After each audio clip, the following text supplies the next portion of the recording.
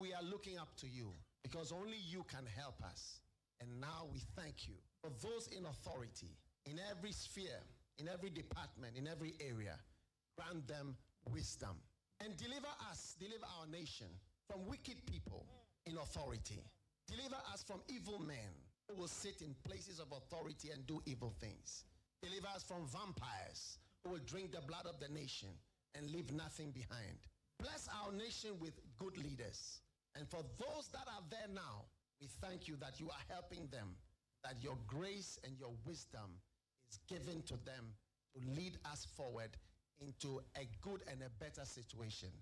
We give you thanks for your great wisdom that is now released into this nation. In Jesus' name, amen. Ghana Montie, Ghana Montie, Ghana Montie, Ghana Montie.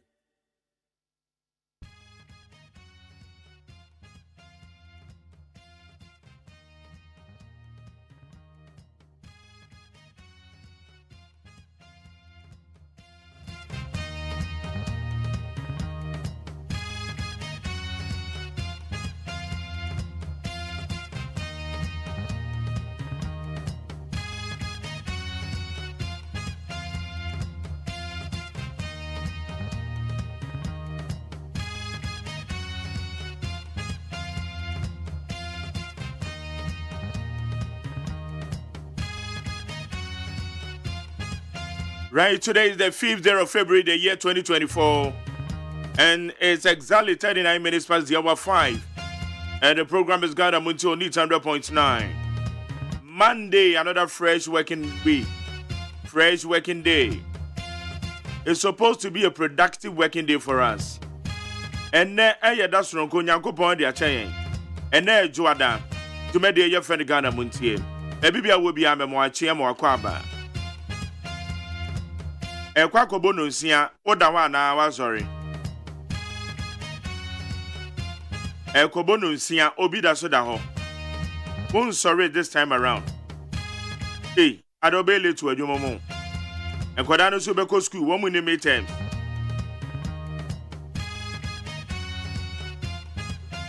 mankoda no so nware ntentem o because won be ko school nyane wo mo Koko no mbedi anwa nentem. Wo me bedi rice porridge. Ebi bedi oats me mande wo mpe oats. Ebi nso ebe no milo ana. The bacho ye nentem prepare mo breakfast no. Omo tade en de so wato dada. Ye nentem, why ye nentem wa wu mo no. Ebi no mo ha mo pelate yododo nti da bia no mo manso ye late go school. Your normal tentem avoid lateness in your life. As I am Ishra Ukraine and late. Please avoid lateness in your life. Mede the Mark Jerry or say AGYEMAN. Mena meti jumedi so. Na media sedabema a year in David. And in a pound for Elder Techi. One more their rise and shine jumedi, one more the braille. One more prakwa with the edikai. Sarah so and I yet the mojeja. Reverend Fabian and Okentry, Zion River Chapel, on an apamfo, including a year official designer, a year Dr. Fashion, on an Udru, a year Domiv organizer,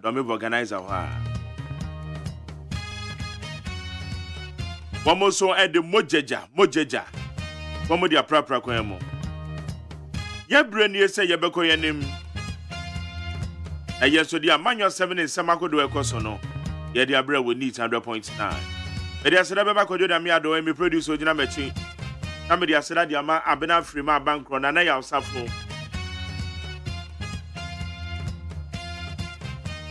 Nanaya of Safo. Only Abena Frima, woman in charge of the social media handles and all. Oko YouTube channel that Despite Media.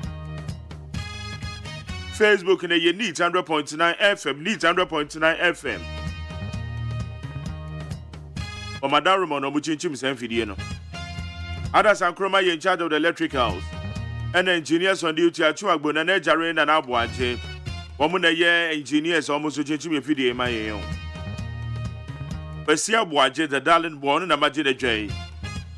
Persia Boaje, AYEMAN supervisor. Dr. Faradexena, executive producer.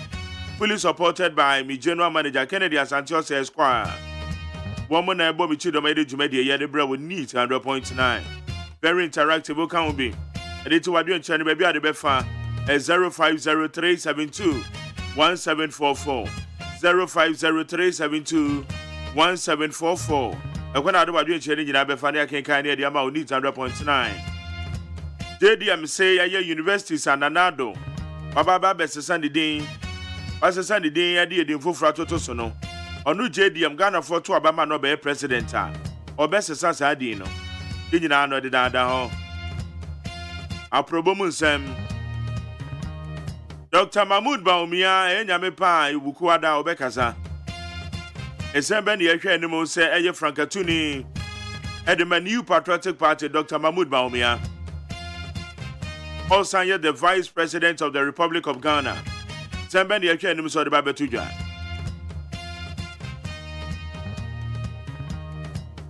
When in Yandi and Sama, Yebedi Huabobo, and Ebe Church Radio home. Yadi Moon Samina Diabra would need 100.9 and Anopay. Oko Facebook Live, Woma, Aye Crado, Abade Moewo.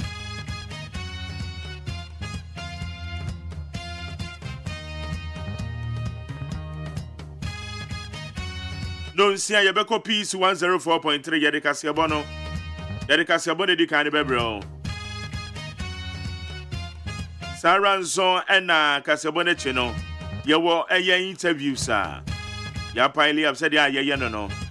The one crater moves some of Harbour for the town home and some more. And in Yan and see the bedroom. No way to match the water in their fan home. Okay, and Nene Maujingwa the second. Hey, Nene Maujingwa the second. On the Facebook Live, I say good morning, Mark Jerry. I'm watching you live from Sumenya. Abdul Samar Karim said, good morning, Mark Jerry. Thank God for another week. Baumia is coming like a kind. Phobia said, good morning, Mark Jerry. Thank God for another day. Watching you live from a month from Phobia join very loud and clear. Daniel Kwamwa said, good morning, Mark Jerry. Dr. Baumia is breaking the 8th and belated special birthday to Venice Abwatima Anoche of Dansoma. May God bless her new age. Lamprekin Rashid said, listening to you live from Ashaman official town. Justice Michael said, good morning, Mark Jerry, a.k.a. Cobra. And also, yeah, Master Mimi didn't Cobra and come home. Okay, Alas and Gonja said, good morning, Mark Jerry, watching you live from Kafaba. It's Gonja, greetings to Kafaba, Guru and Yaya Seidu. Mesha Kasanti also, we thank God for another beautiful day. May His protection be upon us, especially the 24-hour economy man. JDM who is coming to save Ghanaians from this difficult time. Passive Maker said, good morning, MJ. NDC is coming like power. We are coming to arrest UNPP appointees to our money. Hey. AGYEMAN Justice said, hello, Mark Jerry. I'm watching you live from Accra, Wushi. Ibrahim Krampa Ishak. Away Isahak. Also, Mark Jerry, good morning. My greetings to my mom and my sweet wife, Mavis. Mavis Church. Hey, may Almighty God bless them. And then Mavis Church, and I say Mavis Church. Okay, Sawala Bobby said, good morning, Mark Jerry. Baumia will be speaking to Ghanaians tomorrow, Tuesday. Mark Jerry, what is he going to say? And now, Wednesday and Tuesday. And the date in your feet there. Okay, AGYEMAN said, good morning, Mark Jerry. Politicians are only interested in the country's money to enrich themselves. MPP and DC are only coming to milk the state money and not thinking about developing the nation. Watching you live from Mönchengladbach, Germany. God bless you and keep it up. Alex Kofi Yarin said, good morning, Mark Jerry and your crew. Greetings to my sister Linda Adona Wusu and Mr. Wusu of France. They are listening to you. Or they always listening to you every morning. Thank you, Madam Ase. Felix Abekwan Koma said, good morning, Mark Jerry. I salute you. Last week, You spoke on our behalf on the mobile money vendor. Tell Kwabena to call me. All right, I agree. Elvis Nanejo and Pabe said, good morning, MJ. I hope your weekend was good. Charlie, my weekend was very tight. A weekend where the menanti mopa. The copy mo sunyani nyina. Edimedi chire kwabe kwawu. Hey, Charlie, weekend there me brangaza. And me bedru enra around by 9 p.m. and I'm to say yes. I put me with him. I said, well, my weekend was very tight. Very busy weekend. Elvis Naneja and Pabe said, Mark Jerry, good morning. I hope your weekend was okay. Mary, yeah, Charlie, it wasn't good, sir. Never me the Yamias saw the Makwa. Okay, Tosky Bruni said, good morning, Mark Jerry from Accra, please. How is JM? JM, you're fine. Why? And you're in native here, but me just send away. Peter Someone said, good morning, Mark Jerry. We thank God for another week. Watching you live from Jaso this year. And I tell Elisha said, good morning, Mark. Now my radio has spoiled, though, so I cannot listen to you anymore. Oh, I said, say what about Facebook internet? No. Radio now they are there. Pobi no yema way. On say yema way, Anna. And they be waiting me to hear the golden voice. Why? Right, Suleiman Uayite say good morning, Mark Jerry. I'm watching you live from Kofi near Jenko Toko. Greetings, Honorable Beneza. I wish you assembly member for Kofi electric area. Nana Poma say I know these people will perpetually leave and not coming again. We are tired and suffering. Watching you live from Abetifin. Nana Poma, we are sure say Ufra Abetifi ye pa. Because I there was spelling Abetifi no. In fact, I'm doubting. Okay, Rosamond Cote said, good morning. Oh, Yahweh bless you this day. Humble Prince said, good morning. Please, for 1 week now, Airtel Tigo network is not working. Oh, please ask them why. Hey, mom, we used to Airtel Tigo, and you say, Nabani Yajuma. And I yet at home, Nabani Yajuma yet at home. Airtel Tigo. I take up. Sam Bepacho since when? Because they say you're mining the hour, and then you turn $1 and some refia. And then I am my meal solution, and may turn $1. No. All right, Richard Mensa said, Mark Jerry, have a blessed working week. JDM, Ghana incoming president. Said them, my friend, I must have my incoming president. Have a blessed week. I'm watching you live inside the Ayalolo. What's Ayalolo? Mukwa Juma. Richard Mensa. Enoch Tata Kwame G said, good morning, MJ. Watching you live from Asamaika say, greetings to Messiah, Owi Kwame Frimpon, Asamaika say. And a Kofi Vaifa. Or say, good morning, God's way. Watching you live from Anof in Sahom. Richard on Hineba Domacon. Hey, this is my bro all the way from UK. Charlie on Hineba Richard. That is I say, Mark Jerry, I'm watching you live. This is Ohineba Adomako from UK. We thank God for another wonderful working week. Nana Kantaba. I say, I'm watching you live and listening to you from Tepa Hafo. Franka Mankwan said the Equipim South MPP primaries. Everything is ongoing. Frank Medan said, okay, OBBI, which I live BBI, that was so. I'm a about Nasiakusa upon the Monday's edition of the various newspapers. Yeah, the Musam Yadi bro. Don't see Abaco Peace 104.3 near the Casabono. Yeah, dear bro. I'll go smart chair to say, oh, do you, Major Suana? You can do normal courier, dear. Oh, yeah, we can't complain. Yeah, we can't complain. Yana was here, shed the that's all. Because they see a baby a drone here, and you're doing any idea. Not Aguaco Bibio. Yeah, quite a number was so. I can't say, no, we didn't say traffic as you if we Poquase interchange na Eba Abedru of Angono. Can and co. Are there any? BBS, you are him, a more medicinal. Almost a woman. I don't know. Wow. Until almost here posted for this. And then just say heavy traffic. Won't be free. I'm a summer. Padama for crowd car traffic. Poquase interchange na Eba. Ofankono. Yeah. All right. Into post for where they anope ye mama juma ba ko madaroma. Monko na mondarete mine. Okay, I go see uncle. Yeah, busia for the obankrata na ba. Ene omu nyina ye present. Ni nyina wa ha. Na me fiti ase e de ama me fa Daily Graphic the obankrata no fiti ase. Daily Graphic the obankrata the Jospon Group of Company. Wonom CEO ana womo chairman. Wode ne fonyini abeto a wone mpanimfo ahodo bebre na waso ne Russia University bi assign ne womo sensan deal.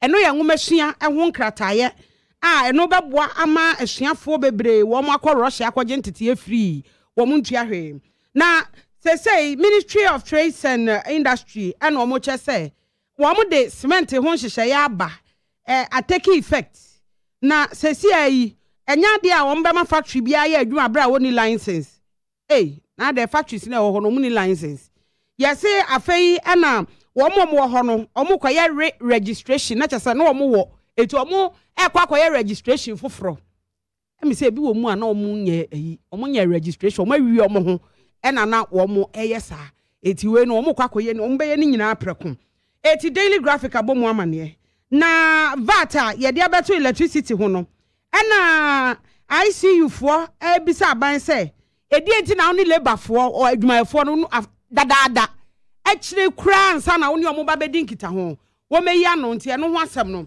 wonom de aba wo Daily Graphic mu mame emfa Daily Guide de obokrata no wo se aban wa drop 15 killer ECG VAT no yerade eti Daily Guide de ho asem aba na odo onimo yamfo ke no for atamfo nyini aba beto ase na delegates na wo se akuapem primary delay no omo de omo nte ase esa eti eno ho asem wo aha Lands Commission revenue say apeja kosura akodru 12% ama eno so ho asem wa ha na ado danko akufo ado DCE fo aduonu nsia wa pam wo mo ene wo mo wa ba omudin no eno ho asem so wo de aba eti na Daily Guide de obokrata no de ba ye no afei mami hwe Ghanaian Times de obokrata no mu Ghanaian Times kire se Jospon woni Russia University aka bo masensan krata ama ene ye suafo benya scholarship be 600 ama ye do omo akọ university wo Russia ho ye so omo aduane o be di free ba bi omo koda free eti wo scholarship no ye fu untwa hwe no ane se obeyire wo asua de okoye o masters wo Russia mining TUC say February da to so dumiensa eni akire ye yi ade be chema Valentine aba no won be ye strike denye Valentine kro ya da no na ye say demonstration journalist womo ye you tese womo ni football ni say mekobi because we say we need football yes nti mekobi eti February no TUC Trade Union Congress say womo ye demonstration eti aban ade achia na ye the sports de no ato aso na mampanyi na enei district municipal chief executives no wode makoma aduonu nsia ba besi nkrofo anan carpenter bi ye so onkoda mu mfishi adu akwada 13 years wasese no wadi file no eti eno ho asem so aba mame fa chronicle da obokrata o say bawomia wo ye fa better ese mahama we ye imani Kofi Bentel na wo ka say Lands Commission revenue no ye se ekosoro 12% na akwa akoduru say Ghana say koko ye say 2000 Ghana ye importe koko emompa de try amifa the Daily Dispatch the obokrata wose mampanyi wose wo hwe ema wosoafo a wo hesikasam so wo yi sa levi na odi aba beto wo no MPP national officer nanabi obekasa wo Peace FM so na nani ambre pa sa levi ya enwusie levi na eba he nanabi si wo no wo mpene so eti ano ho asem si immediately omunyimfiri omo withdraw tentem eti ano ho asem the Daily Dispatch the obokrata no de aba afei was interesting major highlights wo Ghana Statistical Service omo survey no omo ye wo sexual habits no se na otwetwa mu ne me ma mo bebre kwa eti ene wa hyada de ho ensem de aba ma mefa the new publisher was ministers deputy CEOs wo mo so de ne ye ba be yi wo mo enye DC fo de ye se da wotwe ya eba enka ne mampanyi mahama o se wono wagina brane de ne sesi ne bo se Is LGBT bill 1 plus with the band or no. And ya de our fossil. On the wo mo, wo jina diogina, and wo ye Christo ni so dear. Ninyame sum cassetia. It's one day what you didn't say in the book. I can want some. Na, yes, menshia, or tumfo, at the silver jubilee no baby dino. Shano be am political colors be ansi. MPP for any NDC for na sebi omo yanhwehwe animu omo so otufo so ompesa anioma no omo nyai sa ye wo ayi abatoa ebre mo obi amfa politics ma hompo enti no so ho asem e wa ha na the Ghanaian publisher o se Akuapem South MPP for no wo mo bu afu adenti na primary parliamentary primaries no omo delay no eno no amabufu aba enti the Ghanaian publisher the Obokrata ade aba was say the ministers no obi ni yam hwim ministers ni CEOs no omani abresa krodom say obi ayam hyehye no obi ada na ya tasentase ache no boss wo da hosa na wabobrim na okohwe say ayi mampanyi de list na ba na iti ayam hyehye atonkrofo so na no ada MMDC die bae wo mo ho adwe wo mo de obekofue no onim so okofie enti aye say ye no ayam hyehye wo atom so enti no so ho asam wo asay ya na ora akoto afri akoto aduane bebu o se oba be kasa de afa agric sector no ho ama eno so ho asem wo de aba wo aha na yesi mami ayoko botwe on se yesi Commonwealth wo mo ayi no o mo nominate no nti eno so aha se ni vision no o so de eba no de aba betu edwawe the Ghanaian publisher the Obokrata ade a wo de aba na Daily Post nie o se Jospon o se asuafo mo wo aha titiri wo mo ya Greek no Jospon ene Russia University yakosen sankrata a wo mo be ko school asuafo be 600 yesi afi we kura na 120 na edi kan akọ na afi bia no we nem se mfie num e no wo mo asensan sankrata no eti e no ho asem ne yesi ewura Kofi Bentil so e no wo toto no hwan etoto no Professor Jampo akeka bi a kire no one sami jamfi ene nkofo no mka se mo de mo ayo akiti ebusiafo ye copies 104.3 FM na yakoje kase bo no aba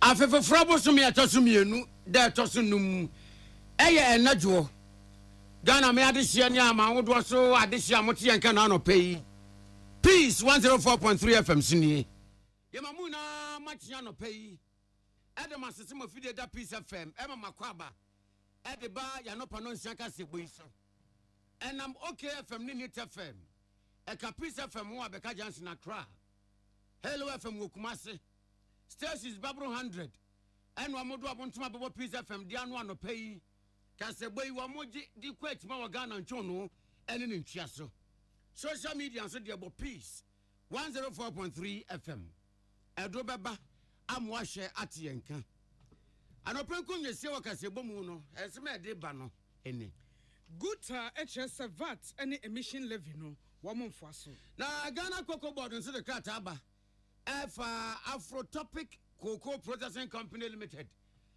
wamunu amon kita wudi bi na National Liberal Congress amanyokuo opani odano so hu se MPP Dr. Baumia ankwa asante memo ensembe ha NDC kuo ne so asempanifu a wasata ma machi no eni ho na no kokase bi asante ene mrofo no kon ye 1874 meko wi ase emrofo no wi a asante ne makoye no asante se wamuni amana mrofo no famra efe di kan no alande yeko amonone ensemua na mebia mampani ato ama na bedi echire asomua sese wona ekora oman no ane amomu de merefadi diri amane hu enmeku ya darum Susie About Center, one na this CB men capsule saba, a meme ye bra, on share, or Jones or some number ye mushi show over her. No, I say, I don't be say one chemi, no one mushi show, and ye CB men ni be an abenum CB women, or Boko feature or 3 hour and Cabone one a him few or no sunum be a quap. Yet the CB soapia pedicure, now we have fana, dear shampabois, now fatau, our pharmacy, and chemical stores are a child who 0247 111671 0247 111671 and 0246 578750. Levels Seba Limited. What the levels natural capsules are ba. A brawa to baha won pembem pound share. Wabo 69. Ye prepro nanso enkonko session so. But modern show ho den ma sisiade mpo na kofa ba ye and edian ya de ohia levels natural capsules. Obapa e bra eno num bie no so so aten kaja no aduma. Num binafa Kenya na agro na nya kama.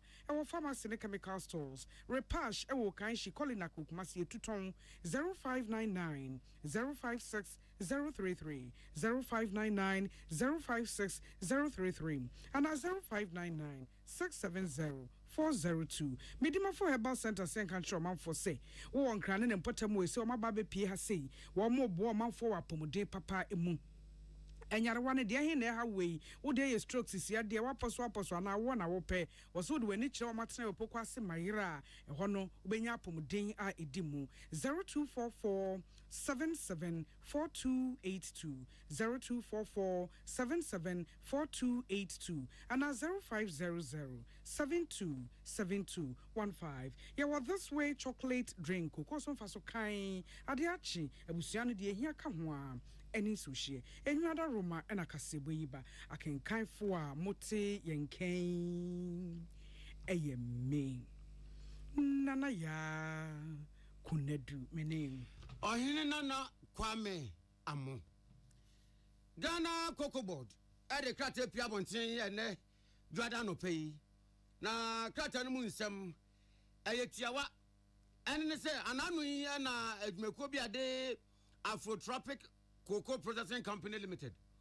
Extra Crata de Ghana Cocoa Board say, Wamunya Yanka Cocoaba, Wamba Krabi, Eddie Free, Amount Rosso, Edia Bomay, Mababa Wadia, one water dawaha. Na Wamudia ye, Adia, we are the cocoa, aye. Na Anuia Ghana Cocoa Board. Edekoma Afrotropic Cocoa Processing Company Limited, no. And anti encrophobic de ama wam the nam social media so anu ye nu free Ghana Cocoa Board ekoye no encrophobic ekatia no e wo social media so and am say so ama Ghana Cocoa Board wam de krata pia bontin a krata no eye ensem a encropho eka e wo wam ne Afrotropic Cocoa Processing Company Limited en kita wudie no a wo sisi encrophobia anti asem na se am wo mo katia ni nti won person mo tena no Ghana Cocoa Board krata no nsem ni o se adwumako bia eye cocoa ho adwuma a ye bieye November 2001 eti no e wo ho kwan se otumi kɔ omanfoforo so akofa cocoa aba ede ba oman yi mu ede beka cocoa aba owo ewo oman yi mu ede ye de cocoa eye enti se adwumako bi a ye bieye 2001 November echi etu sa na mo yi a Ghana Cocoa Board entia esan se emrama adwumako no kwan ene to so mienu te so se koba se adwumako bi a ye cocoa ho adwuma a ye bie se adwumako no November 2001 echi ekọ amanfoforo so no okofo mu cocoa na se cocoa na wakofa no ewie peye edimu no de bo mema de ababe ya de ye de cocoa ya Ghana Cocoa Board entia ebiew Ghana ye cocoa no ye jutum prako pe etinye bia nu se eye papa esefata edimu wo de kwa mansan dwomu a ebuo wo mpa na nso so wo mama kwan se eja ensanu mu ina anyepe enti se bia adwumako bi ye cocoa ho adwuma wa ha na owo Ghana ye cocoa aba papa ni bi na bia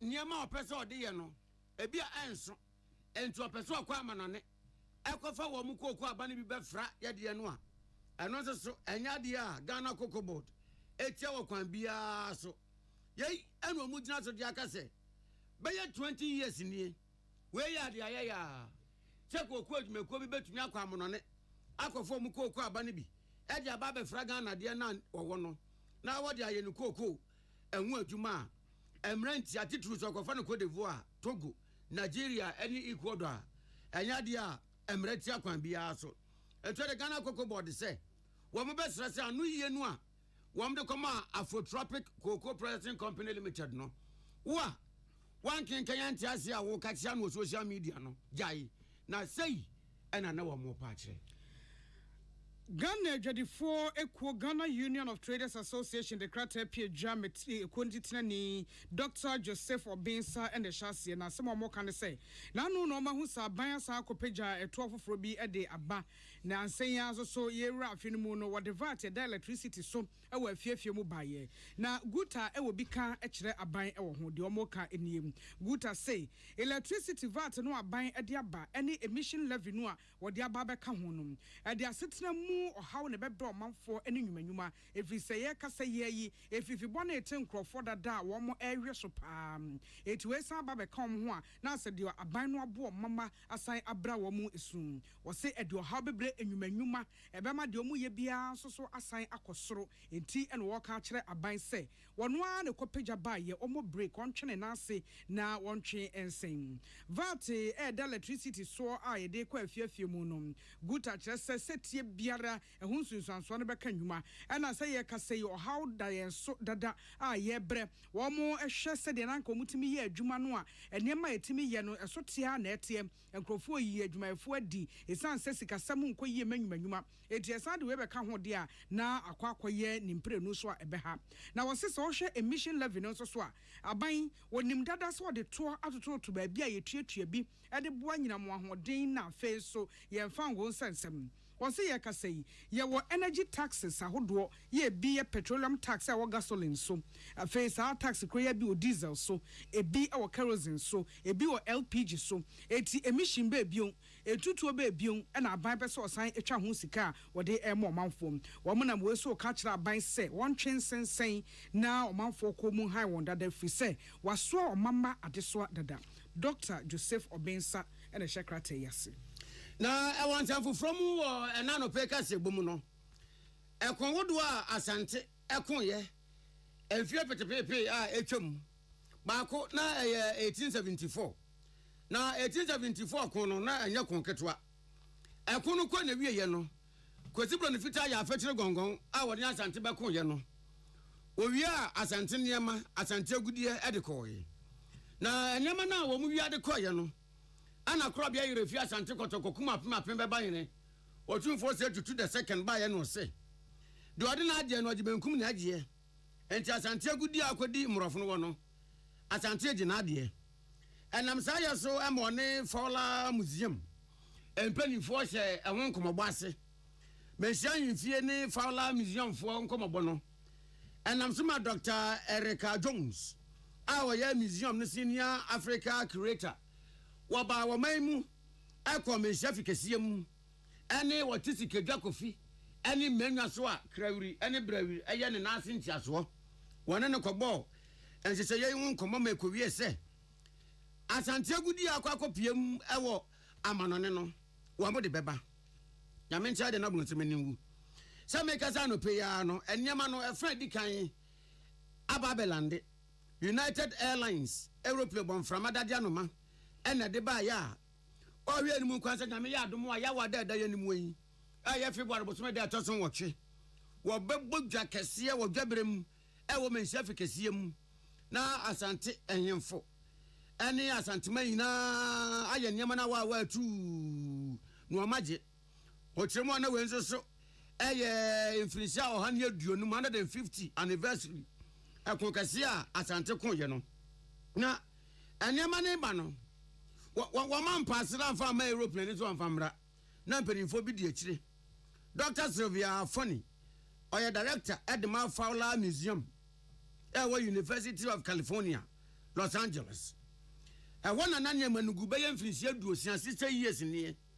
What don't cry a beddy in Pennyphone, wadane de ama asante wɔn ka no ho bia Dr. Rahel Rano ɔyɛ Director of Registration and Collections.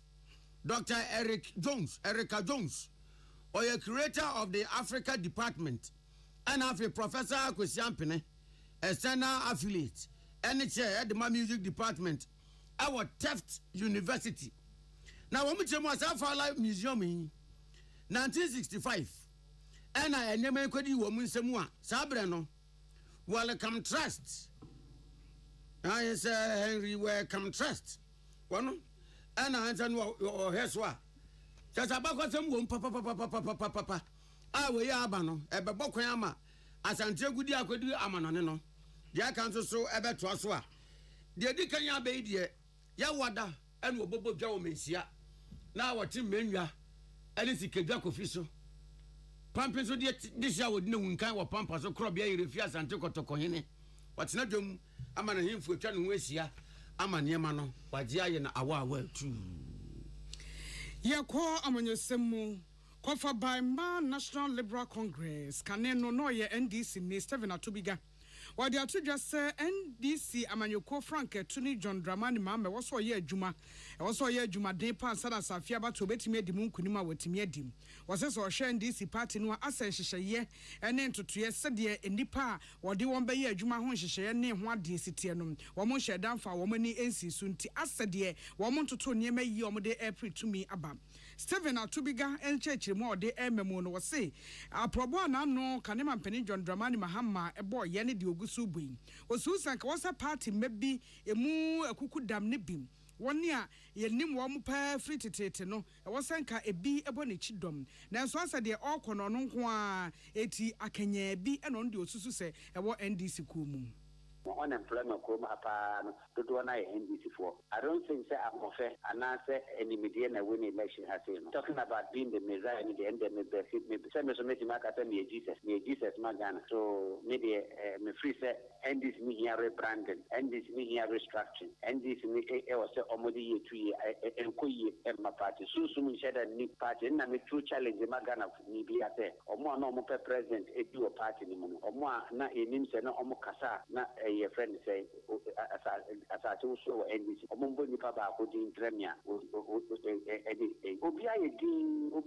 ye mobo me dey me feel say or say campaign or you know on some go back to the drawing board no more restructure party no assure babu ni say be create njuma obia de nya ejuma ni bia ye monkey dey work babu dey chop enye ejuma Guba FM no so say NPP amanyoko ne Frank Tuni Dr. Alhaji Mahmoud Baumia FM ho de nkeye na emom de aka ne say de obebo ne chidom be free asante memu Opo was the running mate no free asante memu some po ba dia me de fisen ka ma me free ma some pe be ma pa ni na ye ne diso be fa be ma de fisen na po and the right person the kwan akọ forget about the NDC ba sem ko for be bre e de koma afafanta work on just una ne de what me afa kom na Japan ba o she circumstances na kom na Japan fall out na na so he's doing or taking the right steps bringing the right people on board o she na or yes serious reconciliation o she mo fisen ko mo ne nante no which is what the ending to another. So Anamobia would to be I think that he's at the right there. But what I can tell is that NDC Nibiana, NDC Nibiana, Wababa and Nemo, Wakonkon, a minister in waiting, Yawina Banevi, whereby the MP, Usha, Omo, the Omo Pankro, Facho, Omo reconciliation directly, Omo. So I think that moment taking atmosphere no enough for granted. Onipa Oka say, your friend Stephen Atubiga. Na num hono ye NDC ni se de wo so atep amanyokuo National Liberation Congress Pius Bedu Banson ene ni din komoyi eyeye no nsia kase bo ewo Peace FM so ye homeso agenkrato aba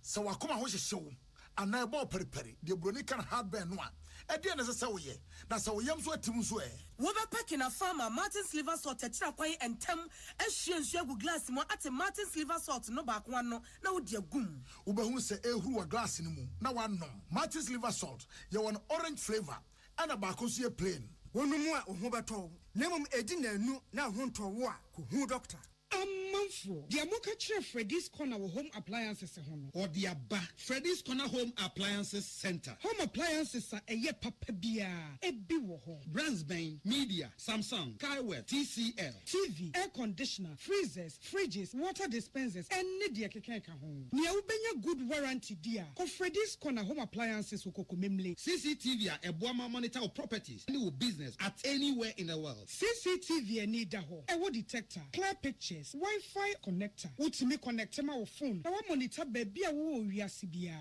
Freddy's Corner Home Appliances Abeka Freddy's Corner Ejosua Hodwa or ton phones any home accessories no. Fresh 0544 959195 and 02079373323 and now so Brako Komemle City Light in Chehwa. Na ya can discounts any achadia. Ubetiasie. Freddy's Corner. Home of authentic home appliances, phones, and its accessories. Herbal and Alternative Medical Hospital Bena Black History and War America, China, Africa, Ghana, and Penifua Bonabaso say, or say a real moment for Tiapopa. Amen Scientific Hospital. I had a sabia, or one video was so, Yawudasua, and Vidiana Chiro Yadi, Nanua Sanso Sao Yadi. Amen, a expert or Kwan Kroya, one run when nam. Now, what Dr. Fonia Nurse Fonso, or what's ma? Amen Scientific at the Herbal, Homeopathy, Naturopathy, and Reflexology, na, as Sayadi. So, one I will pay, and I are in the same pa, Yamia Dumunti, Yaria expert. Amen Scientific ebe boama inshallah uwato. Na wonswe dia dance said the Ghana phone abrochire for be dia dance no. Accra, Amen Scientific ewo dome, Obersnet Flats, and Alashibinso, our Klagon, Ebe Shaman Road, Underbridge Ope. Our Krabata P, Frey, non sure dear Benwo, 0245 275254, Anna 020-722-9505. Amen Scientific Herbal and Alternative Medical Hospital. Allow Shafi, Nyamene Yaresafo. Tune it in, turn it up, Peace FM, and rip off the knob. Yada se sautie ya kasibwe yade ko amonone eno asam ya ye bi esi wɔ Namibia mino emum ene se wo mampani a wote edwa so hak gingob nyameto nsa efre no enura kwasie no anopa na ne ho adodo ne kakra no wo ayaresabea eje ayarehwe wodi fie aduwatwe mienu sɛdeɛ wɔn man no mambra etienti enam so amana bedie kyire nangoro momomba wamanu esai a ye kase wono ene Namibia mampani foforo ye kase ye yi afei ene wafri dwuma no ase na donhwiri kuma bi ebro bebo amane se wo mampani gengob nyame atonsa afre no no na ewose wo hwe na woye ntutue bia enti State House ena besa donhwiri edu enum ntam ebra o mampani efri mu no wode na bedi ekire mbomba esi edwaso nti yakasai Namibia fo ewo mampani foforo de no ote akonwa so a wone hak gengob no ono de wodi fie aduwatwe mienu enura nyame atonsa afre no amenu nti ofoforo ena aba nyame fa ne kransie amen yama Namibia mano so yako Absafo yewie ewo agudie mu na English Premiership no enra agudie ni bi atofom Bournemouth any Nottingham Forest ana womde share so na Bournemouth yi womde Nottingham Forest no jai retwan se Zongo Street Light eko wi ase na obi a se no yonko ka baako nti womokote ye ana Wondrosi wamune Chelsea na Chelsea fi say no wamba da ben Chelsea for no din say Ghetto Blaster and yakwose wom okun wom yakwose wom okun wom Sam Ranche no so ba no womayere wom ho absafo ko wi ase na Wolverhampton Wanderers fo yi womu de ka baako nan egu Chelsea fo atena mu a Chelsea fo beti won beti mienu ana Chelsea tumiti ya mienu aka ne de eye ka hye wo moto a wo de ko over 1 Wanderers fo yi Chelsea say say em fa chu enhuru high jump but Chelsea toje Sakatwa. Now Manchester United, Theatre of Dreams. The Red Devils. Yani Wesam. Oh, I'm so Kudu Saba, it's no problem. Kudu Saba, it's no problem. So Manchester United, the Che West Ham, not a West Ham more border. Ya Domofa, no Mudi, no Domura, no Mudi, Chasa. West Ham Rante, no Moon to two. Wouldn't want double because you are crazy. One more mate, one more teso. Titun is Lisandro Martinez. Defend the year of Moon, as answer by ye. And you know where some baby and Fabo infa. Me per Quanyaku, Kenka, Minya Quanyanko. Kobe Sana Manchester United. Aya West Ham Pasa Posan Sabaha. A Camian son. And the United say, ya. West Ham into me auntie. Arsenal in Liverpool. Yay! Liverpool. I can't tell you no Kai. Arsenal. I don't know a procura man and not red carpet. One by Arsenal to throw, and the Korea said, Arsenal no Liverpool say. Light soup. Woman woman say quine. And I Brentford name Manchester City bebo. Near Cola Liga the Mutuswa. But now one boy in the here Real Madrid. And near Atletico Madrid, the annual Womocote, you know. And the match no crime African said Daniel Papa Biasa. It's one ebo. Sir Royco, Sir Royco that was it. And Afcon this way. Afcon na nyame ya domo awukwada na yabebo semi-finals no it's in there ko nyina mu da ho mu da ho nyame ya domo awukwada na yebesa so aba okay to we agudie no mewie abuzafo ene na kasebo no asi akenkanfo a mote yenkan eyeme nana ya kunadu menem ohene nana kwame amo.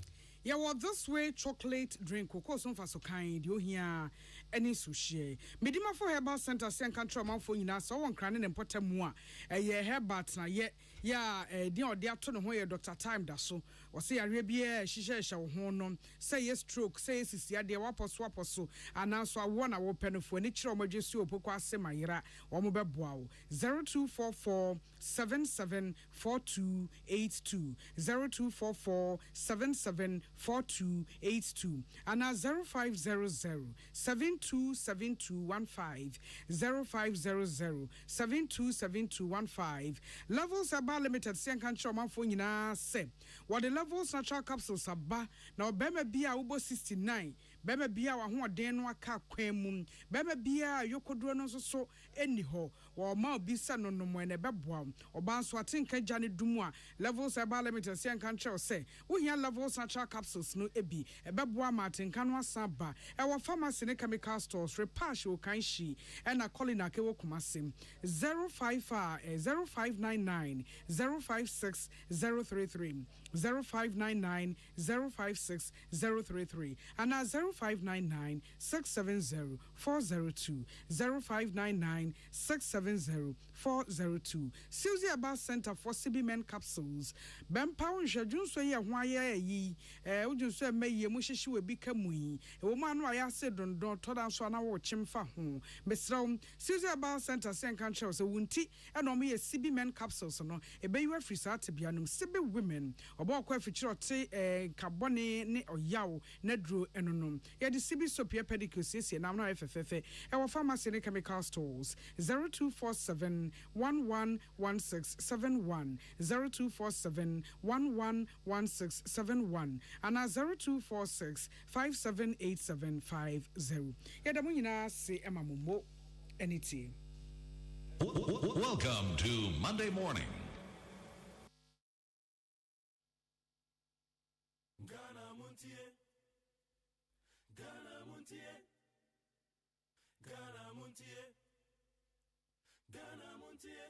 Ghana Montie. Ghana Montie. Na mansanya so. Adawro Kofiaman homene so ejiji tonton sansan ewo neat 100.9 FM.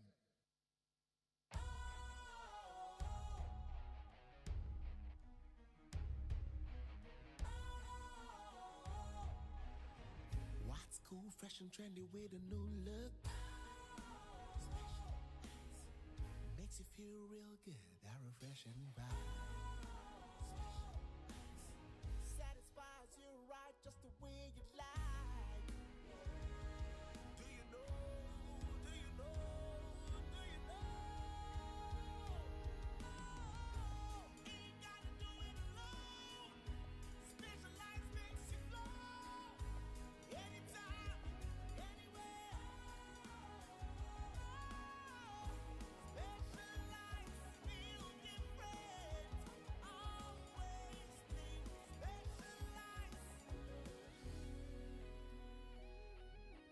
Special ice, natural mineral water. Feel different. Think special. This advertisement has been vetted and approved by the FDA. Hey, catch it. Listen in here. And you ma beto to dia me baba no hwade no. Hwem so betumi a. Hey, asew. Hey, now beka. Ya jon to ma miensa duku potomanto. This way chocolate drink. Na kan wo hwe afibian so beri ni waware ni a. This way chocolate drink. Na kan sia. Oh, asew. Udan kwanu tumu ho. Me be mo anu so hye kura dia ka ho. Uhade a wapi ho. Ukasa batete. Eda fom won. This way chocolate drink. Crash up a pair, Baba Wari. Aso. Ye fear said this way chocolate drink, yes, or no pan on the enum. Ye bishop free genome snack. Ye know who I don't yet serve woman. Ye did really a pebibia bog we had yasua. This way chocolate drink in the enum. And at this one, what's Yanua has such a woman, cocoa woman, pricky woman, bibia woman. I don't hear any was here. This way chocolate drink. You hear any was here. FDA I just said you didn't crack to more jet to say a ye. He is not good for you. Mami, I get me photo. I get me photo. We need be more about. Jane, okay, Kano. The piano be so. I say, what need to know? Maria Teresa, UTV telenovela for Fraya Kofaba. Maria Teresa, eya baba wa ho fefo. Nimdi fo, ya wo po de bra e wo krokese mu. Na so akwa wie se, wo papa akoda afiase, enti wo san be krase. Ebe hwe abusua adwuma sɛ de ebe ya ebe koso. Na forma ya wo da adwuma na no. Wani na ni nhia sei na so adwuma ebetumi akoso ana wadi ho ahi ebesa akoninchi. Maria Teresa, let me finish. Make us some pesa ade no kra ne free go. Mafaya mo. Maria Teresa, UTV weekend telenovela ya sandia ba. Ya you know efiada memeneda kwasiada nwumre na nwotwebia ewo UTV so. Sini Maria Teresa nya daji na hwabi na namfo ni bi ye kobra abusuafo ni bi ye kobra ebinum ye kakape hwahuye.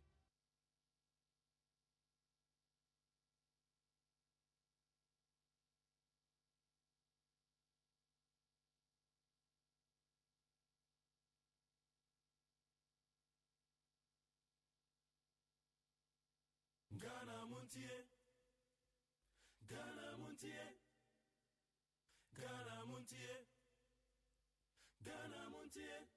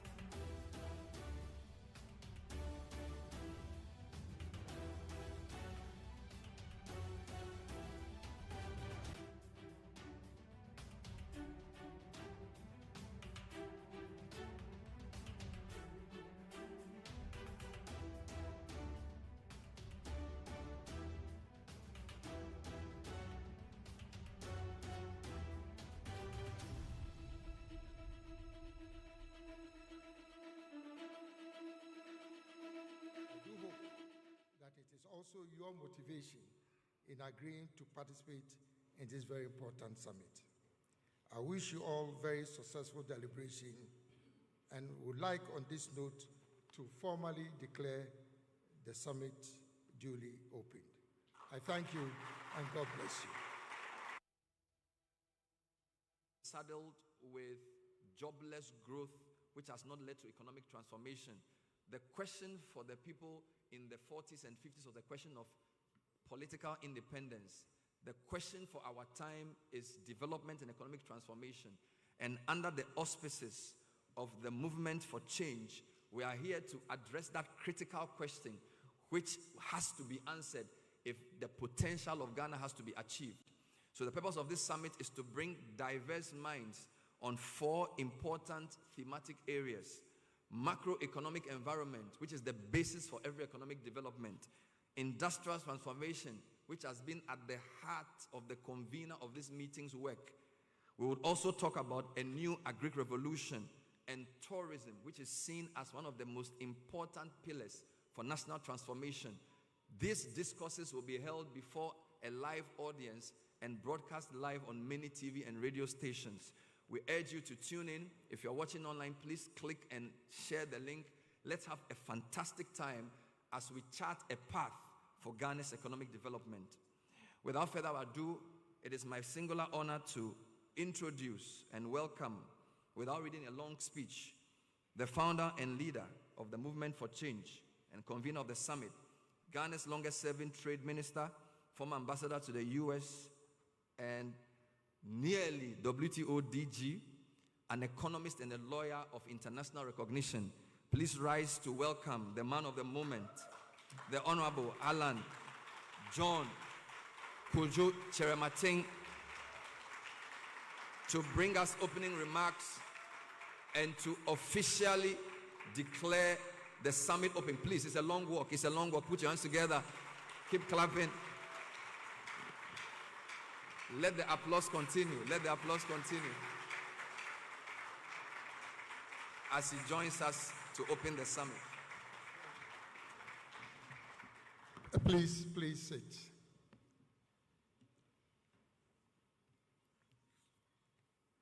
Distinguished invited guests, ladies and gentlemen, it is indeed an honor to have the privilege of hosting a gathering of such distinguished personalities from across the length and breadth of our country. I'm humbled, but at the same time elated for your kind acceptance of my invitation to attend this very important event. I'm truly grateful. This summit has been convened as a result of a number of key considerations. First, the need to mobilize all talents in our country towards the development of our dear motherland, irrespective of our political, religious, or ethnic affiliation. Second, there's a compelling desire by a majority of Ghanaians to move Ghana beyond party manifestos towards the formulation of a national development plan, which all Ghanaians can sign up to. Thirdly, the majority of Ghanaians are deeply worried about our current economic circumstances and are looking for an opportunity to contribute ideas to finding solutions to our problems. It is against the foregoing background that over the last few months, I have assembled a team of some of the best and brightest in our country from different fields of specialization to formulate a plan that will move Ghana from poverty to prosperity. The outcome of these consultations has been the development of what I have christened as the Great Transformational Plan, GTP. The plan is anchored on 15 pillars, which have been grouped under 5 clusters, namely economic, infrastructure, social services, governance, and behavioral and attitudinal change. The economic cluster of the GTP serves as the working document for our conversation today.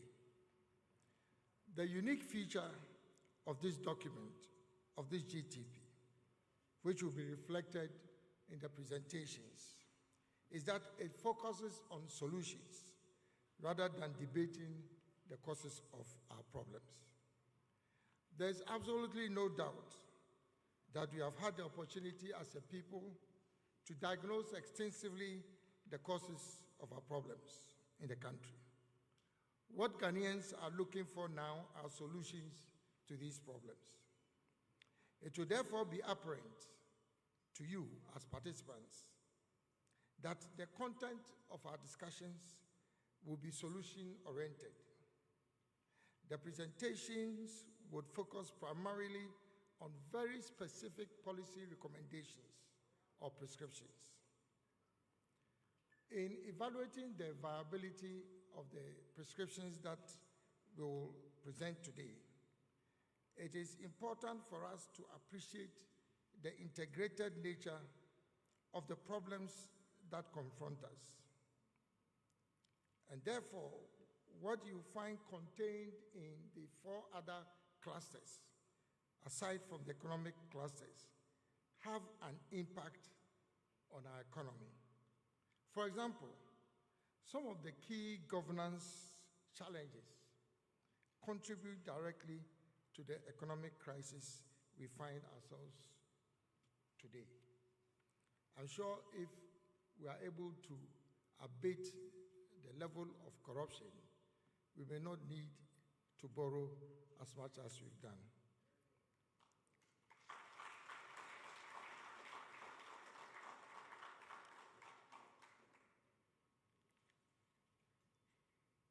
In the light of this, there will be another summit which will soon convene to discuss the governance cluster to enable us to have a more integrated solution to address our economic challenges. But be that as it may, I'm sure you all agree with me that it is appropriate that we start this summit first by focusing on the economic cluster. It is my fervent hope that we will have a constructive and enriching dialogue at this summit, which, as advertised, is a non-partisan gathering of Ghanaians. At the end of the day, Ghanaians would want to know from this summit the following. 1, how the country would be reset on a new path to prosperity from the economic ditch in which we currently find ourselves. 2, what specifically will be done to generate much more wealth in our country, and how this wealth will be distributed among all of us so that it is truly inclusive. 3, when, how, and who will be punished for the collective acts of misappropriation and misdeeds under successive administrations. As a politician, it is true that I'm fighting for power, but it is equally true that I'm fighting for a noble cause, which is to bring economic prosperity to our nation.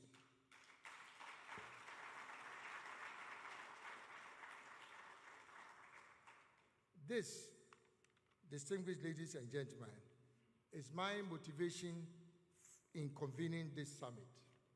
I do hope that it is also your motivation in agreeing to participate in this very important summit. I wish you all very successful deliberation and would like on this note to formally declare the summit duly opened. I thank you and God bless you.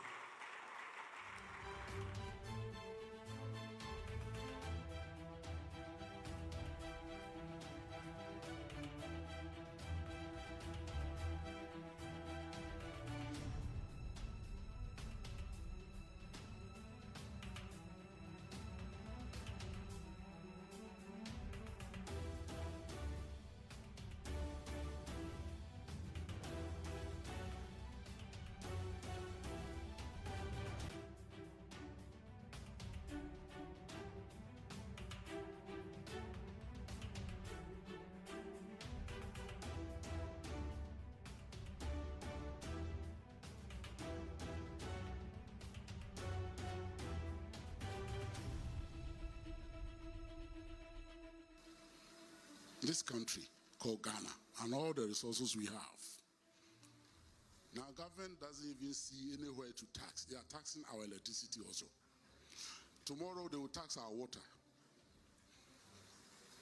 And we are not going to sit down for that to continue. That's why I'm saying you are going to have baptism of fire. We need to fight it until this thing is cancelled. And that is the immediate thing. How can you add this to the problems that we have in this country? The lifeline they are talking about is just 30 kWh. 30. It used to be 50. They brought it down to 30. And if you have 2 light bulbs in your house, 2, and you have television, and if you leave the television on for more than 5 hours, you will pay this tax.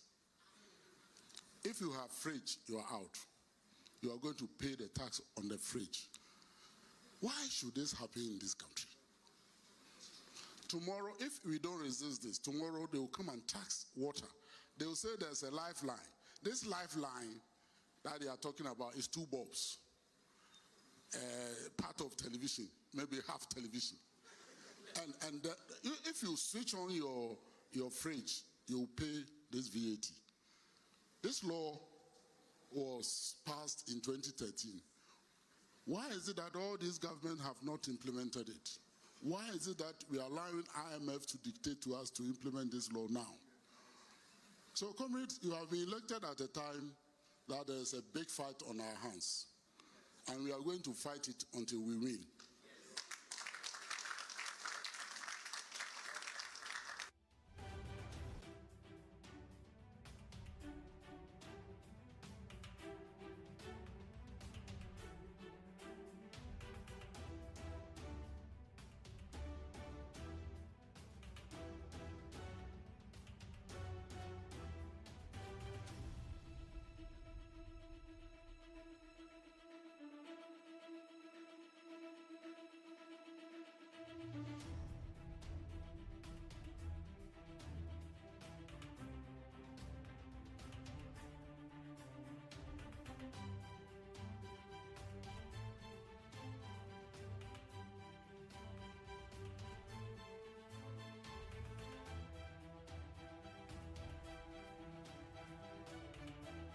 Yamagana phone na kwa be de bandit 100.9.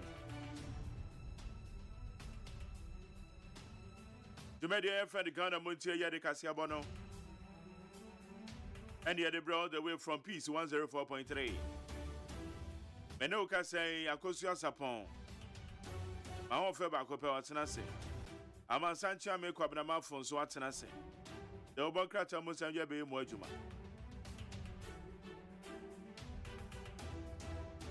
Yaman Panyan was sake a year DC MMDCs for Nibi. It's a reshuffle when they take place. Yanyan TSS CEOs for the Eba, the ministers in his way. Ministers in the deputy one so bound. Of course, you say when I intern is no sober. It is a we minister, and now why would you say more homo than the air? And your president ever reshuffle or be pamon. Reshuffle no there and or be sake wangaza. Say reshuffle there you do free ekwaha. Where DC is in a say reshuffle, DC is there a second revocation of appointment ya pamomo. The entire pamomo there ye nim nemo mubi samia emumi no there minim the entire pamomo. Baako ye Nkwanta South DC. In Nkwanta South. Unim say Nkwanta South na entokwa si hɔ na kyɛ sɛ wo kwa na ye kunkum krofo obi kɔ na afuo kotu ne bank ne ye kuno.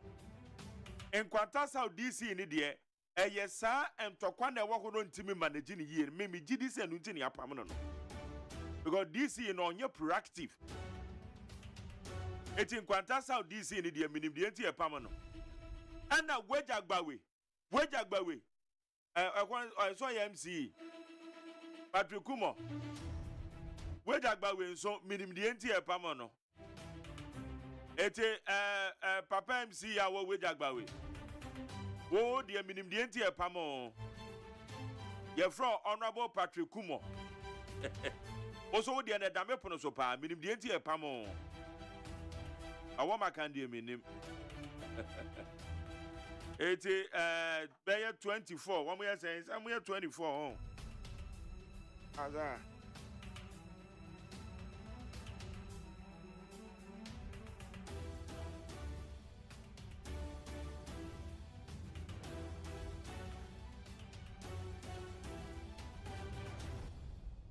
Okay,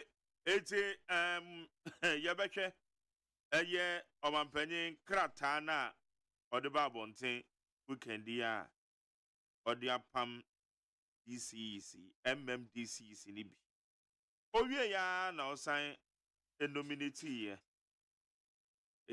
yakwenim agos Ado no akwa bawati ado mejo subio and that's why I'm at the end of a fair. Who say now to himself, be a cool year come. Abna, that's it. I know we and then I just. Abna, dear, we didn't cheer, eh? Oh, in your man, and the Magteria from a cratchy. Because what's your white shirt? What's your white shirt? You didn't never for a cratchy, no? Cratchy. Sir, they are cratchy. Bukumba could say, or say, I said, Bema, and to me, and Yashi, or say white shirt, and I say, overturn you car. A man will not be careful unless he wear white shirt. Oh, I has bought a brand new car. Yeah.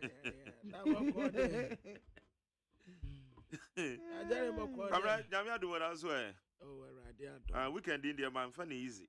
But a season. Wow. Season it dress. Yeah. Well, then Tenampany too. Yes. And because they say when you say me can't wear this. Yeah, because the many pounds here, Nipa, and now. No crap. Oh, as some to oh, my jelly buy. Buy, no crap. Oh, buy it. And your maniska. Oh, there be what buy. Oh, yeah, and not a stress, a failure. It's the people you love. That's right.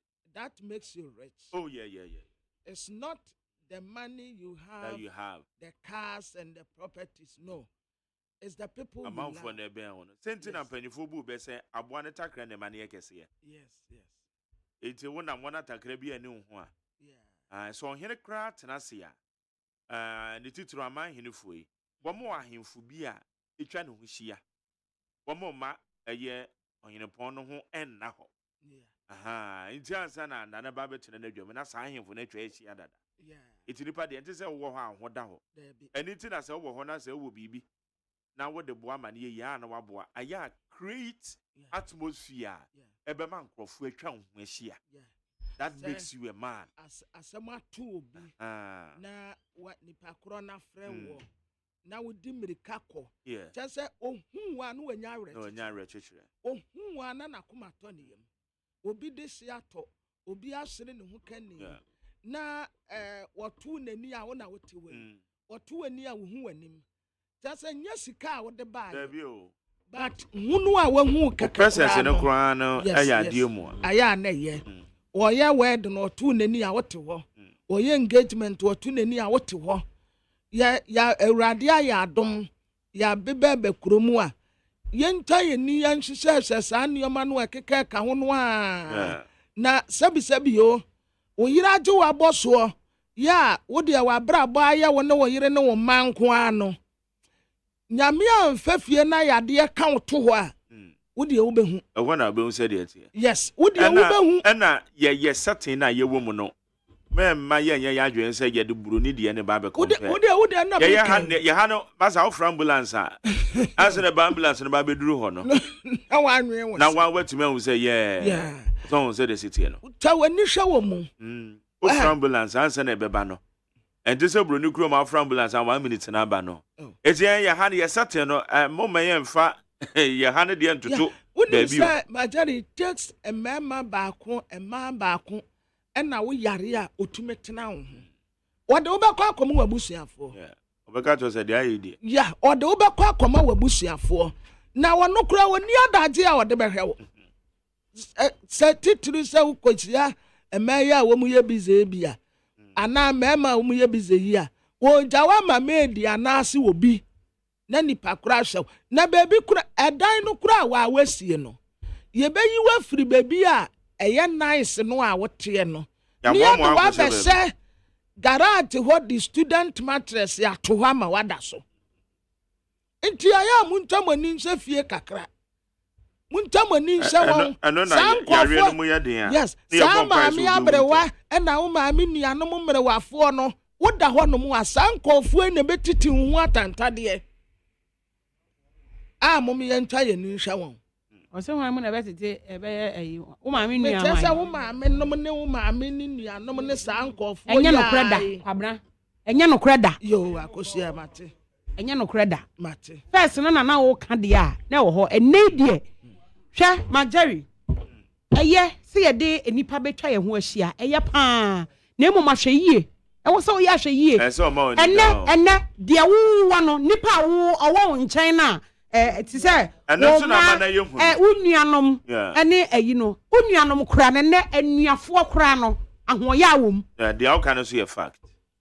Ahoya awom. Because ye wo nipa bi o ha. Ma mi nuamma de. Ye mimi wo ma mi nuanom ma omo ye. Obi so obi a enye. Ntinye da bia na wo benya ni nyina ma na si pepepe. Ma Jerry me kire say don't let mama wa brabo and center on your wife, your husband and your kids alone. E ma nya and center wo ho no mo ko. Baby eno de wontumi nya se bia obe extend the akwa afofo so. So wa ho dem be so a. Yes.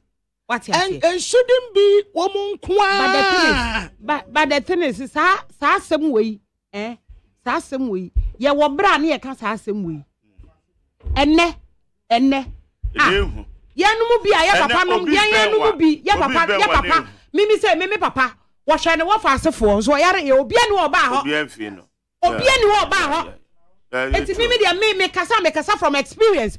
Nobody obo odi ni sika share wo mo no obi ani ho oba o si ho ka say wo fa beje kapre ana me de mani po behwe akosia you are right you are right and the same as be bi nso wo ho no mo a ono abodi na japade nso yare no oba ne de na koma na busuafo oba no nso de na koma na busuafo the same as oba bi nso yare ye no watena ho a wa ono so akobia wa bere nto de ne ba se mo nto aso.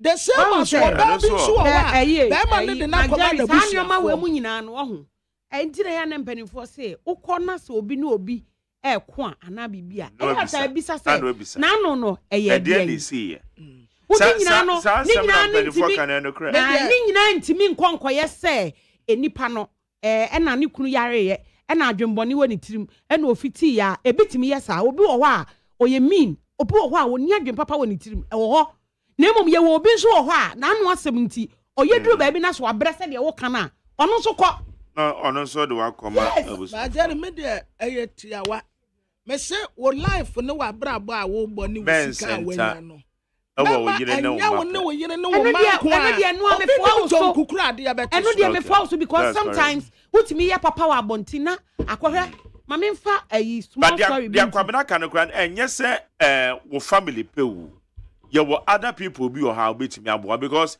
ye wo bi o family mu kra beboa na asa wonyamfa ne mo mabantin so bi na obe say now odo mo kra kwa konyamfa so nti I am not disputing kwabna de nimpo ne mom say de o sika se ayi wo ma me nua ne ayi wo na wo eno de ebi ye cobra me say wo ma me nua na eba na wo ka no me ka say nyame ayi wadom a wo te ase a wo kasa o radio no so ko to nkakra na ne bu afu eno obi o kra waboa na wo watwe na ben wo ho no aba abedane eye the transmitter of information the because we feel bia no de ko and akosia and anya wo munku a o obi wo ho kra wukunu a wo nenete no wukunu a wo nenete no unkoso kra wo mpe eye ne ya ne de bebre the same as oba no so ni kunu so kra no so kunu ko so ye ne ya so ahu ana no so enwa pa yes ono so won ene dia wo ho bebre kwa bebre kwa ma jare obabi ware be me bi enye wodo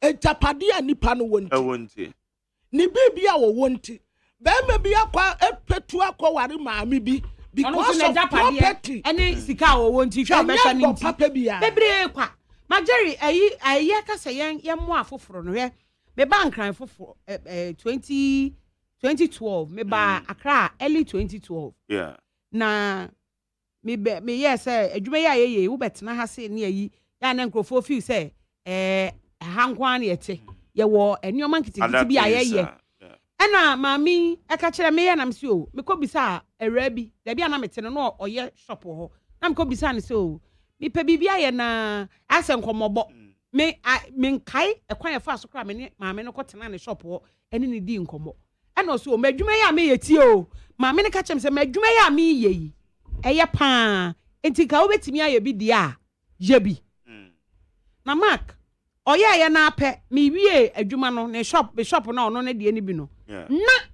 nipa obehwa ama me no na me nya bi ɛna ɔde ni nua ɛma me na ɔka kyerɛ sa akoso ya me nua we die ɔyɛ pa na me shop ha ɔna hwɛ ha ma me nti me de ne we de makoma ɛna me de ne ma we san sɛ me ana mama akɔhyɛ adwuma yi mu and Marjorie me tena sisa brei ɛka hyɛ nyame ani monyam sɛ ɔde ni nua ne ma me no ongu mani mu as ongu ni sister ni mu as wa ma adwuma no so atumpon me hu say every time bia no empuntu o ye dai eba adwuma nim ye nyina ye nya mfaso nyame adom ono na ono kra oye me adwuma no ono wasi ne fie awie what the be kire na say na nansai mu asem bi siye me wo hwa na ni sister na ono bo ame no e fra me aka chem say sister me pa adwuma ye I'm telling you you no bo awon you no bo ame no so o pa adwuma ye and I was so glad say reaching out to me and I'm me boano because of papa bia oye me oyema some time ago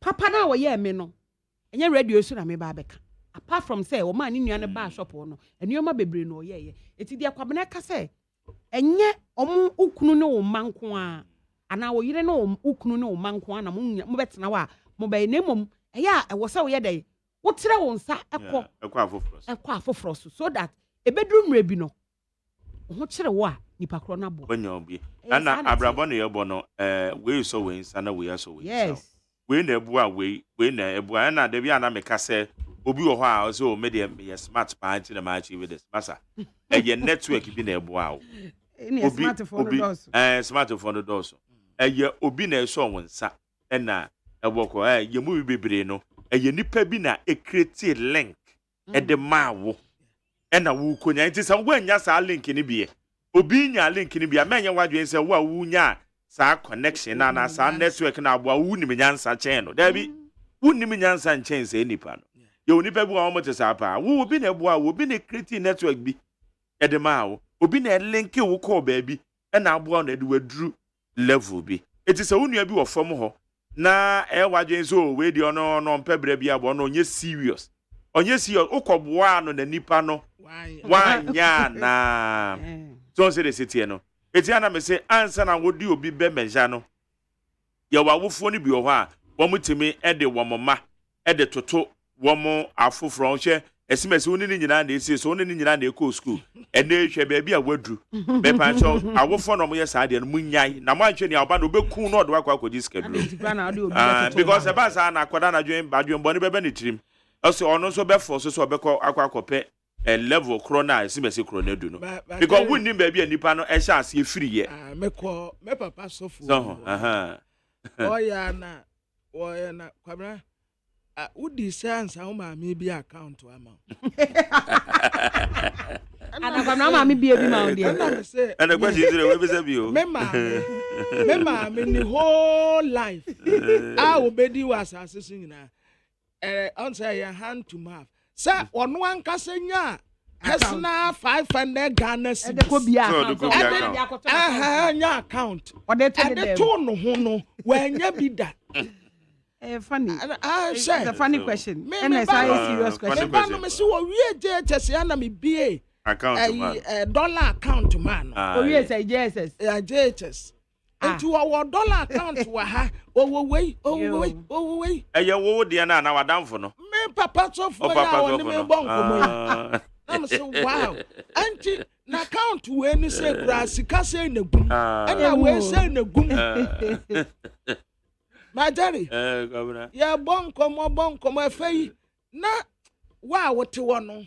I to say wo de onka ho. Aha, wo de sa wa. As wo de wanye twe. But it shouldn't be so. But me the same who dey say at least me mami no woni bi ba otiti mi ye ama wo ba be dru ba bi a wo ma jali bi sa se nipa kro ne ba no we wa ne ba na wu wa oh it tells you that is how egu odi ama ne ba no the future, you don't hold the key to the future. You don't hold the key to the future. Yes. It's good. Say what planning amount, but it's good. Say we create account amount. But and on the banner sana men sa wini pan men ya wadwen say obi nye bi ma ne ba. That just so oni mi nyansa. And that's all ni we that is where abrabo to me dru baby a wo ma wo mo no kra no unim wo matiri kwan obi ebia wo share no sometime ago obi onu kra no obesa fisi onu pa na tumi hyew wa abra wo ahuyanyam meanwhile na wo yire no wo ma no kra kwa wa aware tete wo fresa wo yare kra wo mo ma ho amen fi enyasa wan se wo mu yeye ebi ni wo na ko part of life me say obakwa obanu betumi akware oba bia ofe no obatutu agu asum wa kra say o ma me kra what say o ma me kra wo nta nani nkohwe no anyway high need 100.9 ene eye Monday eye den safo no abie apono no eto nso to aso na bie ko e mo hwani na no obi ankoko ntoko a adwe mu na wo na bibia nkoyie ewo mu se obetuma bu obi obeyi uboni aye memo abemumu memo abemumu asafo yehowa ye otiwe o hwa akomam onim yetiri nua no ebre ye hye maame yem no kire bia wo bia no de bema wo se nipa no nso menye na adwen so odwen adwenbone de tia we be ye adwuma enye adwuma da it will never work if you are sent sa o say wo hana na obi aboa na wagye adwenbone de tia nipa na agwa konya say nipa na bi yankopon ye na ma ube pay you pay through your teeth. Ube pay for it. Say asamo nipa ya mo papa na mo dwadwen bone de form no. Baby, my jani we no kra asamo nipa nkan ye. Na wakoka. Na wakotwa to no. The other time na make us ade ya pa ntwa to so. Yes. Ndi owi wa no ba bi enye ye. Nkan ye ne ya ka to so. Asamo we na wo kan no ba ya akosia nipa no nso yu obi a ote a o misa wo. O misa wo na wo wa ya aka. Especially one says obi ni obi nam na obi ben wo. Na se wo koka wo ho asamo enye no kra. Wo se nipa ni gidi. Omo gidi abra omo misa wo. Omo misa bibia ai. Nti onim se bibia wo ka bia ye no. Yes. Hey ya sin bibia wo ya. Ade enye no kra ni aka to. Me se enam so ye yu obi adi afra adwuma mi. Enam so obi awade da wonim se. Enam so obi asetena ya basa. Enam so mo obi age ne ka afri ni nsem. Okay. All right. Agosiane Pamna, but Mummy DC for na yapamom no man penya pamom. But we are 24 and you're 26. Who said and can't any before 26 by they're 24. When a revocation of appointment as district chief executive let away crat away 2nd February about one more troye. About Bontain the MC about Bontain on the 10th. Me name say Ghanaian times and so share. You're 24 and you're 26. In the figure wrong. 24. Also, in accordance with Article 2433B of the Constitution and Section 23B of the Local Government Act 2014, Act 936, I write to inform you that I have revoked the appointments of the following persons as District Chief Executives. It was Munie Martina Apia Nyantechi, Ahafwano North. Ni Late Olenu, Amansia West. Daniel Oredu, Nkranza South. Alhaji Abdullahi Adams, Puru East. Masombe Jerome Kofijima, Sene East. Joseph Eidu, Awutu Senya West. Samuel Kwame Ejekum, Esojaman. Seta Sante, Etiwa West. Comfort Asante, New Jaben North.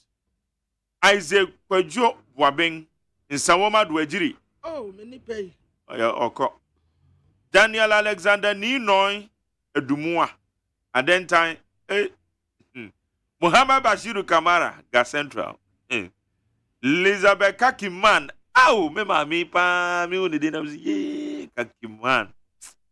Elizabeth Kakiman, me nua be oko Ga East. Patrick Kwesi Brakukumo, Wejagbawe on na mesi minim de enti ayeye no. Oni de minim pa. Rashida Mahama, East Mamprusi. Emmanuel Jalula Ajao, Cratch West. Lenwa Bright Kwame in Kwanta South Winso.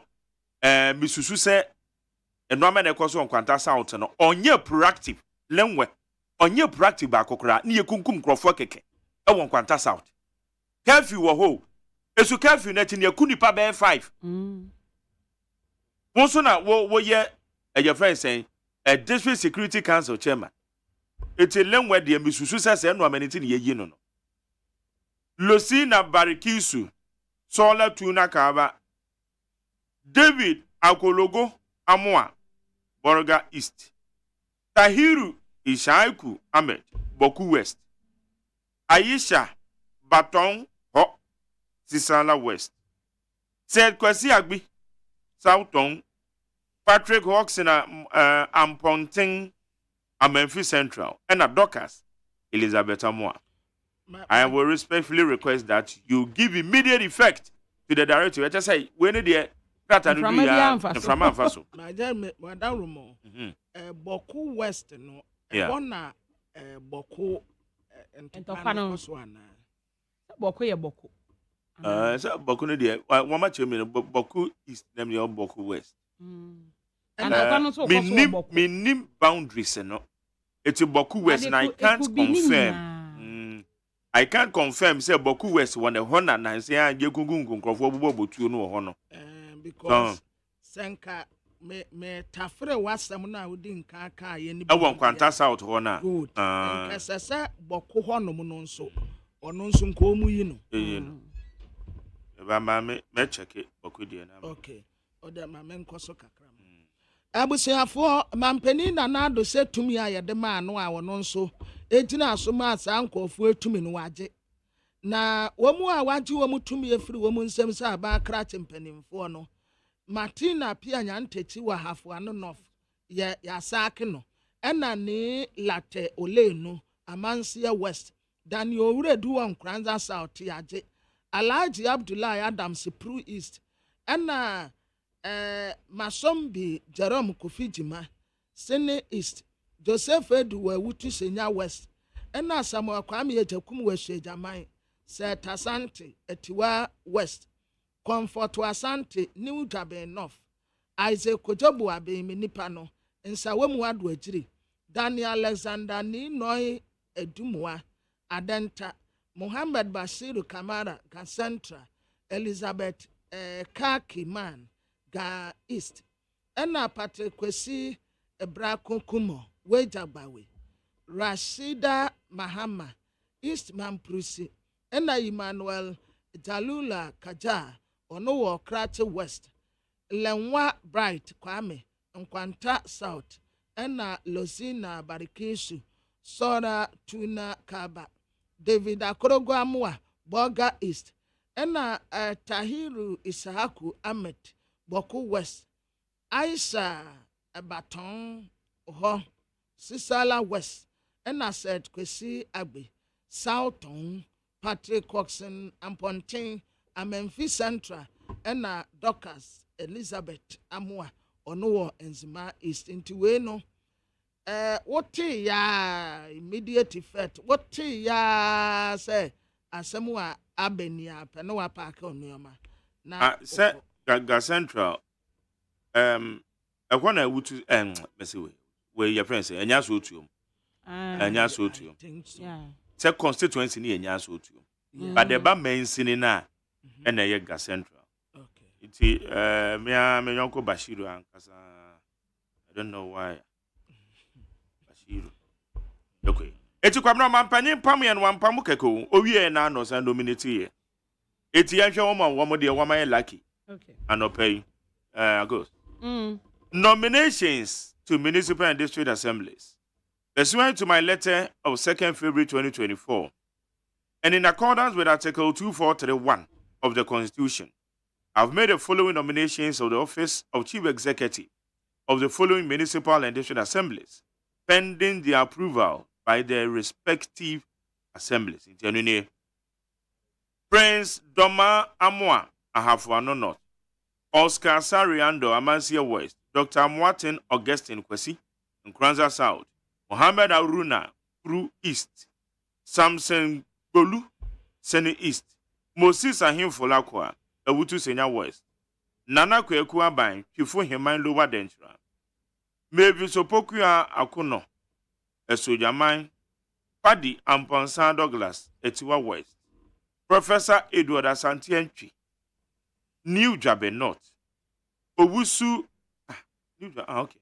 Owusu Ata Emmanuel in Saomadu Ejiri, Ebenezer Doku, Adenta, Ambrose Chega, Ga Central, Deborah Ampofoga East, Michael Dankwa Weja Bawe, Isaac Chimsi Abdullahi East Mampurusi, Bulato Kweku Patrick Cratcher West, Felix Owusu Jima in Kwanta South, Jacob K.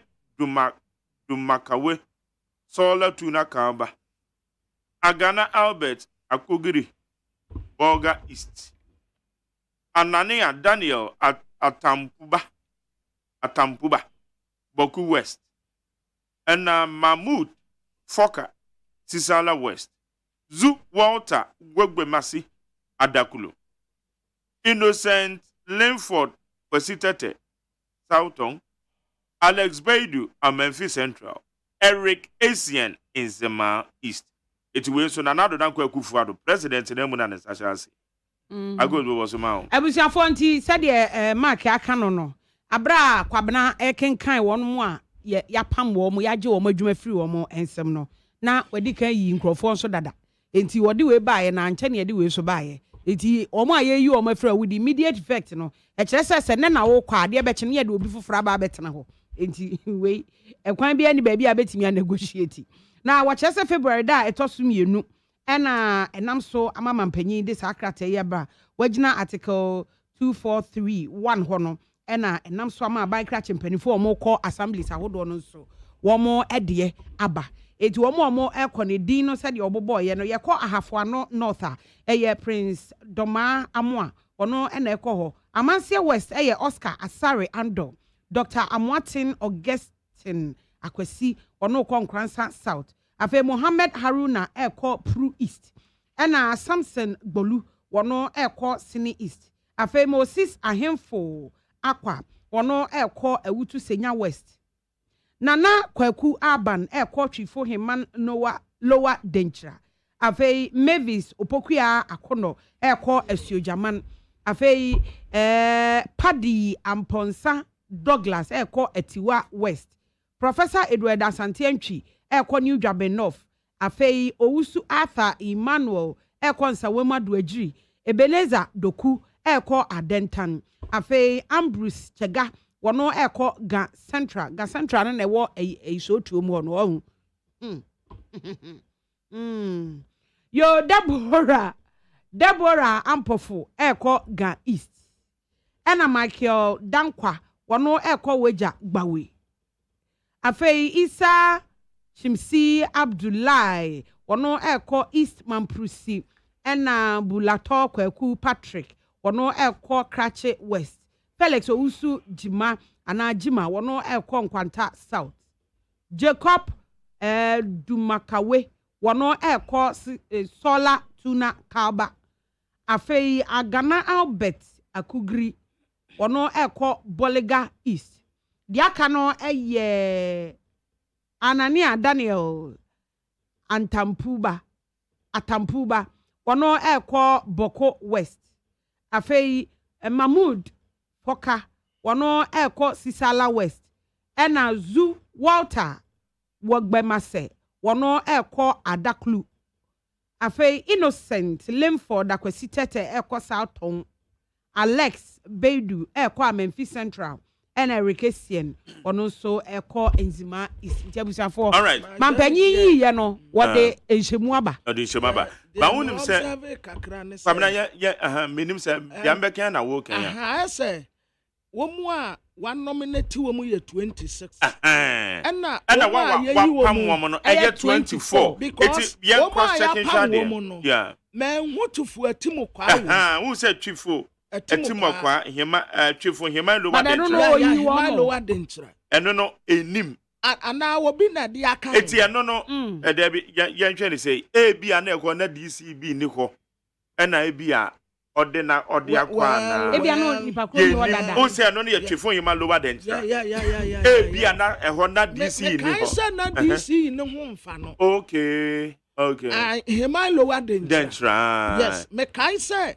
na DC ni ho mfa no that's right Emma na woko up and down up and down sa medru baby minim se wono ode ni dibra to ho no a etie bia na bia no resign etie for no mo ayen eye twifo hima lower dentra no mo amutie wo ho no budisi na bi ode ni dibra ne to ho eti o mampanyin ye we no ode na hyem wa nominate ho ne preko ana ka ba omu office wo heman heman okay wan se wo free tufu praso ba tufu praso ehwo ne ye tufu atimu kwa first na ni nyina bom eye tufu hima lower dentra ena omu chemu tu ena ekokọ ye tufu atimu kwa eno na ye omu headquarters ya na omu office wo tufu praso ena ahanso be ye hima lower dentra okay omu so headquarters no ebem se wo hima enim se hima yo se dwokwa mu baako ehọ na omu office wo enti yenhu se honom na DC na ne ho mfa no ene ye de na beka nwa because nominees ni ye 26 ena sakin so enya sakin revocation oh ya pamo okay ena wo ma ya sakin wo mu nso eye 24 enti wo mu ma ye nse ho no nso yesi enya wo no nyamfo damboche nso na ye obetima kire ye mo am ena wo che adakulu nso enka wo ma pam wo no na adakulu nka ho ba adakulu wom adakulu no ewo mo ntia no nso ye ntimi hu se ekọ no nso DC no de na ba ye nti ye nhwe ehọ ni nyina yeah ese yetimi because me say many related story bi just be a DC no resign and say Jadakulu nso nka wo ma ya pam no but wo nomination mo jeno so adakulu ni odabi o am so you know nti majare wo mu ayabo mu din fofure yeah assembly man and anofo ya na ekoto mu so aba assembly members yeah you're from assembly members it does obi always and we did you go season assembly members me mam happy birthday assembly members in a welcome news it is a we assembly member wo mensini bi mu na ya pamu DC ni ade foforo ba de ya ato edem mon kase bibia esi BBC ba we dey injury time ti e o mu gugu ni we dey injury time play ade ono ato amamo wasre we dey injury time all right etiabusia this is 24 no mampanya pamo no we nominated 26 emze baby o ha na ebedi medicine ho no ebia na ebi ni na majari wo mu say yes wo say chief executive officers so dey na you say wo mo dey ba yes this week ya sa na yate this week be ko na wie ye na CEO so no nso ya pamu bi yes wo mo dey aba and ministers and deputy ministers ministers ayi nyina e wo da bankrata ayi mu sa na yate me bobo so no Ombe pambi. Na ministers ni deputy ministers they ube yi ho na do han akwese. Nti eni wo hwa the Ghanaian publisher was say. Fear Graves ministers as Akufo-Addo 524 MMDC. Enti nkrofo yam hyehyɛ wo mo. Okay. Na we fear na ministers. Obi te say Orake no Furata. Na se ono to wa. Nko kro so metisi ase na nko de okọ resign yo. Akosia mampani ntumi yi kan o nya botre na me kama asem nwie. Me say obi te say Keno Furata. Obokwe ono no aketua kra onjibi. Anu fear ben na se oge ebeyi na ese grip no. Say obi te say yamami osulowusu a wachema your friend is saying Crawford Esika Adwane way communication and Crawford cry then self line wash my self line for the Esika Adwane yato data is say your data na shekwa is one with the Esika ko one to me and yeshia my so no say fear be an ebe grip I don't want one ebe pamo na fear be na grip na me kura me sere man penisa na dawro tamwa sisi esa wo ya resafula reshuffle ya wo ye say this is na ya reshuffle ya pamo reshuffle dey ye obi wa ha head na kwose baby no ye very reshuffle we dey ye sacket revocation ono ampa makwan me ye betumi aka che ne say ye beto abenti no wasese wo okay say no so waka wuntin ye beto abenti and wasese and no say obi kan say wuntin because he atena wa abato afim ye be mu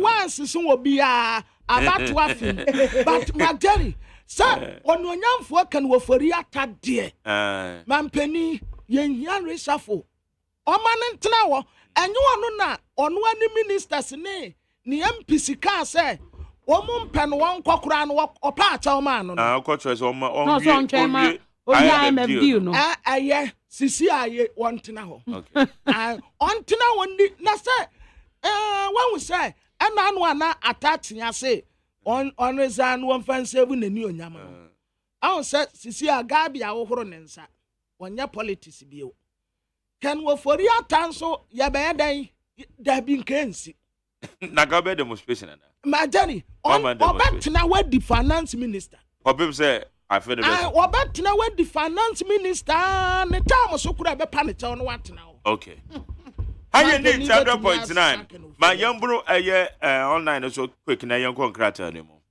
Yeah, there's a peacefmonline.com, citynewsroom.com, myjournline.com. Check out Ghana.com.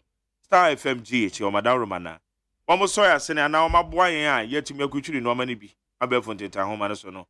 Yeah, they bro. EC's poster does not show readiness to conduct December 2024 elections. NDC.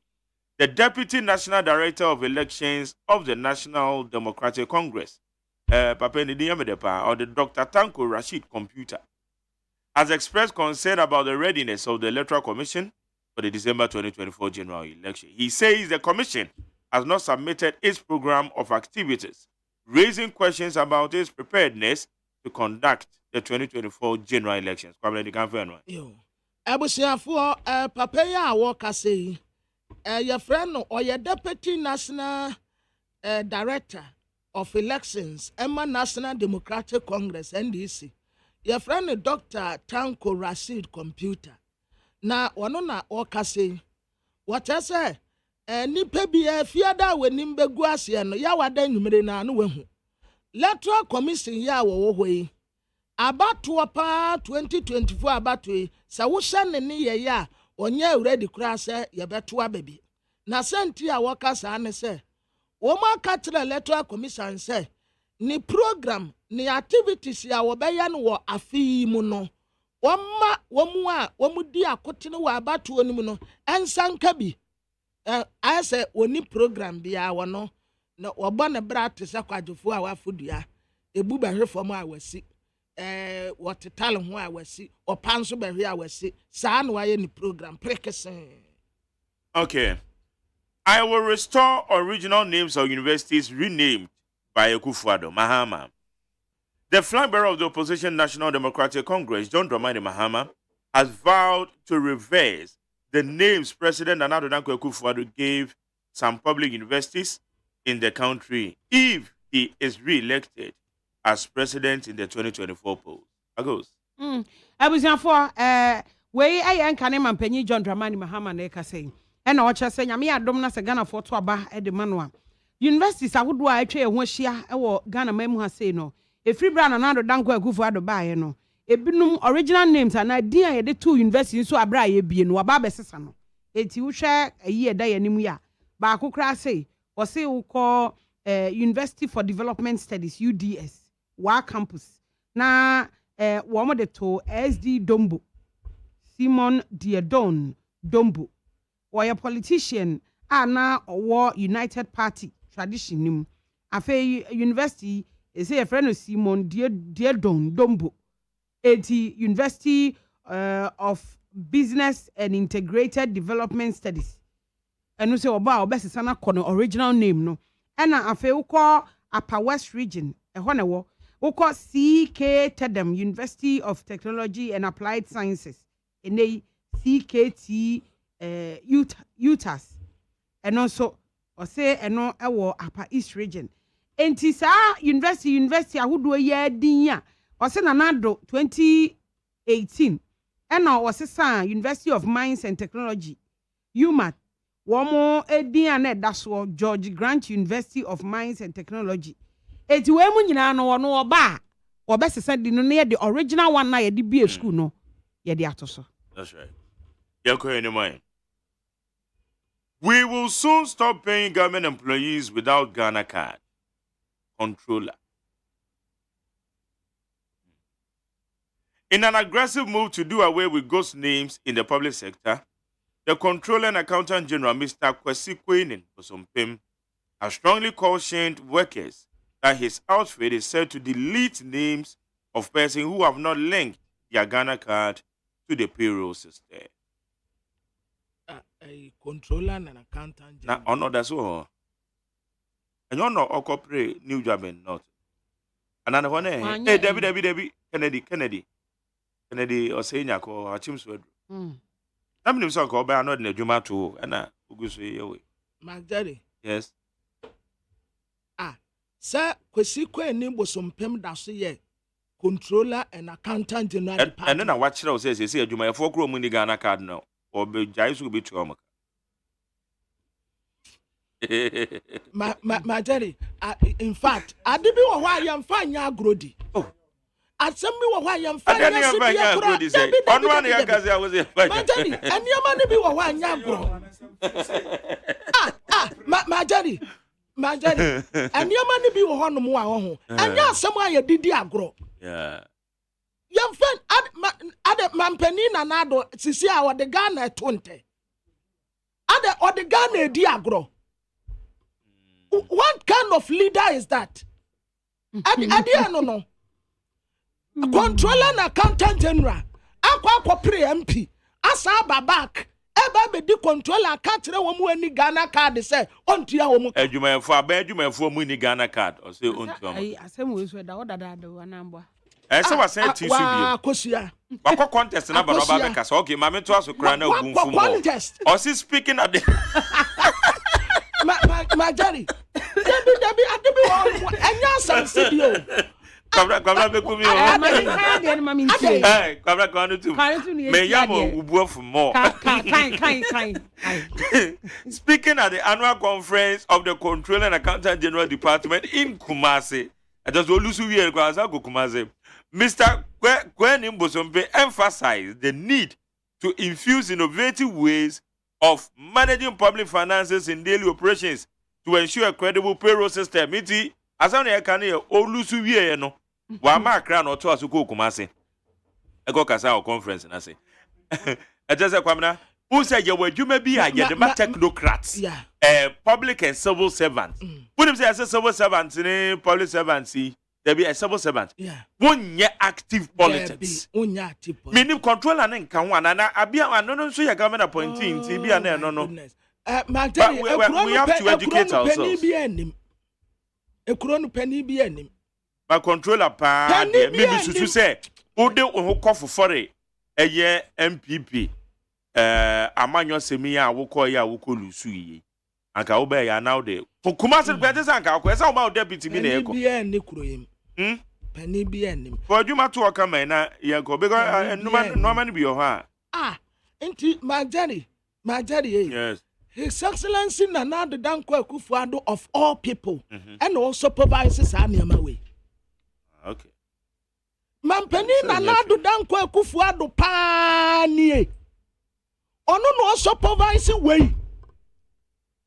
Dr. Elijah Mahmoud Baomia, and Timona mu supervising way. Justin Kwadia from Pong. On the way there. Stephen in Tim. Nana B. Mona mu supervising way.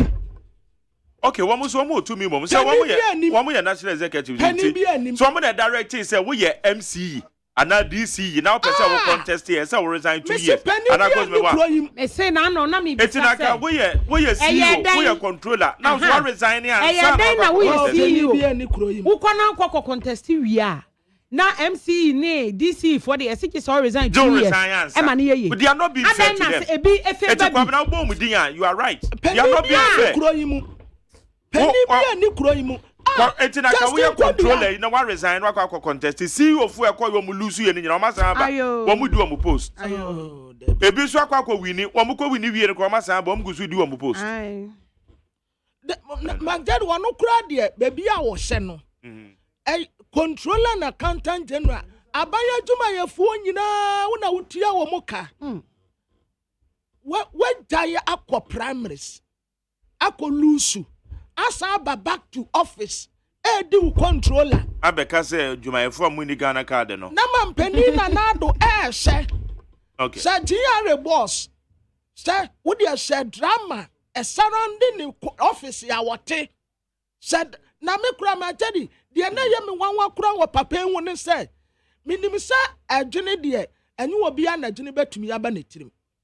But papa baby when you do pa jini ba kukura ni tirim ni na ni ati. Ne juni so dia apa. My Johnny. Ne juni ne apa. Juni ni tirim na apa. Ami sada yo nyina du. Adwene kukura ni tirim.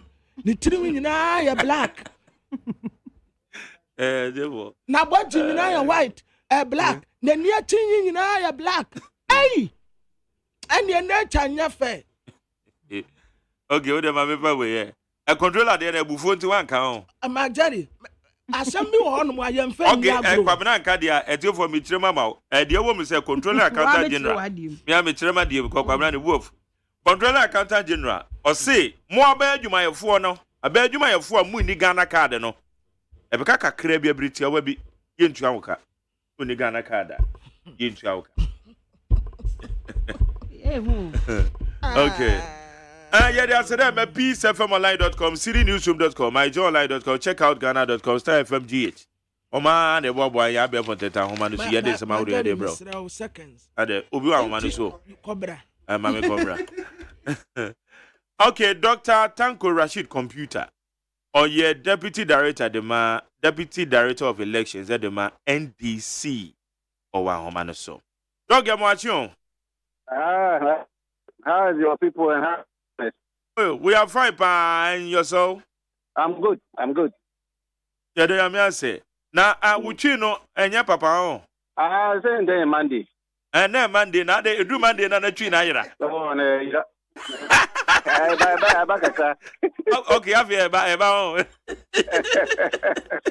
Hey, Dr. Tango, okay, better from Fridays, why? Anyway, now, other than I would say electoral commission, one more demonstrative, one more preparedness, or more able to conduct elections 2024. Okay, look, my brother, it's very clear. Where they are, and you me cry and Becca. Who I own him say, so be two about every year, never about 2 year. Be woman they find a calendar, electoral calendar. Normally, electoral for political parties, you know, they have to give each political party their calendar. And the calendar will tell us the roadmap. At the number year, a few way. This say through December, this electoral commission, as we speak now, they have not given us the electoral calendar. We don't have it. We attended 2 IPAC meetings. The first IPAC meeting, they told us that they were bringing their calendar. They didn't bring it. After the IPAC, they promised us that the next IPAC meeting, before we come, on a calendar, no. Next IPAD meeting, then 29th January. You draw a calendar anyhow. Only for them to be talking of moving the election from December to November. Secondly, when you say about December district assembly election, problems in the you have never seen that type before. For the first time, they go to Aba district assembly election, shortage of ballot papers. Have you ever heard that one before? For a very long time. Breaking down of BVDs to the extent that two major regions, Eastern region, any Ashanti region, they had to postpone their district assembly elections. Have you seen that one before? Additionally, you ask yourself, do you know that this year we are going to do another registration? There's going to be another limited registration exercise. Meanwhile, there is a whole lot of problems with the current register. Registration 2023 register is full of mistakes. About December 19th, people went to vote and they didn't see their names in the register. Most people went there and not in the register. To the extent even those who registered in 2020, voted in 2020, went December 19th, 2023 to vote and they didn't see their names in the register. We have all this evidence. So, yes, you can't almost say, electoral commission way. It's like they are not ready for this election. Competencies is in question. And like I say, it's like they are not even ready for the December, not even thinking of bringing it to November. The evidence doesn't show that these people are ready for this change they are looking for. Because you still have this baggage on your back carrying and you want to add another load again.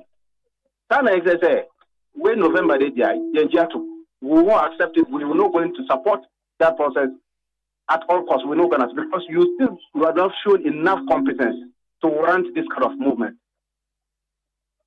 Okay.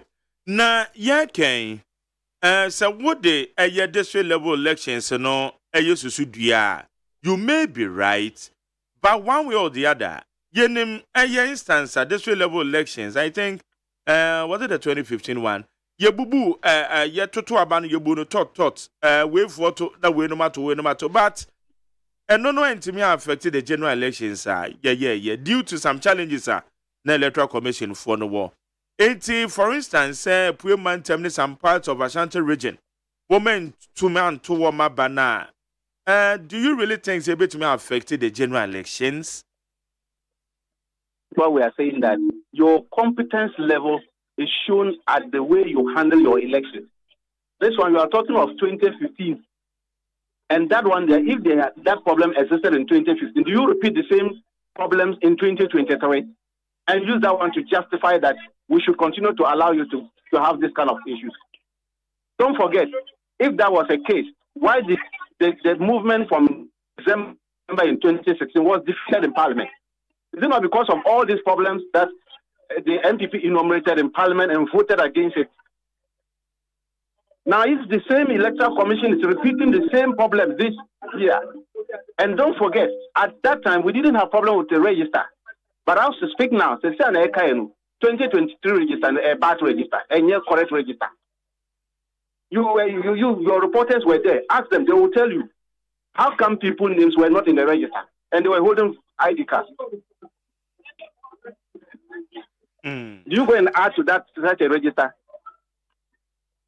We should sit down, fold our arms, and allow them to come and open the register and add another names into the already existing problems that they have.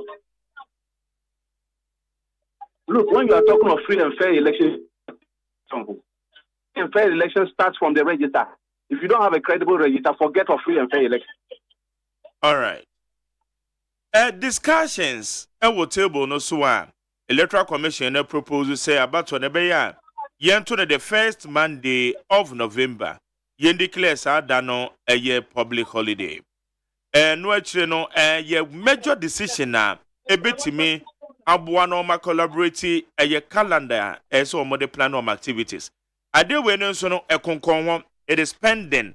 So don't you also think say no na etime my Electoral Commission for the delay in releasing from a calendar. But last week, you know, so don't you also think so? I'm saying that issue has been defeated. November decision said with reasons. Yeah, almost fewer reasons why November na end me here. And no, I mean, innovate no.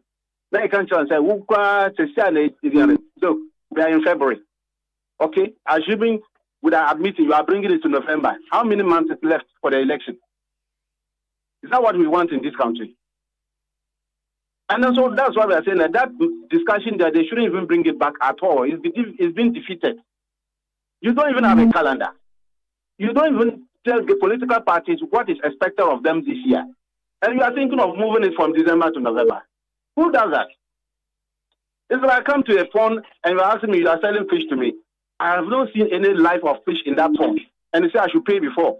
And go home, then you bring me the fish later. All right. The last elections, 2020 elections, in fact, now we were in a turbulence moment. Bra COVID, AD him. Now you're about to say, you're better to say, yento. Within all these challenges are you finding your honor, yet Electoral Commission was able to prepare themselves to aba COVID remo. It is a would you no juxtapose currently the year can say woman release a calendar and it demonstrates say woman ye ready say woman me to aba. And so him differentials being one. Look, at the time, you are talking of COVID, yet they gave a calendar. That one, you see, if they raise that argument, it will even go flat on their face. Because at that time of COVID, they gave us a calendar. We were all working towards a calendar. We knew when we were going to do the registration exercise. Yeah, but also that year, activities, in fact, na aboba obosopa, and calendar no crown. I don't think some munya calendar on time, as you were saying, within the previous year. It's calendar no any activities no said you koye ye no. And this time said ye no. How was it like? And no nameka say ube won say the 2024 yebeto aba. Shortly after this assembly election, we shouldn't be pushing you for the calendar. By January, you should hand it over to us. Even the first iPad making the corner. What are the commissioners doing in the commission? And they're planning on more. They should sit and plan ahead and know that this is how we are going to conduct the processes leading to the election. And then that calendar will tell us whether these people are prepared enough. Because look, you know that procurement. We don't know who and who are they going to contact to do the procurement for them. Already there are some printing presses. We will not allow them to print any ballot papers because of what happened in 2020. So they know these things that we are waiting to see what kind of processes they are going to go through. And they are keeping this to their chest and only teasing us. One of them said last week, this is Thursday and Friday, Daily Graphic. They went and published that they are advertising for people to come and apply to become returning officers and deputy returning officers for this election 2024. Did you see that? Yeah. What kind of life is that? You have not given your calendar and you have started implementing portions of it. You don't know that that's the calendar they are implementing. Because recruitment of electoral staff, we have interest in it as political party. And so we should know which period you are doing the recruitment and which time you are doing it. So that we also take interest in to know who and who you are recruiting. Only for us to go and see it, the Daily Graphic. Meanwhile, at IPAC, that matter never came up for discussion. Nobody talked about it. So when we say these people are grossly incompetent and they are up to something, we are right. Okay. IPAC meeting, were you part of the participants, Nana? Yes. Okay. Move Bisa Electoral Commission for the reasons behind when we delay one activity for the year and family. Oh, yeah, be some. Okay, you wait. We place it. By the time you come back for the next iPad meeting, so that when you come, we'll discuss it at the next iPad meeting. So we're waiting for them to bring the iPad, the document to us, so that the next iPad meeting on 29th, when we arrive, we went for 29th. That day there was no document, there was no calendar. Up to now, as we speak, no calendar today. Maybe so date Ben and mobile sanko IPAC meeting. Hello? Date Ben or more schedule more IPAC meeting. Mobile sanko IPAC meeting. Not yet. They have not indicated the next IPAC meeting. So we are all waiting. Okay. All right. It's about said the next IPAC meeting. Moko normal submitted the memoir. Say and only bit me abuwa kakrana. Oh no, we just want to see what they are going to do this year. Yeah. We are also planning, so they must let us know how their program is going to look like. So we fix ourselves into their program. But you don't have a program here. You are telling me you are going to do this. You are going to do this. Who does that? Sir, electoral commission form for one program named Maya. More political parties, you know. Sir, you can also begin. Monko for the mobile training woman. Mobile team shall see a training woman. Oh, yes, started training. Okay. Yeah, we have even finished recruiting our constituency directors of elections, any regional directors. Yeah, competitive exams, ma'am. And then look, so that one we are on course, and we have started the process of orientating all our executives. Is it this year election? Is the most police election that you will ever see. An informal NDC decision as to when a more recruit to normal represent him at the various polling centers. We are on course. We are doing that. This time around, no more processes now with the recruit to know and Sakraya Bem. I'm saying the process of recruiting our constituency election director, everybody saw it. So many natural exams. There be no exams, and I have few weapon among yes idea. A few in a year. Oh, sir. What informed that decision? Yes, previous ideas from this decision. We've checked through all things in the UC 2020. We've analyzed all the things from polling station, any summary sheet, then it informed us that we should do this. And that's why we are doing this. Oh, so it means more representatives, when we could in our party, and then one way or the other, they disappointed your party. Hence this decision. Not disappointment. And yes, I'm not disappointed. You always improve upon your previous performance. And so when you see a small lab, you improve upon it. And so we want to improve upon their performance for what happens the previous election. So we are, because of improving their performance, that's why we are. Oh, okay. All right. That is why I will describe it. Said this year election, very heavily policing by NDC agents or the reps. All right. Tango, menu baby a credit doc. Easy for say they are still engaging 1 more year consultations as far as to a brand they say yet to aba. Whether by the November DNA na say December DNA no be maintaining. But NDC they are making it clear. So making it clear. What do you have for easy? Because most also. Yeah, we have made it very clear, and we are more moving that we are not going to have any change from December to November. That is our position. It's not up for discussion, right? We are not going to engage in any discussion over that one. We are not going to change.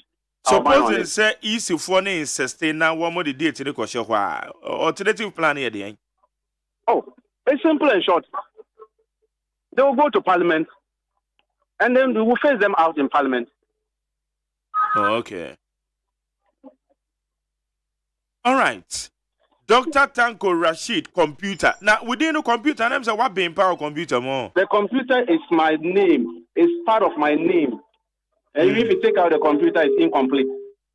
Okay. Computer. It's my original name. What parents na de mawana? I know. Hey. Computer. I'm crying on my computer. I'm sorry, I'm not in the computer. Later, when somewhere around 10 years, then I got to know that the computer is a machine. That was and your parents were having a great vision because as at the time, even though minimum wage there, but men not sure say all time that computer common sir. No me to computer. Well. That one there. Oh, we say 10 years cry now share that be who computer. No. Wow. And our parents one more a great vision pa. Dr. Tanko Rashid computer. Yeah, that's it, papa. Me so me dance. Na me sure. I want to say they are between the back. Oh, between the back. And then Monday mponi and Friday the me from na papa. Thanks so much. All right, okay. Yene aye Dr. Tanko Rashid computer. Ena yene no di nkomo no ye Deputy Director of Elections said the man NDC or say Mondays in the anani training ma. Iti we abase de ebedu Friday de na papa. Na nkoma ene di ene nyina fa Electoral Commission. Wo mo calendar mo fa ma abonten dada dai.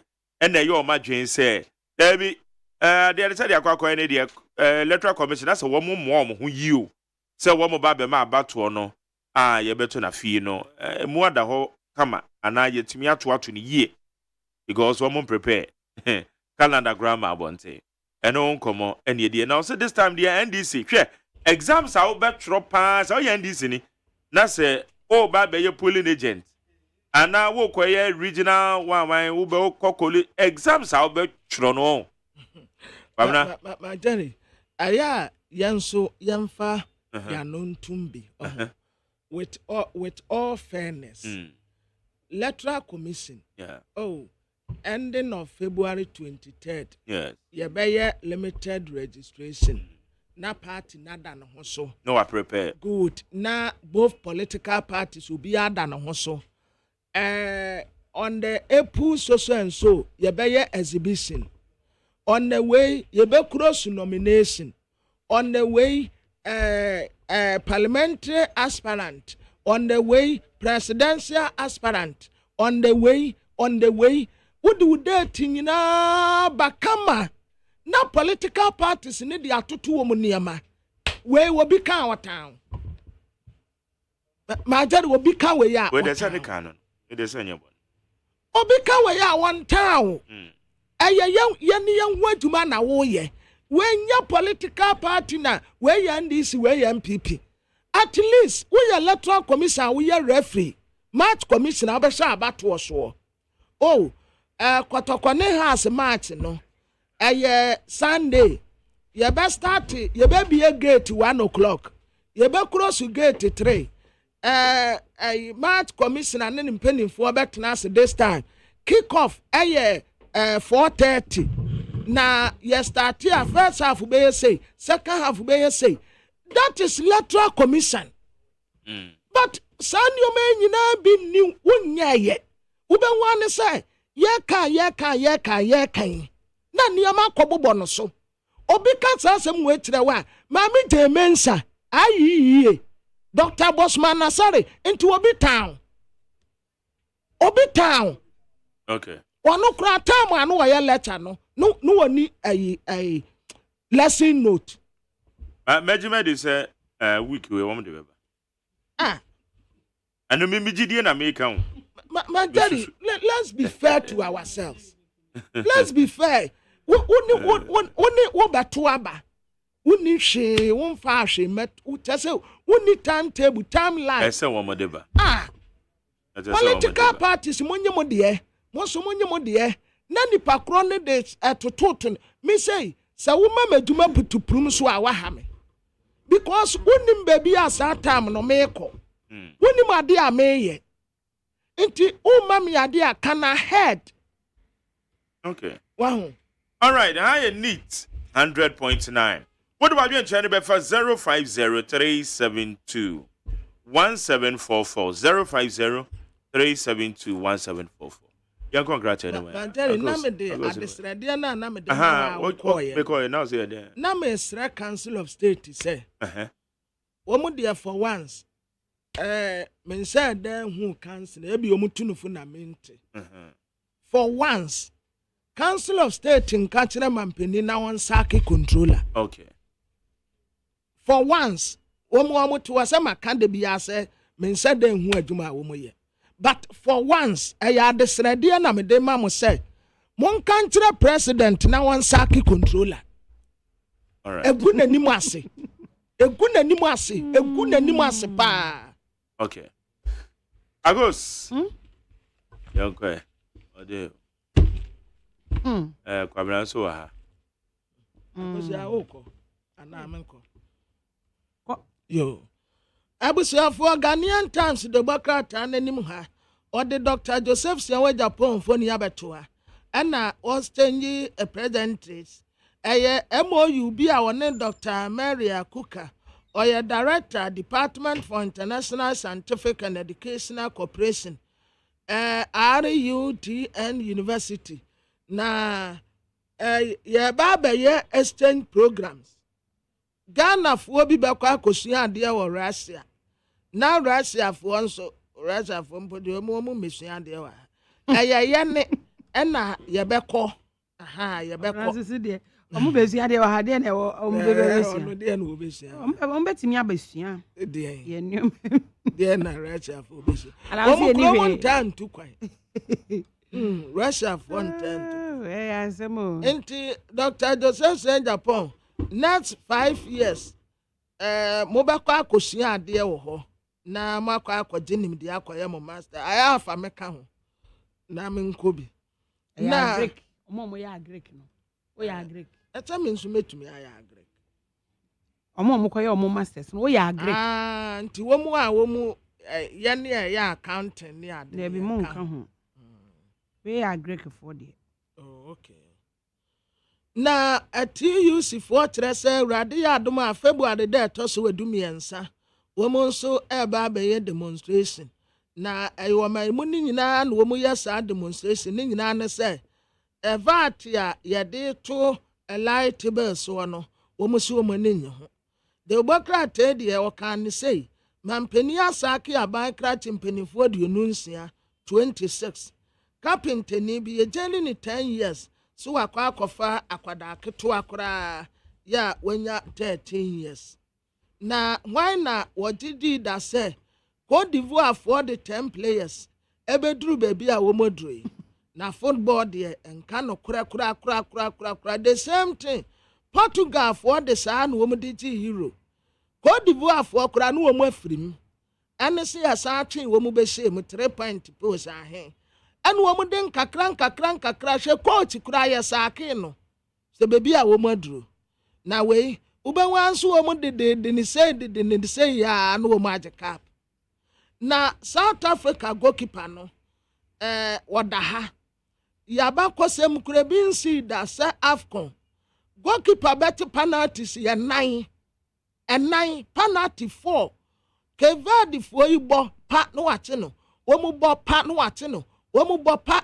womu su players ni bia sanse womu su maso na number womu su maso na number bi kura but God being so good o favor South Africa for no ema baby a womu duru ni enti South Africa for womu ni Nigeria for ne behia definitely South Africa betumi akwa anim ba Nigeria nso nya bayira abrewajo womu ani edempa hodi agora hombe buliu ena Cote d'Ivoire enso ni dia Congo enya de ebeda from Kuraisan say sa ekuo mienu ni nyina nso omo ho aten se babo a omo nyina ya ade a Ghanaian Times de ho akuntabu aba Mamenfa the Daily Graphic the workrata no na Daily Graphic na kwabna eka Jospon ni Russia University wo mo assign educational deal na said na ye eka no enye obi a keke na ekọ na momo a omo ye agric no omo be kosa Russia mine university no omo akwakoye wono masters wo hwe ensem no a wo se omo a ekọ no omo dua hwe just for nefa o take it hoka wono ana ehye sika a wo de betu botom aduane a wo bedie ni nyina no wafa hoka de wo kosua ne de Russia for no agya tum se ye mesua ne free eno agriculture ekuya ya wonsam enti wouldn't say I feel almost this September. Okay. September I feel we September 2024. Yeah, the Asian and Marco 120. And echo. I said it say may I Greek and come me Kobe. Come corner Macquaco, yeah. Me masters. It's not just a basic, you know, so good our first degree. First degree, no. And there was a year agric. Aha. So that Obaqua master. A war a ho. Not just say, and also any muntica. Say once or more or moko wie no mo ba. Omo de ba be boy. Omo kono mo hwe no man koka ho. Ah, my Jerry Pad.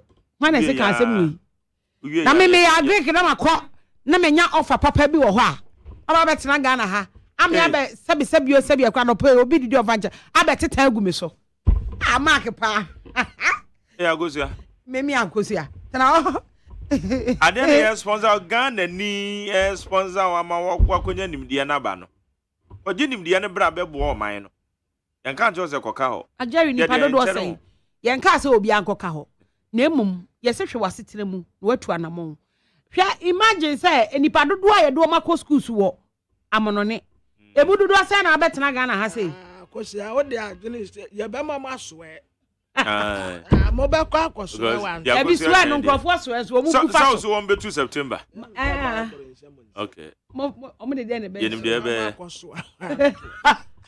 Messi yenim de be mo de kosi ani until say September ne be so no ya be kwa bena kuro mo na kono so de kono na no o omukosua agbe da fa na ku ase edu a wa o de obehu de o de be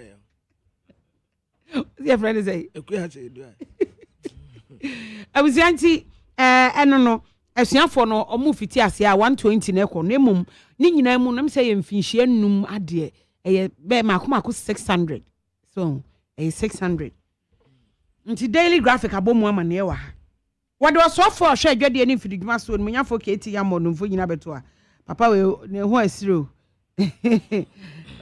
very funny pa no enye ne bonus but ne ho anika sana me pese me kire da bia o kasa no ne bodyguard o da bia o kasa na 47 na aboba bebregu waja no ho the best of you we ashe 1000 abusiafonti onimoyafo keti ya monda ha na abusuen o say regulations fiti ase na je say emra ne hihye ya wa hihye de ato cement adwuma no wo maimu no wo mo efiti ase na wo chese factories ni bi wo ho a wo mo ni license omo so mo license no wo mo de no wo se wo mo sign ekọ no mo ko register bio se ase de afa na wo ba be ya adwuma no eti eno ho asem wo mo de aba companies ni bi wo ho a wo mo ho dada no wo be yese bi so wo ho a wo mo kra de wo mo cement no nanso wo mo ni license bi wo mo ni krata bi e mo ho kwan so be ya adwuma na no wo mo ye eti ese no wo mo ahihye bibia fu nyanya so obi anko register na sa VAT a ye de ato electricity so no ana ICU fo bi sa aban say adenti na wo shamra na ansa na wo ni labor force no ana say adwumayfo nka bomu ko no wo ni omo ebetena se edi sankita ho no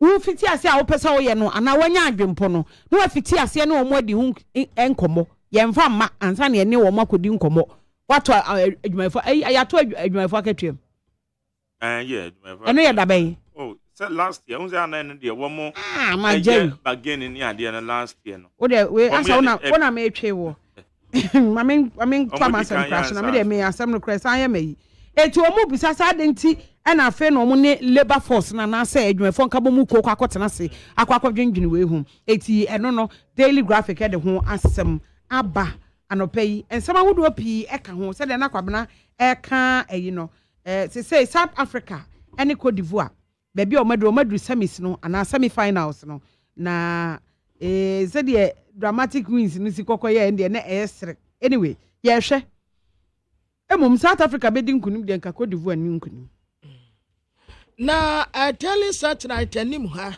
ode ononyafo kanda pa wa national security minister ya say security for wa Jubilee house wa wo mo boba yetua wo mo ka wo table so eno anse bosom ya so ye frem wa ma wa no mo asalai ni yetua wo ka je ko onso ye kan wo table so a ni ya de ama wo mo na no na security for ni de bokrate na ekan wo se wo mo dwalai papa say na wo mo security for pa ya fa wo mo adwuma table so a ni yetua wo mo kasa na eno anta bosom so a ni asa wo mo nyina lai na obi akwaje na ketua wo table so enya fa kura gu o mani ase oru akofi apaluda ha esi den no muti o mo senate national security for no boys ya no mkuta gutai Omo kodi fufu ana ebonata so.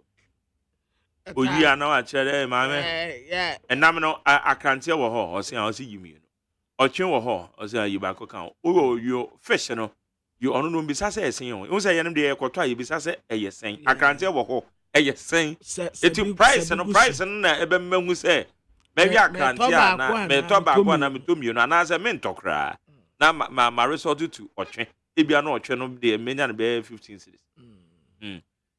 What more yet you am senate there because kwabena true what you want to am go table so table to what mo do it na de ne na tata ye ntia senate ma wo mu enti na bibisa se kwan be be fa so ensa kura security for no enfa bank mbo national security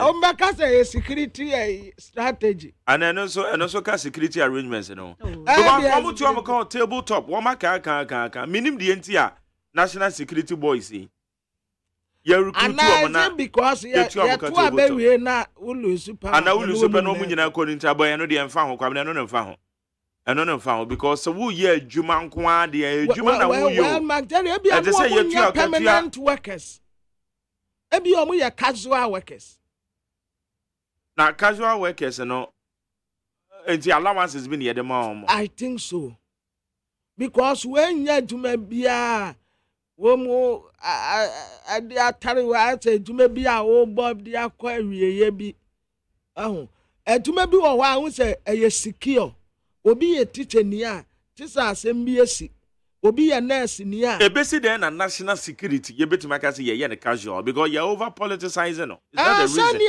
ya to abewie pe womu nyina ekọ national security womu nyina ekọ na foforo aba national security said there be a mekatre we say esese omu streamline national security ni ye we ye kwa yi a ni aso omu agukam nu omu ze business asomade omu say ye national security strategy nu omu pam nkofo traffic ni ya pempem nkofo ka ya mu masi nkodi nsamone ni ya de omu agukam we ye national da bia me bisa say is this national security we ya national security yetu am kakra we table top so ya kama na waje na ukọ ya kama na waje na ukọ we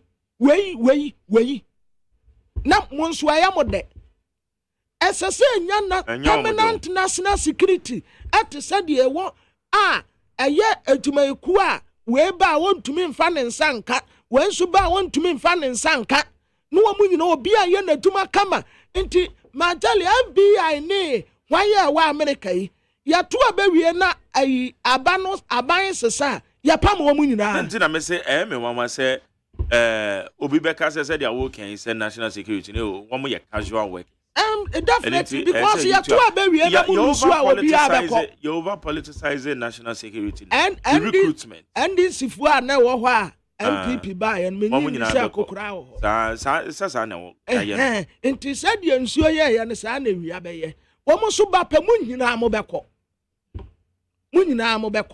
yanko so ne ye ho sa anya de papa kura se ni atekere wo man na owura bet kanda pa wo be ye national security minister at least wo nim de kakra wantumi anyanse se bia matabata ho yemfa bibi nko parliament yense se dwumakuo no se de omu yi wo ade yenya ni se eno ane se minister bi anya yi o ni aso omu agukam no omko yase nkofo bi wa ha o mu mese nko no omu akodi nsamane no omu aba sa da bi omu ni nsamane jamen omu ni nsamane go national security for no omu boy yo nsamane de omu ni yo oli so omu ko omu hwe se bibia be kam yo yo abusi afro owura kofi apalo oda ha Magdalene owura kofi apalo o se o de enne ya America na se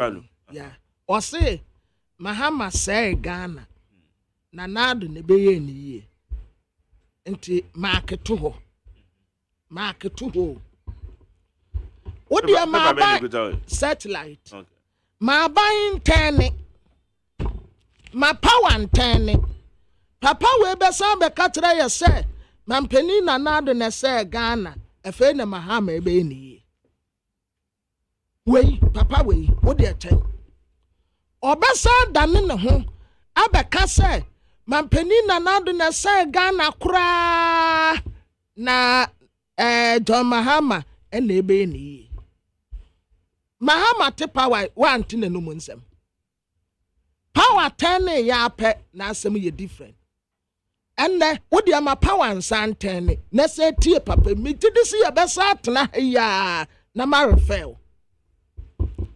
Ghana Water Company Limited ye deny contract ya yaso wo nso pride disinfectant bi farmer water treatment no wo se anya no kure ICU for na wo mo katre ICU the intensive care unit there be o was it ICU Industrial and Commercial Workers Union ayo wo mu atrase organized labor for demonstration wo mu bekobi am the intensive care unit na banda sa katre me say na ICU for so mu wanka bomku there be Industrial and Commercial Workers Unit ena wo mu so trese union no union wo mu so trese wo mu be demonstration ni bi na akoko board de ekrata pie wo mu teso sa asem no e ba ya tam no soro ya asem dada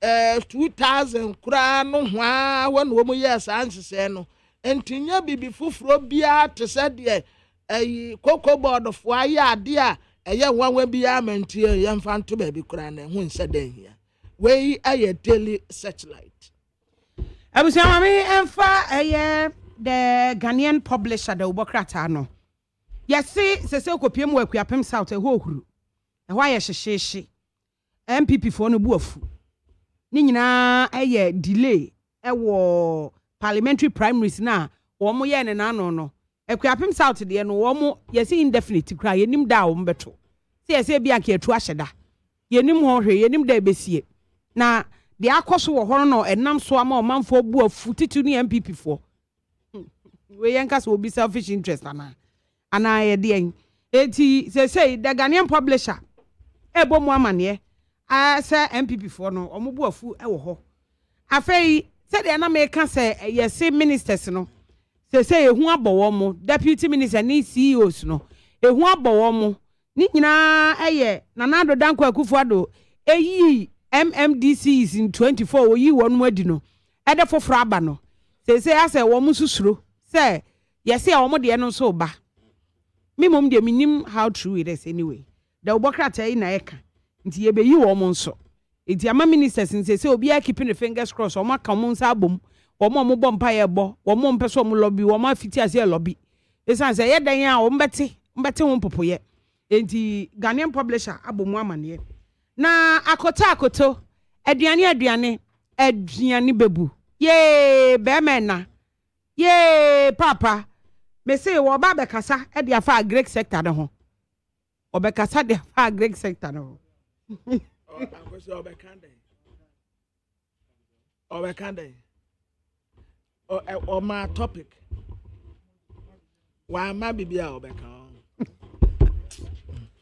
abusuafo do akosia wawie abusuafo ma wa fa do Ubokrata ya ba be keka won sam wa hase o se na enkwasita de Ubokrata nanim ha o de protos wa mfoni ya betoa ena no na adehie wo suhum ase nanuonyam na woko Thanksgiving tour ewo empehia no so wonum nyina ane nsore ya wodo no eko kabo mu ya asore da wonum nyina se bi ompeni se ukoto sakramesi apata so a kwabrane ne peja ne si ho anuonyam a adehie wo sunya asuhum ade ase no ontumi nka wie ne enti wada wonum ase esieti ni kejeni ase de o wada mu ase na obeye na fam de bi ade aboa na empehia no etumi agina ne na so afei Frank Edu yaso ya MC wa Kuapem South na Frank Edu wo mu kire se abato no a enkoso ewo Kuapem South asat now no eye onabu nti na wo mu dile no esan se asam ne de asaso wo mu tase ne se besimpa ne nkoni na haban ada na wo obi amoa Ubetanya last minute and now beton. Na wosu aban krat penidia na wosu hu yentia o ka say yama wakwanya na sa contest bio no enti sa asem we nyina ya asem a eteterekere wonum bo Reverend Dr. Mishada kwabna unim Frank Edudie Frank nso one way or the other no so me bonus obo kakra because we MC and guidelines na ba say wo a wonim say obe contest eye seat party ne wo mrahye bedwafo wo ho no fa wudi bia ne to wo ade na Frank nso amfa nto wa because with not time no na ebe no ho it's not Frank nim so obe contest here so ho emfa ho say sitting MP ni say ko biem sa wo wa ho de na wo capacity na obe contest wo interest wo ma eno ne say ka say Frank de na adwuma ne to wo yeah but say honorable so metewo de na say ono nso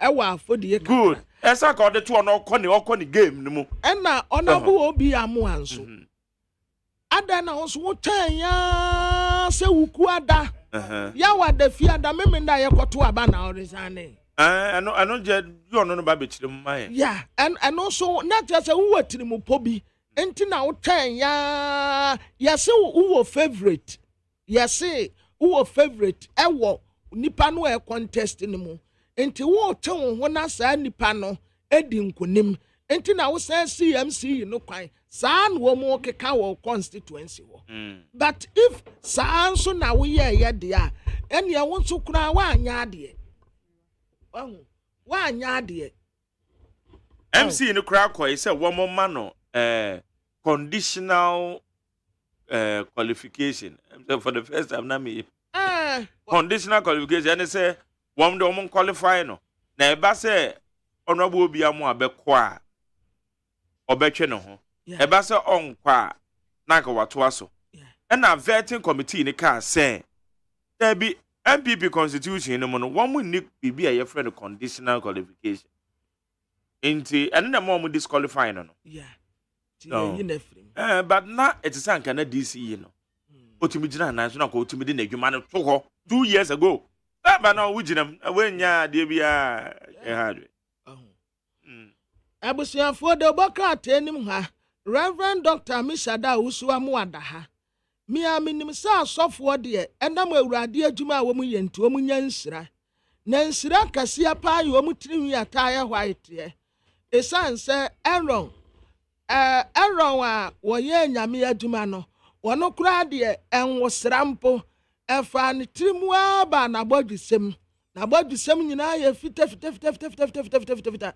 the same as Moses asofo akase name them Reverend Mate enwi fita woni tirim apostle nyamete ye de astarte ba asofo akukudam nyina Ewurade esira wo mu obia tirim ya ye fita Reverend Dr. Misado Suamu ankwa ani nyame nipa mi hu nwi fita ba kokura woni tirim ya wono ne de eyetum wotesa akwala ya wo no foforo ena nani atinwi no nso enka wo ya da ne ya ne kura ya mrante empu ya de asase ya white na peni a wanyina nduru se ya wasa ye nyame adwuma wonde tuntum ba kokura ni nani achi ena ne tiriwi ni nyina nso ye tuntum magari he tuntum na de jeme tuntum kwamne bia na ono na busuamo na adweno I'm surprised. In fact, I'm really surprised. Say only we fita ba kokura woni tirim omo nkwaye auditing. Kwamna Pentecost asafo na anu fia da omo de nseme ba betu wia o. No omo se. Ana unte. Omo se den. Madam so ba o meka ngire. Ene on kai. No omo se. Pentecost mu ko ne ye no. Omo se ya den. Okay. The omo de aba betu dwane say wo mo de nyame asem no eko celebrities more celebrities no. Sa kosua no mo ne kwabena no. Ene your friend is womo ensani Shatawale ene womo nsani ya ni womo nsani ya ni ya nsisi esuban wie ye wie ane akwa abonten asem be na aka ye ndi ye fi asem ye ndi ye fi asem ye wi a ne ye house cleaning wi a ne ye de akwa abonten o yi wani asem puna nyina wi no akwa yi wo bi nso de etore bia wani asem puna wuntumi nyina wi o na waja akwa waja no akwa yi obi de kwa wo mo twen enti wo mo de nyame asem na ekọ celebrities nice so enti ye ready wo beba wo ha me de asem wo mo dada Pentecost asafo celebrities ni bia wa ha me ya asore ba Kwadwo Damiado oye celebrity producer amansancha me kwamra mafo omo nyina omo ha awo mo crowd so omo wo Pentecost asafo no mu na wo mo kọ ba ze ne em se aye bibia because wo maka se ye fie ha wo beba ha wo mo kan me wa ba na ya me wa ba na won me celebrities for no no mo beba be hu wa ba na won me kasa no na me TV personality is a win celebrity okay, I have my own definition of a celebrity, so who TV so it doesn't mean so you're a celebrity. Wa ba no a won me kasa na me tie o okope no ano no yo yonkoi abusia for ma mefa anakwabra na akọ to aso akosi mefa chronicle da obokrata no chronicle da obokrata no che say lands commission eto revenue no ya pagya kwakodu 12%. Abraham na mo wa japade say de na wo kan lands commission revenue no minnim lands commission say wo ko register wasase ana say omo revenue eto no omo jeje no wo mo je no say omo say 12%. As at 2019 na ba won say no etasehye nti won hye den hu the real figures no so they say question no anu de papa waka dia na me pesa me tina waka na ka me be kaska bi na sika na me be ka no ba hu say da bi me refi say na bitua bibi kan ye ko register asase one plot of land no agos but sika potin na wo ho na sika etua ya no nti o kan na se ya na adweme no keta se hye ni nti ye ni wo mo fa figure ne mra ne ye 12% nti 12% of what eno no say no akosi sen akosi sen o mo kura de o mo tese o mo profit kura increase yo hu wo mo nya bi kura aka o mo nya de yin ka atase akosi am to bi ato me sisi am nya sika na ne medi o sika na bi ma enti wo ya de nya bi etie bi akota but serious now who ya de na wakonya me nya ne medi okay me nya ne medi enti was it lands commission womo at the revenue of 206,868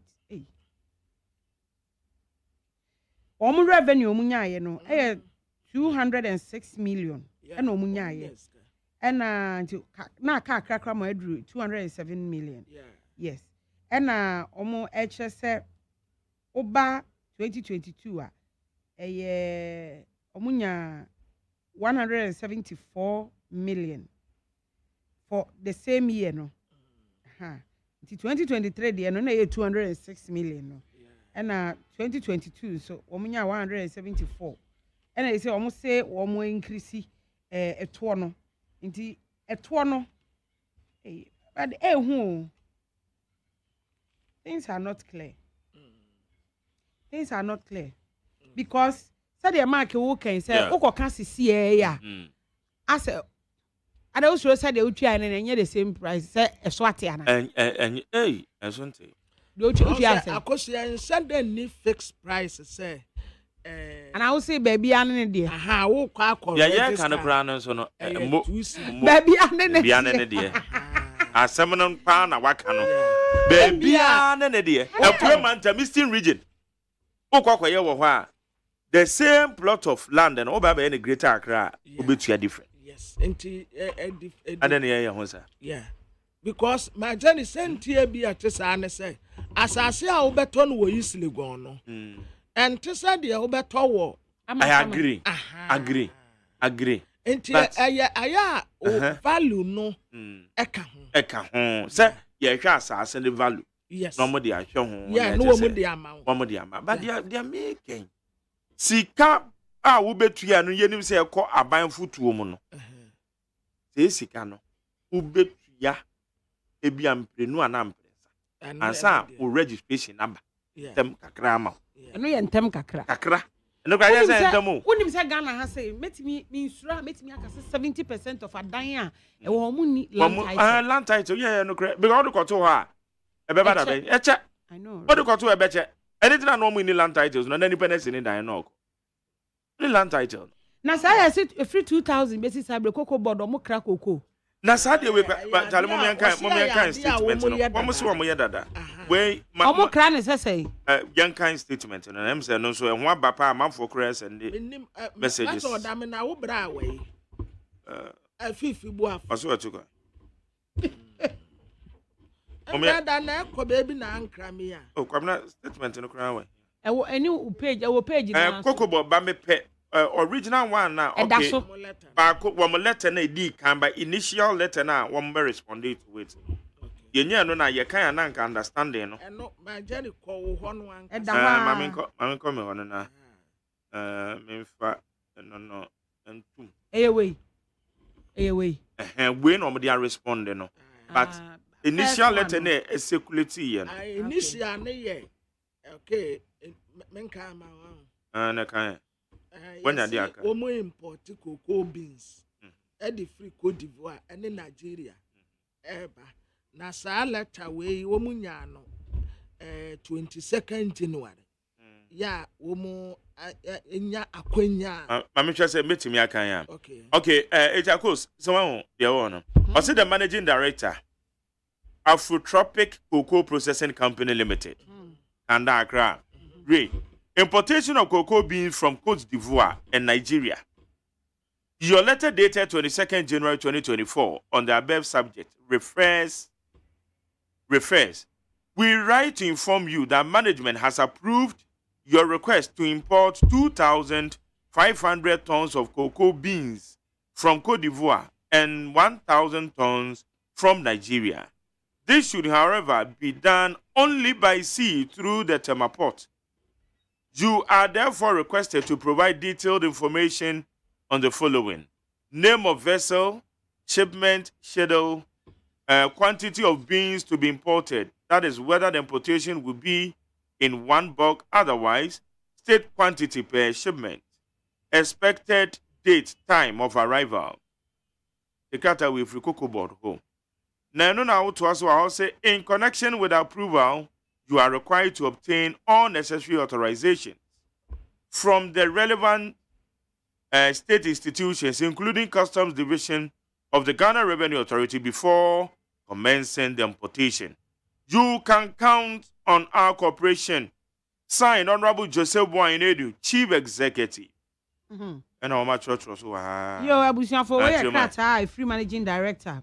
Afrotropic Cocoa Processing Company, Kanda Accra. Now, where a crata asa wo bisa and sembi efa cocoa womokra. Crata we ni free cocoa board now. I free cocoa board. And omo de managing director Afrotropic. Yes. Say I say clarification. Ebetimi ama wo kwan. Kwan na wetimi ya. Ama wo de cocoa no aba. Cocoa beans aba. Eti wo sha omo abodate no cocoa dodo a wo de eba 2,500 tons. Wo de a free Cote d'Ivoire eba. Nana e wo hwe de to aso no a wo bisa say subonto ba na de ba. Eno ye vessel ni din. Afei shipment schedule da ebeba. Ana ada ebetu afri Cote d'Ivoire na ba beduru.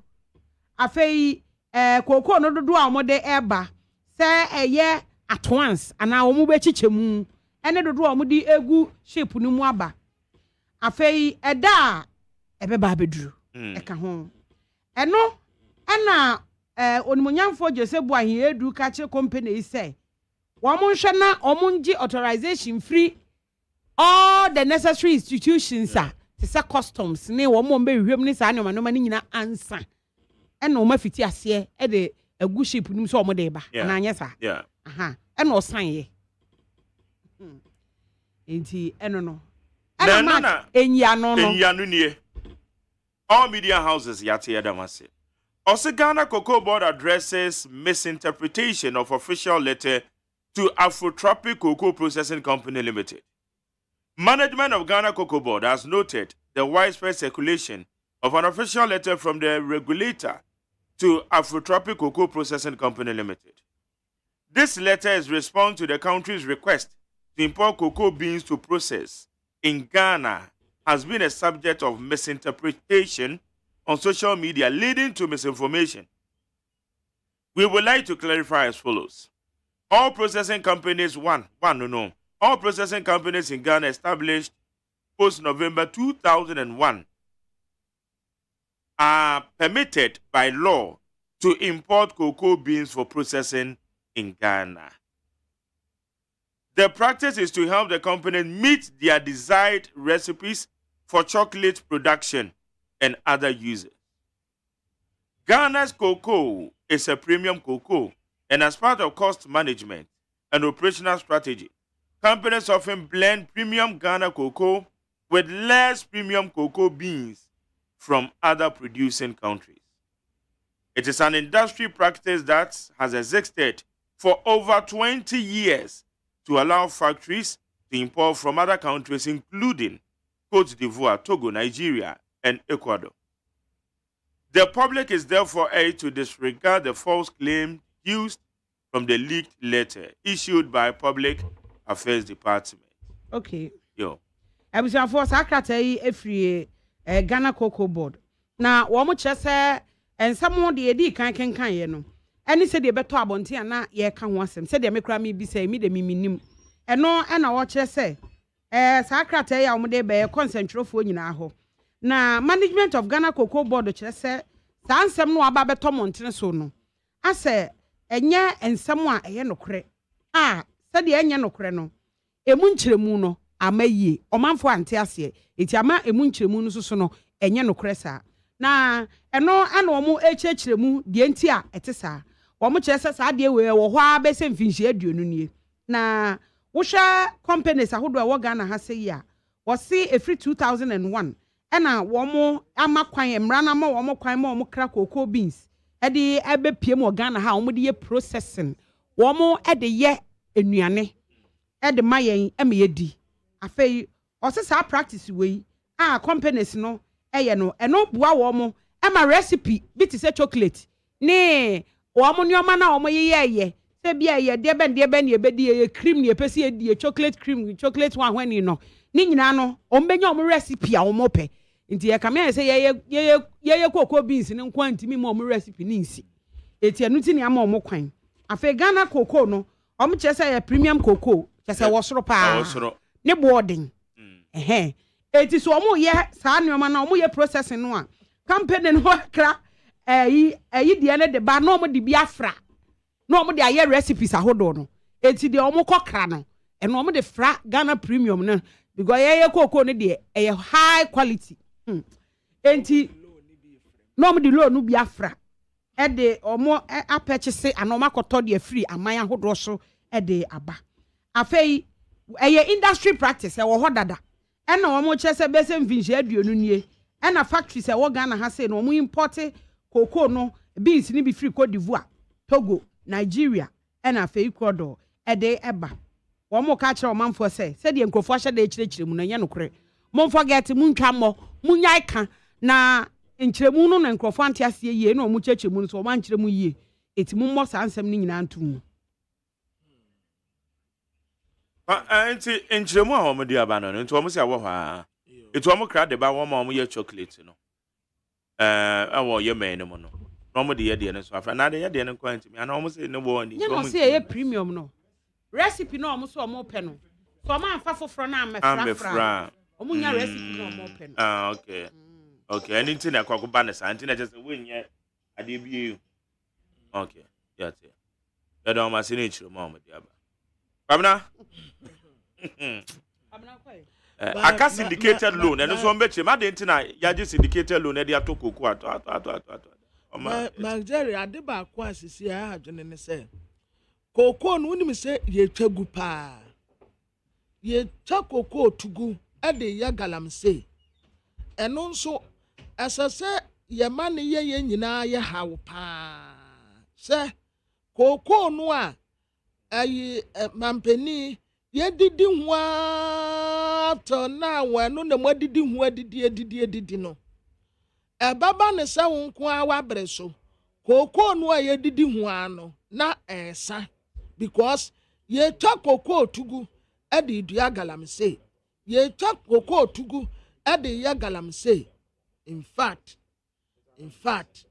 ɛha adwene paa ɛha adwene yankasa nti yɛnhwɛ na yɛntu ho anamɔmpa ebetumi aboa na yɛabɔ kookoo no ho ban ne yɛgyae galamsey no a ɛyɛ ɛnɛ ne wɔtena kakra a yɛbɛdie nti yɛsɛ yɛgyapadeɛ no yɛnhwɛ ne yɛnyɛ careful madawroma yo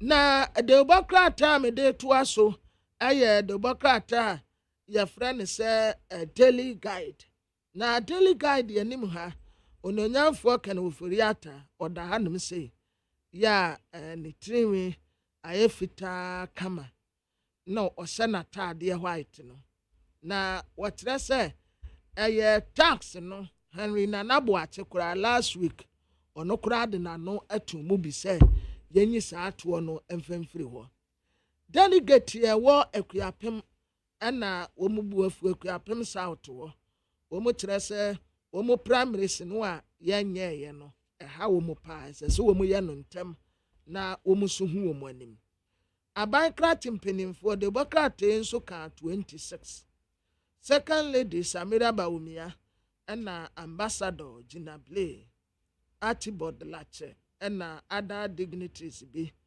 ola wɔn anya mfinsie dioson 70th anniversary cake a wɔn ɛka ato ha digitalization ɛna betumi a transform ɔman economy into wɔde maame Samira Bawumia ne mfoni abeto anum sei South Africa goalkeeper no a wɔte penalties bɛyɛ sɛ 9 no ɔno nso yɛtwa ne de abeto anum sei a wɔte penalties ne bi Jay Kofoɔ wɔn kyɛ sɛ ne cap no mean say Ghana Football Association wama approve say Jay Kofoɔ cap match yeah Asante Kotoko na nso Ateman FC emra so ɛda kwasiada February da ɛtɔ so edunwote na menim he na akansie no bɛba so na mean say the match organized by George Kofoɔ Foundation okay enti akansie no ɛbɛba so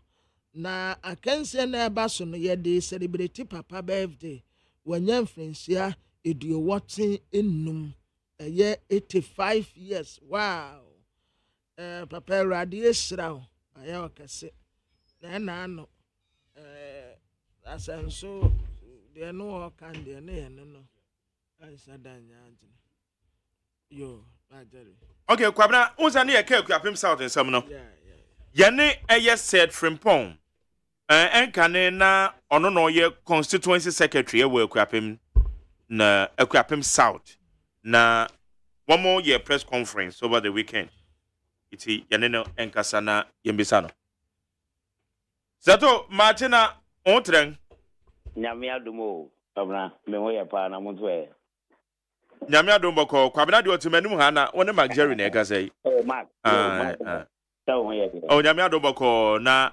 eburi atwesin ya wote sɛ oboko eburi atwesin dia ha da din ya da nyame ase twen man de ye twen sɛ ye beto ya ba efiro na botan ne sɛ asem panyimfo take decision wɔn se wɔn tu agina ana mo se mo de mo pɛ ne ntam ya den oh sɛ mamentia Lit FM and the site media etie po nyina na ɛdɛsɛ yɛ pɛ ne ntam ana sɛ yɛ abane de sɛ na yɛ de nim sɛ yɛ to about 27th no abia po ne de no ase yɛ wɔ hɔ ana ya woda anwumrɛ na yɛnya address release sɛ yɛ postpone the election reason da nka ho date a yɛ bɛto for nka ho ɛhɔ de yɛ ankasa mpanimfoɔ na akasa eti yɛ twɛn yɛ say as a mobile community my na ye hu data ye beto abano eye question that 28 no January no omo frɛ aspirant me nsane nyinaa emo ko joint executive meeting and the constituency executive and the regional executive ewo oforidia ye fi hono mono na omo ebeka say the entire you two yaba no say that is na no there was a pension as I said kronuma yebenya bi as ye to abano membre dana bibi ebesi yenzo yeni ani ukuma de nim sa pension no ani ade bi ha enti yenyina yeko adwemu na executive bi nyina de mute pension abadwa pension no akofom enti ayento abano membre da ikemi eyete na yebetwen na national for community amaye as far as the buy the do the party afi ye twenya kuti efida no ana ade ba be che membre da na ibu ye ka to abana ye nya community bia in national in free bia ye nim ne eko ye beto abana o ye tu obi an campaign be ye nim adi kura ya ba no to ede afeda because ye call betting among betting and nipa nine no ne go through omu wie ye no na opia ye beto abano mu no ono abu bi amo a wa fen akrem wabu o za abade bi a emo ano okwa abada obeliki because ono anga no nipa no bi na ate wa ye bi na odule jaba ye be onko bi nti ye de be no a wa bi bi e because election the crackers na ye and some ye nyabi ofori bia ye nyabi na say after them election I tell obi adu okura on ga on ye po abama ya owo ni bi ni enti obi withdraw aba na ye all of us having to hear that tiniane ya sabi omu nyina de o ma ye o mo kipi ye in suspense yen tinia eko ya ye ready aspirant akọ round bebree omaboka bebree obiaka that emre bebree o ye counterpart ye that is opposition so NDC and so when you are parliamentary candidate da omo ye dwade na say ye bosi ni ho ban ye dwade bia e won say ye to ye abadi wo da ye parliamentary candidate be de etintem trouble NTMY friend ni na ne say national 18 years na ye de are ready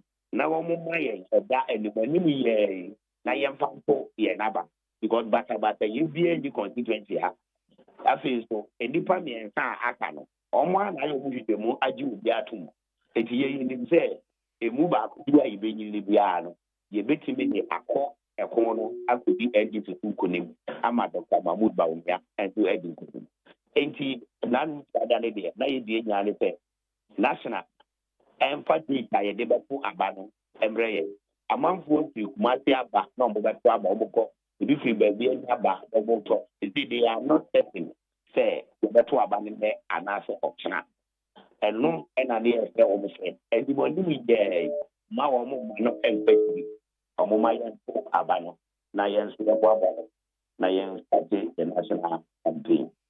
All right, settle ya das yembisa nsem ni bia himfo na ekohia aspirant na omaka show say tension na wo kromunti abato no omode tabo no atoso no in fact ye ena na me kan ye kra no ye ni so say it's a joint meeting no eba so e wo Koforidia joint meeting no eba so na ye constituency executive AGYEMAN green any nempenipo eka ho ena chairman Jeff regional chairman any nkofo enso eka ho and Omutia, very transparent because at that time, you're not honorable Biamwa, I would draw.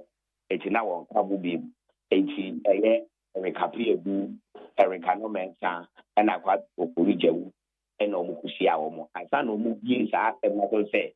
Omunia elected every constituency. A Catholic almost say, pension, our constituency. Until you make Abano, Sadano, and omo representation ya my back abanomen e ma omo ni aji Emma written share better almost that at the awareness na or am a bit now ever to abano. Na yin na ja to be there, na kana no mem to abano everywhere. And on I say ya could see fiada na yen date with ya country national board because all better as well, or the press release at the buy. And the one country of my faith. The Captain for you knew that you knew the question. Yet, I took one idea. The second year, the be anti be a card, the be a day, they say the sort attention in no, suppose anything in that form. It was my young folk, Yaban na then na tension no because honorable Biamoa efiri muninti and attention na ba na owo mu ananka na tension no wo dada ano mo de tamo de beto so mark na dey throw and no na me again because tension be the mark dey move every we dem say dey every water we dem say nya mugati tension be the ko yimu eti yen ankasa ye ko ye na mo kan sa se no say we were even surprised. Eti be me praje ekira be ba yemo naka me pepe me catch up with omumi nko the head of music municipal chief executive say intelligence brain and almost here and say that's our tension no ewo or my mu and me ma here to apan but we say we mu pretty issues eti me or ye madam ye platform to the but I still have the we are delegate. Hello, Sato. Yo. We are delegate. Oh, there be many delegates today, but me party, Bapa, medical competence. Now, delegates is so. Osha, your president, delegates over 200. And a 7 years, a day, a top of 2 years. We say now, I want because I do how to be about the two almost.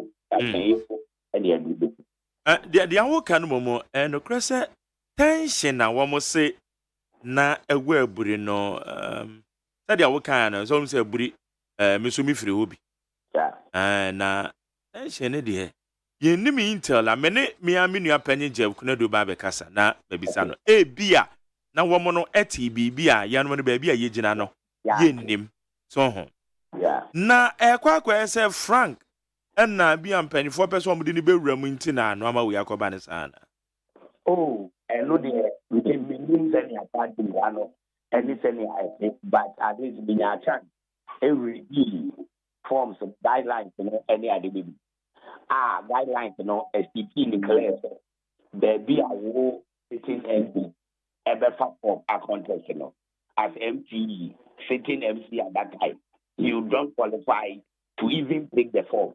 And even far. And Yako vetting, they were explicit on it. It didn't even vet it as it is. It you know the as at this point America say, the name control about the ship. The name control about Obesa and Penfo betimi take decision say one more besa biem. And I'm say Frank Echo offer forms okwa vetting committee in anymore. O catch rom say nanka one more mano. Conditional qualification. And I'm say nothing. Say Obiam one Kobium. Mark the part of or catch on one conditional qualification. And to me, I have a beginner. Make him as we get me on to do our council. It's a moment conditional qualification. Now we work about this. This is that it works. So I say yes, so see Emrano and Manif. Yeah. These were rules. And we need to tell no one and that was didn't say over contest. And besides, we had the opportunity. Maybe another brand there. We should have studied to be knowing him for all this long. So he had the opportunity. He could have resigned about 2 years ago. Leave the MC for someone to contest, someone to take it, and prepare himself. And in this case, God will be able to give 1 week.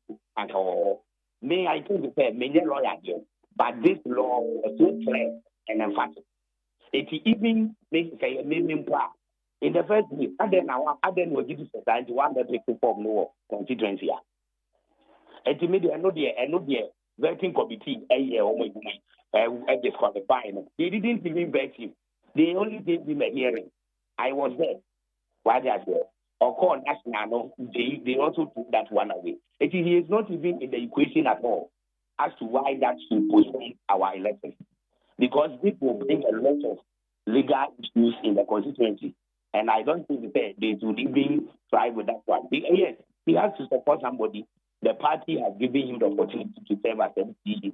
He has to make sure, say, party no air economy. That's what I say. Because I know the city. And I think I've written a term as well. I can say, constituency term as well. MP big guy. It will also be fine in should that be the case?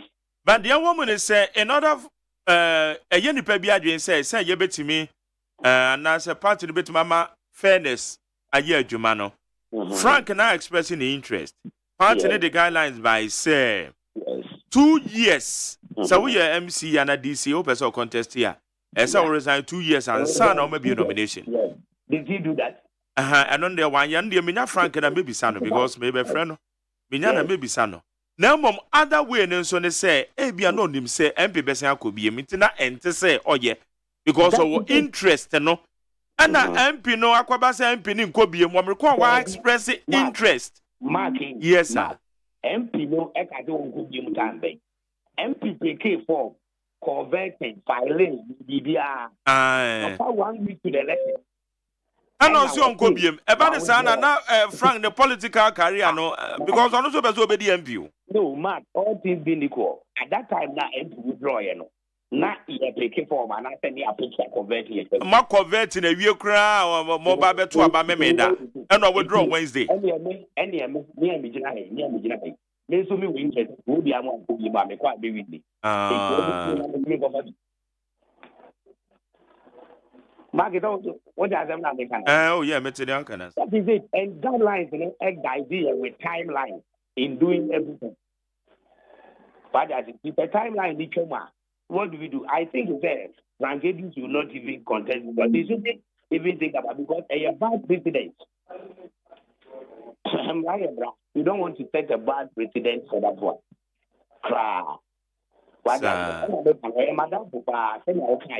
If he had the interest, he had the ambition to become an MP as at that time. Yes, 2 years ago, after spending 6 years of MP, you have a difference. And the say, fine, Obiamwa, Amwano. But you know Obiamwa better than I know. Because many find here Juba at second vice, now you're MP anyway. We have known Obi all this while. It means that we are on here again. Say, Obiama and I, and then me. We have known only the Panama one and frankly, this is what the man will do. Say a bar or name between the personal and Erica. You will select Eric over him. And I know you. And I say, or can be extra Franca. Now, party members, executives, woman, maybe. Right? Wow. This is the kind of quality, this is the kind of person some years back, he is not helping the constituency. He is not bringing unity in the constituency. But for us, we have known him for that long. And Frank knew him. Even last 4 years, when people contacted him, what did Frank do to help him? And so many people, because he has to do the idea. I'm more Frank the best man baby. Now or no year call now I said delegates, at the Akogu baby, all man the other aspirants in home or in Toba. Say you were doing something for Obiama. And this time Obiama just used a simple trick. A simple trick. Once I pick a form, you can pick. And that is the law. It is a say at the end of 1% in the guideline. Should we go and make a new guideline for him? It is no exceptional. Look at me, I pity the one who gave the form to Frank. If even he downloaded it from the online, he submitted it and passed. Again, if he had that right, but he was disqualified. In the there's a form to do to me Fabio. Forms in the Amanyoku no mu bie mu a obia betimi akofa no atu osika. Na mom vet in the bechere say we MPP ni mapa and I will qualify with the guidelines no body go from. Yes. So he had been. Hello, Zeto. Oh, Zet. Oh, Zet at home. Madam Baja checking my madam you bit me as I near Yanavia. It's when in any Aquapim South. Aquapim South, a Pumantem, a Brian and Patamasem, and a year came. MPP about to honor a 100 year being called so. And I'm saying, Ugura Obiamoa. Last minute, oh no, your son could be. And I'm so MC of Frank Edu. I said, say, MP in Kobium the under Obeko. Because guidelines in the church, so we MC here. As I resign it 2 years and son or maybe a nominations, Rakakofa. The Musama Deja, MPP, for a war and Yabria, just say, and Rame Kosono. Wamuji this, and Koye, it's in Penny na womo ento abane 10.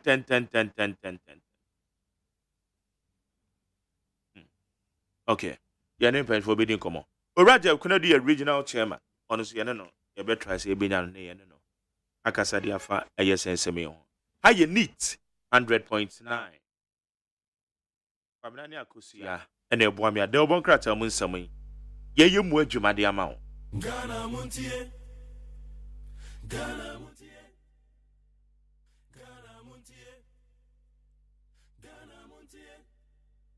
Ghana Montie Sunia will need 100.90.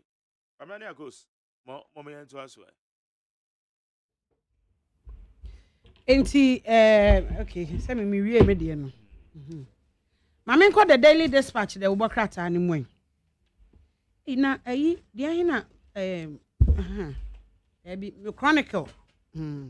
Chronicle mu na me wo. Na ora Imani Ghana omupanyi ba Kofi Bentel. Ora Kofi Bentel say pa so de be kwakofa ayi egare mampanyi Mahamade. And God befa Dr. Mahmoud Bawumia. Nti wasi Bawumia is far better than Mahama. Eno ho asem wa ha sei. Ena afei origina pochre say saade we yi a eya ye dege ne atu agudie no ne ahyepe ne de kwama no ne na bibire ma we say saade ne ye gyae. Eti ene Chronicle do bokrata ne de nsama hudo bebre so kan ho ena wode ebae kwabena. Abusuafo de amede to aso aye the new publisher.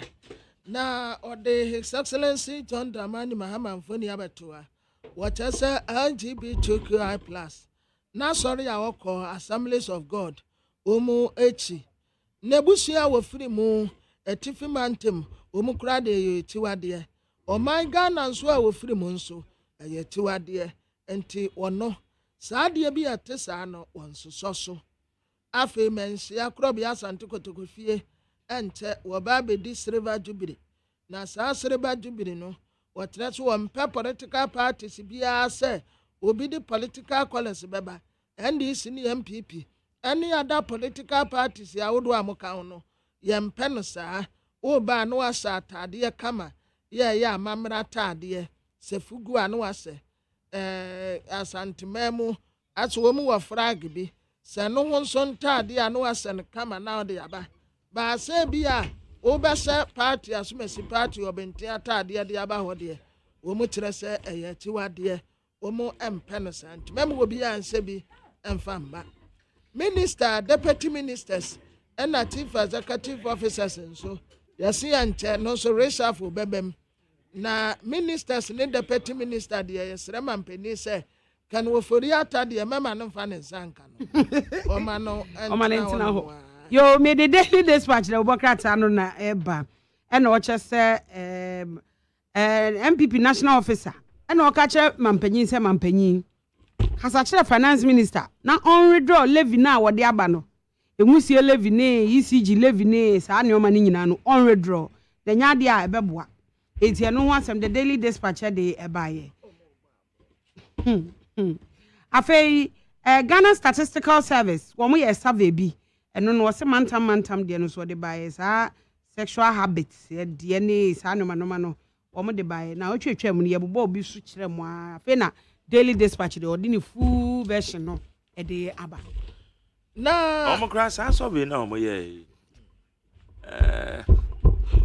o survey na omo ye wo nka ho omo ye na wo nka ho nti minim de oba be kan fa ho de eno aso na waka na so wo de onim se na me na wo nka ho omo yes omo ye divorcee fo ni wo omo yire no awuwo ni omo yi omo sorry a omo si omo gedem ne sanoma no wo nka ho bi babna wa wie so far there okay babna wie na today no says GN Bank ya wo collapse in India na tragic ha jenipa sanse na create jobs amanipa bebre His Excellency John Dramani Mahama na ekase watasa satampa en Nigeria mpanso na papa no obie branches yo obie branches obie branch papa tuma ye wo mu egu ni nyina GN Bank no no wa mebu ni nja wudi msa GN Bank kura no ubedru na omasidan wo ho a omoye we and akosia some banks ne na eboaboa bodwabodwafo no intosifo emekotonfo wo mu eton fruit ni artisans no some banks ne na ya guni nyina kwa ya nyamfa so bia wo so Mami fa daily post mra na daily post ba amane wa ha osi asuafo ahansia 600 eno mbenya mfaso educational scholarship Jospon group ene university of Russia ena wonum asensan tiase ya kan wasem a na ora Kofi Bentela asem okokan ye no Professor Jampo ni Sami Jamfi ene omo maka se do masi ahoro papa se do masi ahoro no it was so my roast no ha say nti eno ho asem wa ha na enka ne mambe so want to memfa the diamond toto Dr. Alhaji Mahmoud Bawumia na enka ne mampanyi John Dramani Mahama say nyame ya adom ono no wo ote akonwa so no na boko na entokwa no na enti se de aye na enye ball asuja na curfew ni ho esanse na o mambambofo no gina o na so 24/7 we de ye gi wo so mu ansa na ye mankrofo akọ eti enka ne mampanyi John Dramani Mahama say se de etie bia no oba obehwe ama bambo mu nsem ayedin na boko ntokwa no wasi ano a emabio eno wansem so Professor Jampo ne post bi mehu but ayira me sesi ayo no oka baby say enya bone say obe demand sex efri oba ho na wa award ni great munhu yo wa award ni great sesen usa university so no na tro ye dia mehu a wo mo de ni mfoni atare omri no mfoni ambata ho Ngofo na chọchọ bibi saa omuye no makwa kofa anas video no ade aba beto ase because me am say prof bit makers asem na sabio so kan what is wrong with it akosia onu mpo onka nipa bonefo bi na ye and ebia na anu asem bi no na wo makwa akofa de because I said nothing wrong but say obey demand sex now I say great no again and mom ya award support no award ni grace na I don't think Professor any anya no the kind how can they do write something like what is that on true is it there Ghana had there comparison no a Kofi Bentela aye no my Jerry and toss mu kire say JDM ono why president and na Dr. Alhaji Mahmoud Bawumia ono why vice president na vice president ya waye mpo no amemmuo ya enko ye mpo yase onka ho yase nye ono a wono no ne nsa kura nimbi ana no nyama me kejemfo ana woka se yi levi kura no wompreso no enti ya kire se wono amemmuo no wona mu kake na obi a wabedi president ya wo legacy na wo de no betoto no ho a Kofi Bentil abai obi a wono wadi president ya amantam nyina wo bibia wotumi de ne nsasi so na ni oya vice president ya yesi amemmuo no wanka ho wano wa just spectator wo hwebi wo de no betoto no ho. Okay. Right, of course. And coming on damas. Yo, yes, your das. Okay, I mean come on. Of course. You wish next week Monday.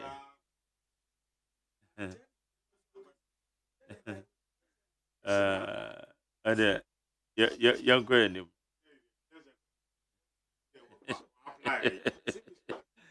Okay. Okay, Richard, that if you have my messages on 0503721744. Where's the Ghana Montie have a blessed working week? McJerry, 2 small points to put across. We will force Gabriel Chedako not to resign from politics as a de facto prime minister in the family and friends corrupt incompetent government. He is supposed to answer some questions in 2025.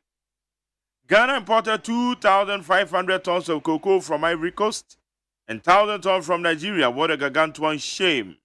Richard Amasamai, Cocoa Board for says, I did since 2000 years. Where is the Dr. Digitalization by Kame President 2024? Good morning. Mama is a pathological liar for saying the PNDC and NDC built all the public universities in Ghana. Meanwhile, they built only 3 universities. And as he has already said, and when it is getting to elections, you have to tell lies for power. And we want to tell him that Ghanaians don't have short memories as he think we are. Where's the majority? The Kwapim South MPP primaries is still pending. We don't know when to vote. All the Honorable Kwame Ofori-Jawu. Okay, all the votes will go to Honorable Kwame Ofori-Jawu. Frank Amankwa Kitase on the Abba. Now I think Ghanaians don't care anymore about sacking MMDCs or reshuffling any minister. All Ghanaians know is MPP is going into opposition 2025. Abladi Efekuma Zongo or the Vitakrade. Well, good morning to you, Mark Jerry. What is Dr. Baumia coming to say? He should fix the broken economy and corruption that has given birth to the 24-hour economy policy to better than the blue economy. Dr. Baumia, you go explain to ya. Obibini Black Man, Tema West. Jesus of Nazareth, we can never overlook our thanking. May your name be showered. The most unstoppable, unreliable, and unthinkable McJerry. Thank you. Inform Ghanaians that MPP and Dr. Baumia is breaking the age with Honorable Mavis Kumsen, Kanswa Republic. Interzone Community, Kanswa. Lam taking Rashid official town, Ashaman. Osama, good morning. Other former President John Mahama is just keeping promising, giving fake promises. Just a reminder, McJerry, you remember NDC and John Mahama promising to implement one-term health insurance premium? Very soon, John Mahama will tell us he was the supplier of the sand and water. Hey, Kale. Mayenje, apomudino monsam kakra. Dr. George Ziama, C4C Medical Director. Yaneno ininkomo. Awatwi ya yeka ho asem. Doc me bacho machion. Yeah, oh my Gary. Now what is sound of pay? Bacho ba dia dare ma me hoye. Yeah, then Yankopon say. Now what tree ya pomudino monsam na de ye hwe. Yo, me da say. Good morning. So obia onyam rete anope. Your friend is Dr. George Siama Jr. Me kasa FC for Homeopathic Hospital. The patch of the and then it died the kind of for saying can C4C Homeopathic Hospital currently the best homeopathic hospital in Ghana and to some extent some part of Europe. Now, it may be acute and chronic cases. Now, me try area afina asase anasa simple bad pidian muache. Now, so share. Now, penny with for a natural treatment. Now, abwa winter na organs no nama one more than any way no C4C homeopathic hospital. I was necessary to scan and medications that you can with the piano. Na abwa na amwadi ababan. Your services no error from not just medications.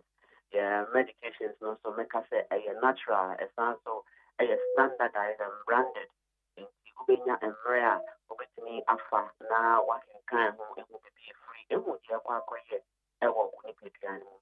And yet, after so now, every 1:15 or 1 hour, yeah, but the Ubenomono ask Dr. Betray. So once a day and now twice a day. Now, our treatment now is simple and very effective. It's also a physiotherapy center in case there are problems, the sciatica, and or stroke condition. Yeah, they have some physio, the machines now, but you have so actually, the type of exercise now, I they will provide nutritional advice so amount. Now, organ, corner, and who are to man and what you have from with Tiania, I would hear the shedding. Now, my witness in our warning. Yes, also a scanner. Scan is different from the normal scan now. This scan is a tune was actual organs, make organs, make akumano, kidneys, liver, food, and castle, stomach, also, and I say every piano. The two of us, now, I try and inquire and some treatment in first. Now, we know our problem. And then a national tree, but see any other for a instance, poor blood circulation, and I say, what are the drawing quite more? It's a at the bread. One of the major things I was saying was that you need to be full of water. Rebecca said about 60% of water, and the guitar you need to guarantee. Say, now, about 60% ensure ya cano 40% in your mind. Ensure who we are with the piano. And also, you want to know about 90% of water. Listen, say, ensure no determining a copy here when it is. Now, what are ever former now the conditions of other form. And now, as I affect oppression and capacity and also other form. It's now actually the best you have once near him. Then you will say, in prayer, saying, and I was there. What I told sugar level and answer what I call blood count. Sending out much as to a woman and ring to say we are them out your bar, ring to say and was there. And after say what I know is yes, I'll go out anymore. So being at the pro. If I told at every minute about 750 ml of blood and I was quite now they try to say if I am normal water now medium size. And only much as a co-watching every minute. It's a really no start to say all like that supply of Mojana. Non neurons and nerves and 19 watching was that said, almost a Kaka. And people almost said, Casa, now Casa, so we are confused. Kaka. Oh, that crowd was done so sometimes we are very much so and I have sex with erection and that's why I'm watching. We will be swear. We have to go from our home. We have to now. I explain Kaka. Now we have memory loss. Now watching the best thing was near shooting. We are with you over here. Yeah, we are so swear. A cause of that problem. We have that problem. So and I'm all better now. And I'm also swear. I hear now the call. In this case, we have confirmed me and I account for the amount. The message that I want you to do was knowing my money. Now you know, I don't want to quite so now what I see. The patcho, the system says C4C now what's here. Now, Mr. said, answer the Casa and the body, the number that you have. Obama now fra 24/7, the best also. You say, say hypertension, say chronic kidney disease, and liver disease, and I say high blood cholesterol, and sɛ ɔwɔ stomach ulcer anaa wɔ brain tumor anaasɛ sɛ nkesi ɛnhoro wo bi koraa mpakyɛw ɔmɔde ane to anammɔn no bra for homeopathic hospital na yɛnto yɛho ase na yɛhwehwɛ wo ne number a wofra 24/7 yɛbɛgye so wɔ all over Ghana no yɛ branches no ɛdɔɔso ɛwɔ the Ashanti region wobɛhu yɛ wɔ ɛgye so wɔ Amo Fitemu Junction in the Cape Coast and then in Central region no branch akɛseɛ mmiɛnsa paa ɛwɔ hɔ wɔ Cape Coast wobɛhu yɛ ɛwɔ Green Hill opposite Addison Square Garden signpost kɛseɛ paa si hɔ a wosɛ akɔla ɔpani o wobɛsɛ wo nsa na ɔde wakɔ yɛ branch na ɛwɔ hɔ no ɛwɔ Agona Ɔdɔbɛn so branch kɛseɛ paa wɔ hɔ ɛna Srego so on the Stressful Road so wobɛhu sɛ branch kɛseɛ paa so ɛwɔ hɔ ɛbɛkyɛw sɛ wowɔ ɛyɛ Takoradi ne Mpɔtam mu a wode w'ani ɛbɛkyerɛ Takoradi opposite Fejai main spot wobɛhu sɛ signpost kɛseɛ paa ɛwɔ hɔ ɛkwan no ho pɛɛ wobisa akɔla wo drivers no bebree koraa ɛne ɛyɛ adwuma a wode wɔ a wobɛsi professor so Accra ɛne ne Mpɔtam mu yɛwɔ ɛyɛ Adenta SDA Junction ɛbɛkyɛw Adenta SDA Junction no ɛnyɛ yɛrɛ kwan koraa facility no ɛwɔ kwan ho pɛɛ obisa obi a ɔbɛkyerɛ wo na wasɔ wo nsa na ɔde wo aba hɔ 346 homeopathic hospital yɛ number a wofra 24/7 yɛbɛgye wo so ɛyɛ 050 00 40 331 ɛbɛkyerɛ mesi number no so 050 00 40 331 nyankopɔn yɛ adom a na wɔtwe mu yɛbɛto yɛbo ase na yɛsi nkɔmmɔ no yie mesrɛ sɛ frɛ na yɛma wo special number na qualify for your discount promo a yɛwura no meda se ɛsan so adi ɛtia kɛseɛ ma obiara bye-bye. Dr. George Eziama, Medical Director, C4C Homeopathic Hospital, now Tene, and it's now tree. The only minute said the answer when you had a brown. A pepe, and no from an now no more. Eddie and come on. Go Subana Hina Tenase.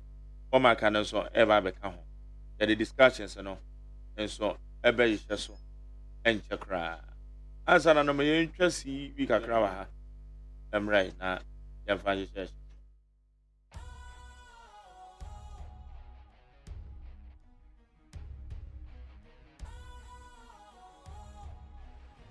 What's cool, fresh and trendy with a new look?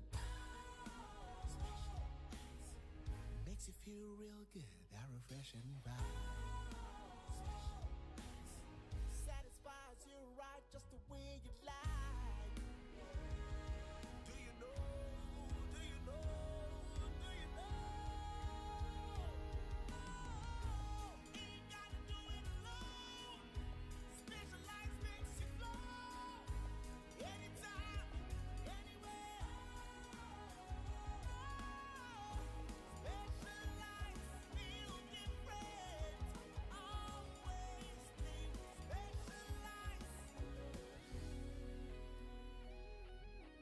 Special ice natural mineral water. Feel different. Think special. This advertisement has been vetted and approved by the FDA. Hey, catch it. Listen in here. And you ma beto to dia me baba no hwade no. Hwem so betumi a. Hey, asew. Hey, now beka. Ya jon to ma me ensa duku potomanto. This way chocolate drink. Na kan wo hwe afibian so beri ni waware ne. This way chocolate drink. Na kan sia. Oh, asew. Udan kwanu tumu ho. Me be mo anu nso hye kura dia ka ho. Uhade a wapi ho. Ukasa batete. Eda fom won. This way chocolate drink. Kra cha be pe baba ware. Asew. Ye fi ase this way chocolate drink ya sori anopa no ne yenom. Ye bi hye fridge nom no se snack. Ye nya hoho a no ne de serve wo mo. Ye didi wie ne ye pe bibia bogu ya de so a. This way chocolate drink ne yenom. And this way no ti anu a he se kire wom koko wom brick wom bibia wom ade wo hia ne so hye. This way chocolate drink. De wo hia ani so hye. FDA ahwehwɛ sɛ adwadie nkratoe mu agye atom sɛ ɛyɛ. Sir, he's not good for you. Man, I get me photo. Get me photo. We need more about. Then I can know. They be another so. I say what me know.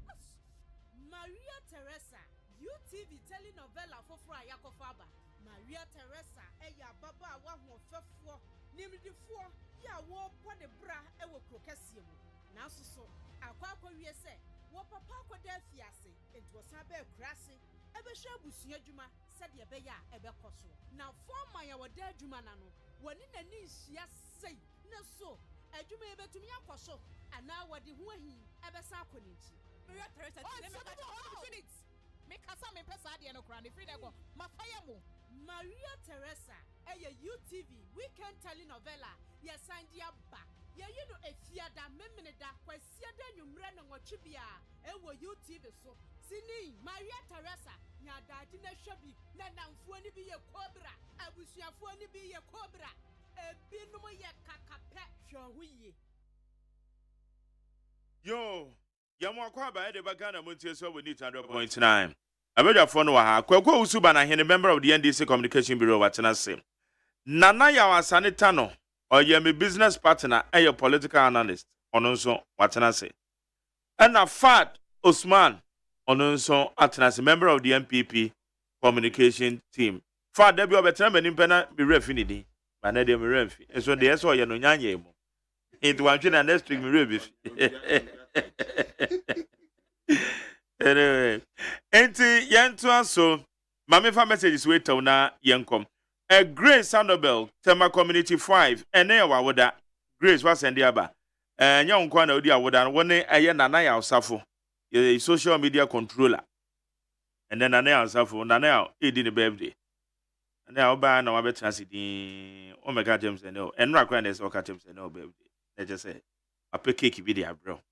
Eti ene nana ya osafo odi the birthday ene enyo na betchem da menye ati ozu mana the whole diabolic I say cat me be dey free one am the man na me bi aka ho na me bi aso am the man eno get the rest of my guys. I say Dr. Baumia can never run away from the mess we are facing today because he's a key player of the Kufuor-led government. Ghanaians voting for Dr. Baumia is like moving from what should be people from flying pan to fire. It just a pan and what to have you. And I go back yo, Mate. Where's the Magdalene Governor for good morning? I said, did I hear Mr. Kofi Bentil of Imani, Ghana, telling Ghanaians to be fair and give Vice President Baumia a chance to lead? Mr. Bentil is Ghana's number one enemy for having such a thought. That fairness Mr. Bentil is talking about should rather go to JDM because he is the only president voted for 4 years. Alai Baba di Fremadina. Coleman Sadomi Pele 2 say we need to break the eight. Let's work together in one spirit and greetings to Honorable Kwejo Opong and Koroma. Wasia Urebi. Where's the McJerry? I'm Sir Rasmus, listening to the program in Pram Pram. Mr. Ademai, the taxes that we are paying in this country is too much. Oh. And the one I'm finding it difficult to understand is the emission tax. So what is the MPP government going to use that particular money for? When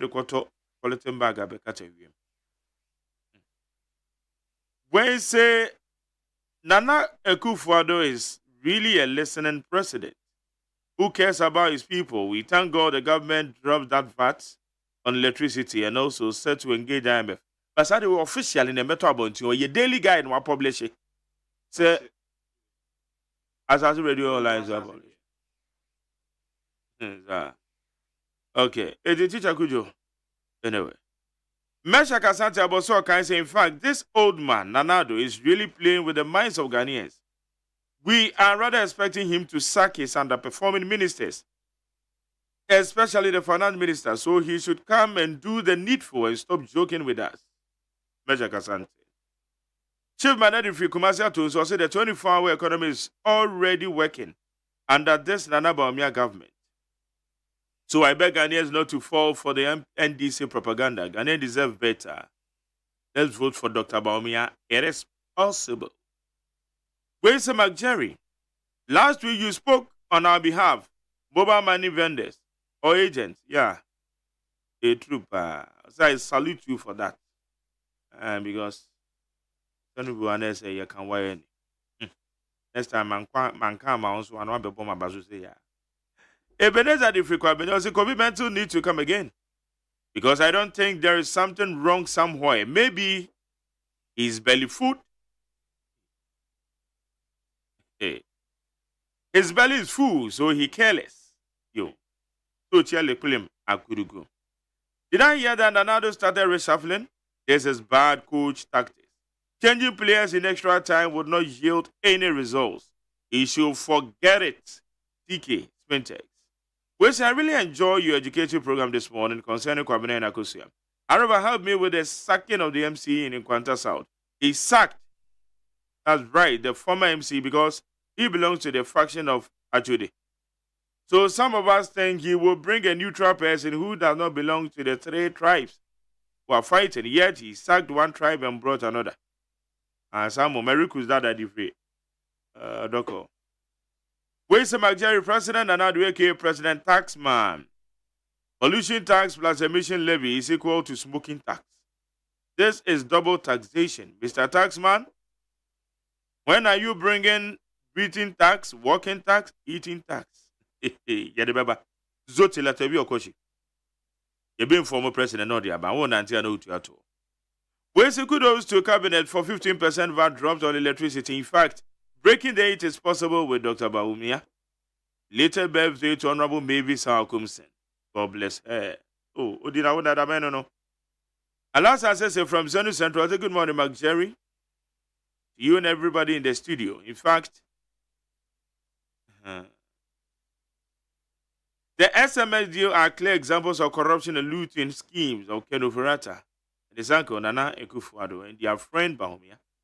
The next government, NDC government, should make sure to investigate these deals. Thank you.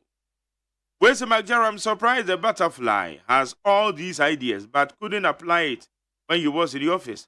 He wanted to lead the MPP at all costs and suddenly he turns out to form a new movement. When he lost, Kwaku Shaisi. Was it the former president JDM and NDC party have not yet prepared any better campaign message for Ghanaians, saying that they will run 24-hour economy. And what they only know is to lie to Ghanaians, but Ghanaians will witness President Nana Danko Akufo-Addo. The good work that he's doing. Correct score. So now people are teasing Baumia and bring out your policy. As for the next president, Mahama, he's gone with a 24-hour economy. To cancel the E-levy, remove Article 71 office holders, betting tax, prosecute all MPP corrupt officials, and he has no message. As for Dr. Baumia, no message. Forest calls Zakaria. Also, Banahina Mache. About the Ache. Hunamo Fadia. Aye. Na Akabotono. I'm saying economy. Yes, Sikasam dear. And yet, Ajamwa, Ajamunya Bidia, send your wife fan of Poya, Usi Haya. I just pay. And for Nanyabidi. I'm more my Munya Bidi. And you want me Bidi and Ajamwa Munya Bidi. Unkao. So Minya Bidi and also Nyabidi. Sir, I'm telling you. Okay. So because Minya Bidi pet wo Benya Biedi. Sir. Yes. That one umami. Jadi about Jan umami. And say wo wunya bi na edi ane the bajo. Enkan. Yeah. Yo, me da say. About the other Roma. Nana yo. Mark. Mache. Major Somania. Normal cause a weekend in a emotis. Maybe my weekend there be a movie. Outing is something that my anti-tone. Yes, will be with you because we are working. We are made them with you. Obesanya your home this room. You know, weekend, you better worry on what's high. That's how I am. Every weekend I'm at home.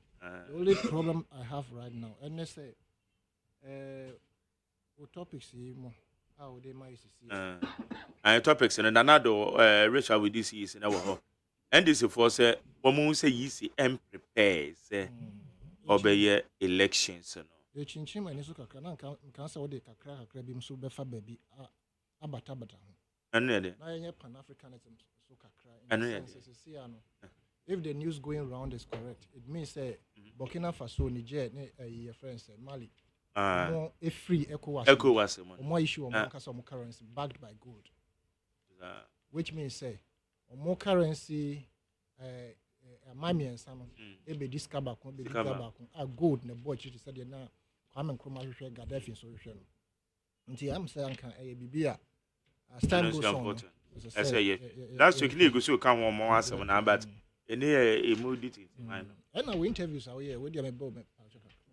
Efa koko ho. Yeah.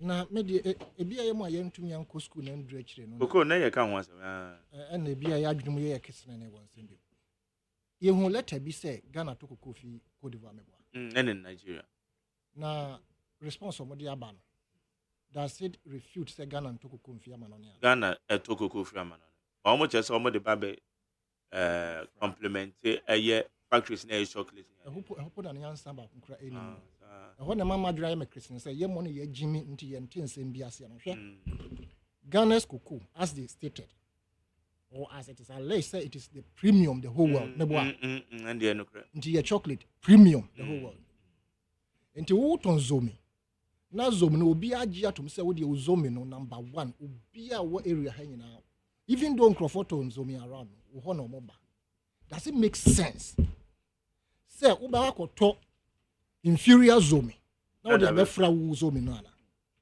does it make sense say your premium cocoa your premium chocolate no you go and buy inferior one and come and add it and then so what role brofum into brofum no so marking kind what kind of uselessness is this say yakoto the inferior quality ye de ba be fra ye superior quality no na dwon sai bia se me na madwum kame nti na menti ase de a ene obi ncheche mu because it's almost here the board the internet just say business people no so you will calculate chocolate so wedding that is what we call premium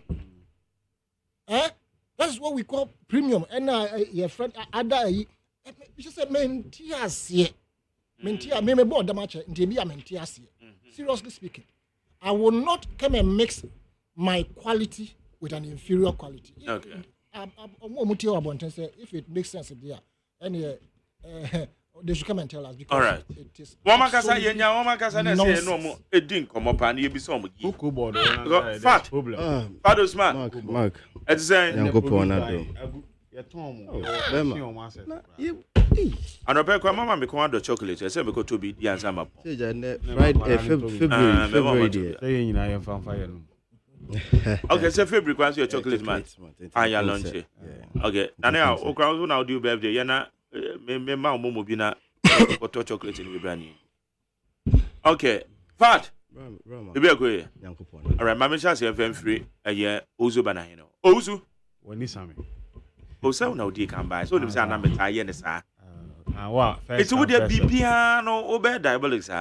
First come first serve. Sana me yeno. Oh, okay. Minimum tina me. Sana me woody can remwa. When I oba me shall say because my idea say what's na siache. It's a new do oba see na me be man na shall. Manya buy the ma buy. So dey kasa. Okay. Denya go ozu wana yene. Oh yes so Africa utafu yiye pa. Kwa utafu fonte sa. Adai. Kwa utafu fo me mia mase. Uta kwa utafu so de mu ya mense no mo. Enti nana. We de odihie. Na no boguminta. Na no boguminta. Na no boguminta mo tia no ma be ba na de dihie de. Mini apanyi no. Nyina fi obo. Okay. Anyway, ozi ansa se electoral commission omo fa Canada ma. Mo party for kire se wo mo nye ready sabato yi. Omo ba be ye. Ami atu ne ye. Na now that go for the weekend we shake him. MMDC is less than 24 and the beto just wapam but 26 and we're nominated. Eti me back on them say according to Kwabena Mafo no chem say hono na MC na DC na home fa no chem so the Jumato. But adakulu dia na minim adakulu. Also no adakulu because no the revocation and the day can revocation list. It's an issue. If wait, let's say over go CEO, Sandy Atete, ministers. Do we need Sa and Sasayano being a second or reshuffle or whatever? Now, and any other ones I'll be to the account. Okay. JDM is so born to her. Yo, Mark Medase, the best share at you for an obey. I think the electoral commission there also will be discussing more. Mfasobi because the Omayo say NPP ebe decide moment no mo implement and say be microphone here na say you moko fa yemfa ink and to ababiem na the MPP na decide ma oh James san ono onim election ho dey oh oni boss masai omo decide at the NPP headquarters here they are brought to implement because IPAC meetings omo ye no omo say omo be kan bibi chire IPAC no omo discuss here omo be some question they cannot answer omo say e be kwa aba they go and take the answer then they come omo for answer anymore then they come and publish in the media say IPAC decided this. But some MPP for MPP penphobia akasan in for instance. But they against it. It's a president akas omo MPP for they decide them out. Advocate no. Oh, Samo. Minua. Idea omo na this. Omo ni MPP na this. Bibi ti say we say train election about November 7 instead of December 7. Na IPAC meeting and omo bisa omo say reasons be ntini ade. Na munim say a constitutional matter I was omo yes ABCD ni ade. Omo say okay yeah kwaba. Mo ko ba ya na Bosman Saya Abeka say almost 60% of reps omo IPAC agree. My Jerry, na parties ye 10 eko IPAC meeting. Almost 60% na ya una unkontaka. Almost 60% that is a nipa hina agree. It's electoral commission assembly so be discuss ya. Anye bibi no de nyomo be ya oman ne be bo no en no so mpe ombe ye. No oman ne bo omo nyina timu bi. Omo nyina atimu bi. It's the electoral commission assembly ma me fanto. Ye ba beto aba this year I was here limited registration. Where is the calendar? Last year dia wo ye no. One timi an register target people no anwie. This year you have to continue. February mu ne we. Onye hwe on fa hwe ma abonte. O say me beto aba November. Nti ye mo nsam ma. For electoral commission assembly to. Mark. Nana Akufo-Addo. Weekend na or the abase this is via I think 26 and reappointment omo ya replace you no 24 na ya pamon but 26 no replace e bia o deputy C this is bia kan adakulu any lower in my dentra ne adakulu no ni din kan list now or revoke you. Now then, and which I can say, be an ed. There's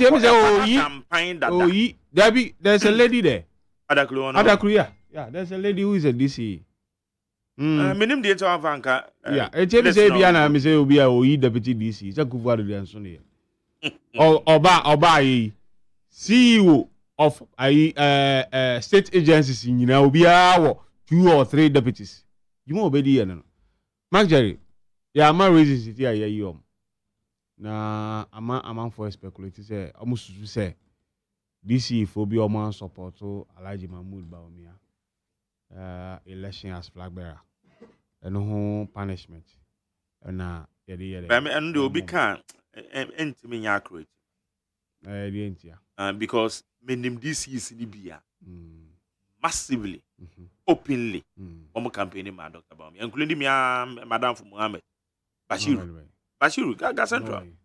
Central Bashiru okay but where you know you kind of saying reason bentina it's Fred Bashiru say what down for friend no bisa but we pen a minimum reason but then I've kept to myself and Quanta South there be jidi say e normal e cost on Quanta South lenwe was a kungum crofo so no so I can conjure me as we say we jagba we the reason why me say I have kept to myself but I know we are centronium menka na president na mukran kan yema na membeka minim ba menka president nanka anyway a face saving reshuffle na Akufo-Addo ye ne ehu hia amanfo se wonye no eno de wabu nu agu na so opia bontin a na wakoka se oh he is satisfied with the work of his ministers enche investor bi be accuse asense bwache the minister for works and housing say or charging the $20,000 ewo presidency time or deputy chief of staff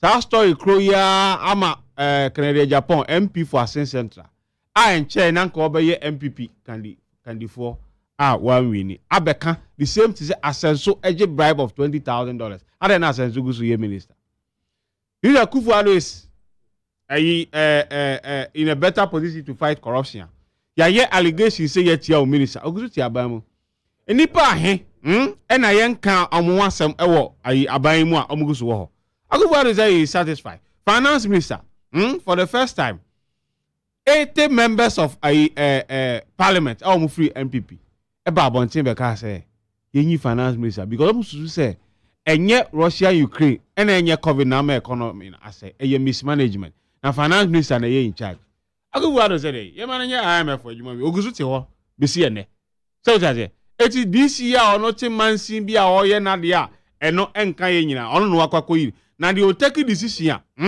eka ye nyina ne hwe enwisie tax wakọ akọfa abakrom ha kan ofura ata ne Baumia. There's a video going around about Baumia about tax one some. Say economy enye no ena bibia ye de tax ba just to get revenue because economy nenye. Na so the taxes ni nyina ba emma growth ma. The growth for amaso a revenue nya den emma. Na so ende position about Baumia kan den. Matisi ya muzo china oba be ma lecture. Fad lecture. Obibi so asam. Yeah, our position restoring the value of the CD lecture no call distinguished lecture. Well, today oye better ne oba CD otimi call ya de could do 17 cedis to $1. And then dollar 13 cedis. And the dollar 13 cedis. Ne no crown stability aye nyane chese. External debt aye ntua.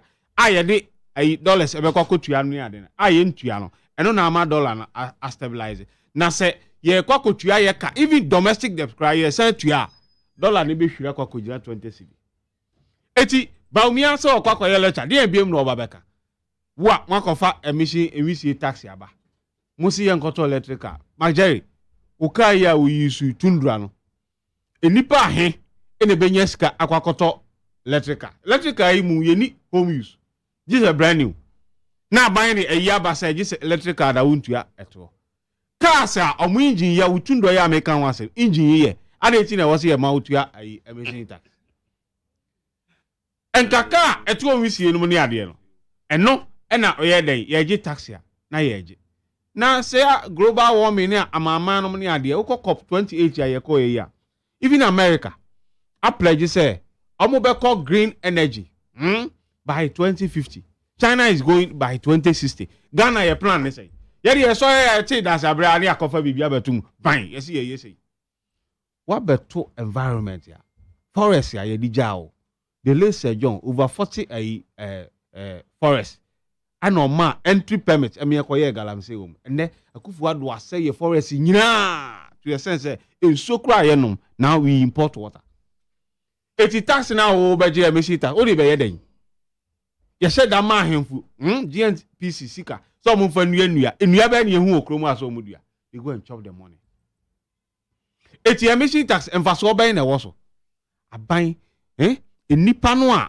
yetua tax dada no yenya na da bia ye den yetua tax no a mo so ya mo say tax to GDP 30%, you want to move to 18%. E dey adwuma jobs be no create employment be no create e be ma wanya sa tax na ko 18% to GDP no. It's not realistic because the economy na nkasa no a spending economy enye income economy nipa ina o income okromu a na wo sorry nipa na omutua tax no omwa the same about electricity so 15%. Majority yetua pollution and sanitation levy the mo fe no bola tax me boa e dey na san kofa emission tax ba biom the pollution no emission enye no na pollution so what dey na san kofa say unhu ni omo Alhaji Baumia ye say ono no manage economic team wo hwan no omo ya they say amanfo bi person omo white washing say ono dey on count nemo me kofa achievement bad ya omo so Baumia na ye agenda 111 na ye Baumia digitalization ye Baumia me wa mo say vice president dey only advisor the advisor there dey na achievement bi bad ya mo say ono ne yemfa ma no nemo me ye kan economy ne ho asem dey a mo say nye Baumia and ono ankasa wa dodge economic questions. He doesn't talk about the economy anymore. So that's it. Eti ye ewo krom hanom no. IMF abind the nitia koshem. Now, vast kra no so mu year for electricity. No say they are going to discuss with IMF before. It is saying the economy no, is in the hands of IMF. How many dictate mine? It is IMF the question must say conditionality. You won't know. So baby. Yeah, then I could do better about me. I say, turning the corner of the economy. About me and Wabra will say IMF. I quote the Bank of Ghana, but I quote the Ministry of Finance. omo na ye police for okromu a etirie na ba mi ya I say ono na etene the corner so aban monumental failure Marjorie taxes oforiata sa na ote o obemma numbers ye levy ye benya 6 billion a year ye nya na ai wofa ya okọ efie agric minister na wa fane ai suppliers almost supply fertilizer also ye levy ba metua mu nyina na mo akwata so afa contractors road contractors ye levy ba mi betua mu nyina say ye levy ni afi say no na ye panacea to our problem and ye levy ekosi say na nsan okọ ma ai lectures speech wo ba bi wo say cathedral sankesi ya nkasika e de be maye no because there was 600 million pilgrims and come back Ghana abehwe national cathedral the numbers and sa no for yata or the tax we ba en chain no kofa luxury vehicle tax e buy ekosi say numbers ya ope onya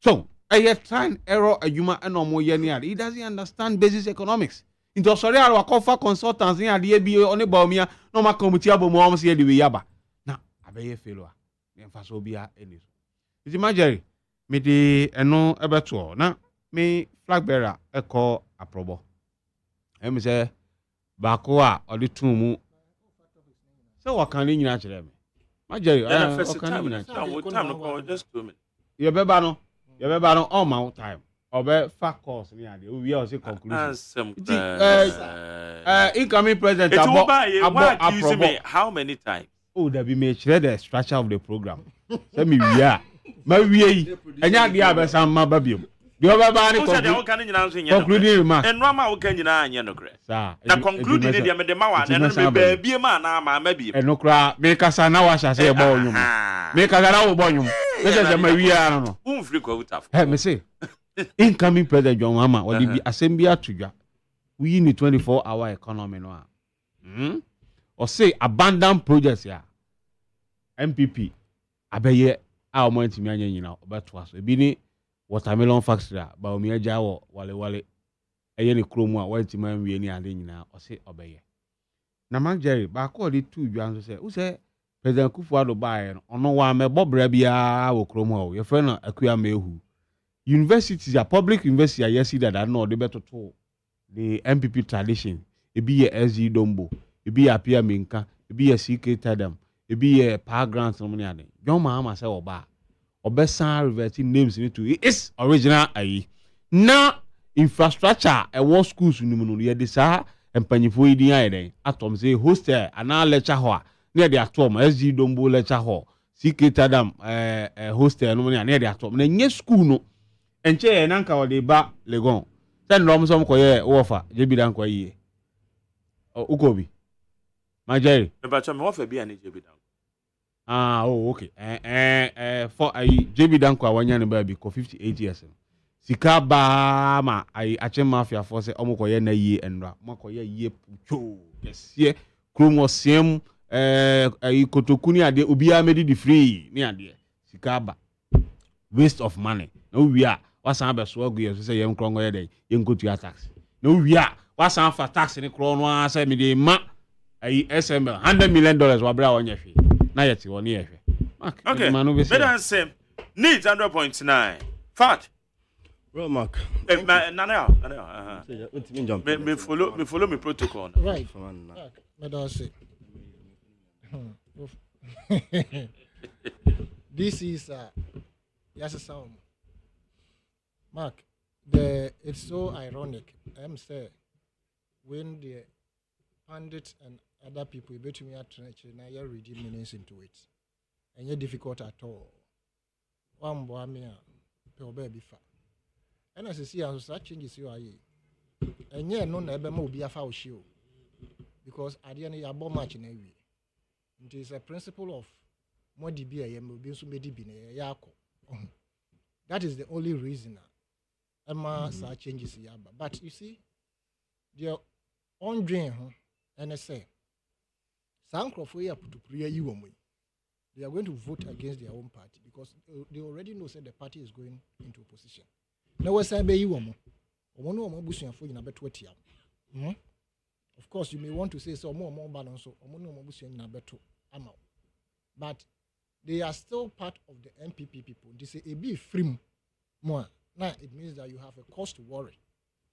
Now, why this is, now, Ankoye ministers, I himself, a number. First and foremost is Uraken. Who na winning more na man penny in him? Mark, and you patch, I say, yeah, yes, my commentary, more invite you, I'm your Casa, I've seen them. You intend some fee and Casa enough for politicians. You named the air cost. This is, say, a bimo year down for Sabi, you know, Munana to Ghana. Right? And the name soon tear DC A or B, Edino. Ono so catch them crop for. Now echo. Until at the end of the day, you have the reason why you are muddy. But as I said, no, you can even judge from afar. Now you who say reasons be a FN say bibi wo ho amanya mame. Mo an liam wame. Not in a jumayemo. But I said my preference. You didn't told my lie. These are the reasons. You have shared all the areas. I'm not willing, Daniel. Conjectures. This is what my name's way. Why now would you say, oh, yeah, will be a went to a lie? Mark, yes, conjectures are, made by politicians. And I don't casancasati or your conjectures. Look, sacking of this disease, and yeah, no never man to do my opinion about some potemo. And what she and one of them, minimum only in idea. I don't know DC. And why? The account said there was no transport money for on count. On only yet say one more as a mono. At the number where your friend is. Privileges committee, maybe regional coordinating council. So, madam. Indian can man tell my crowd also now support on say the Okai one can ye.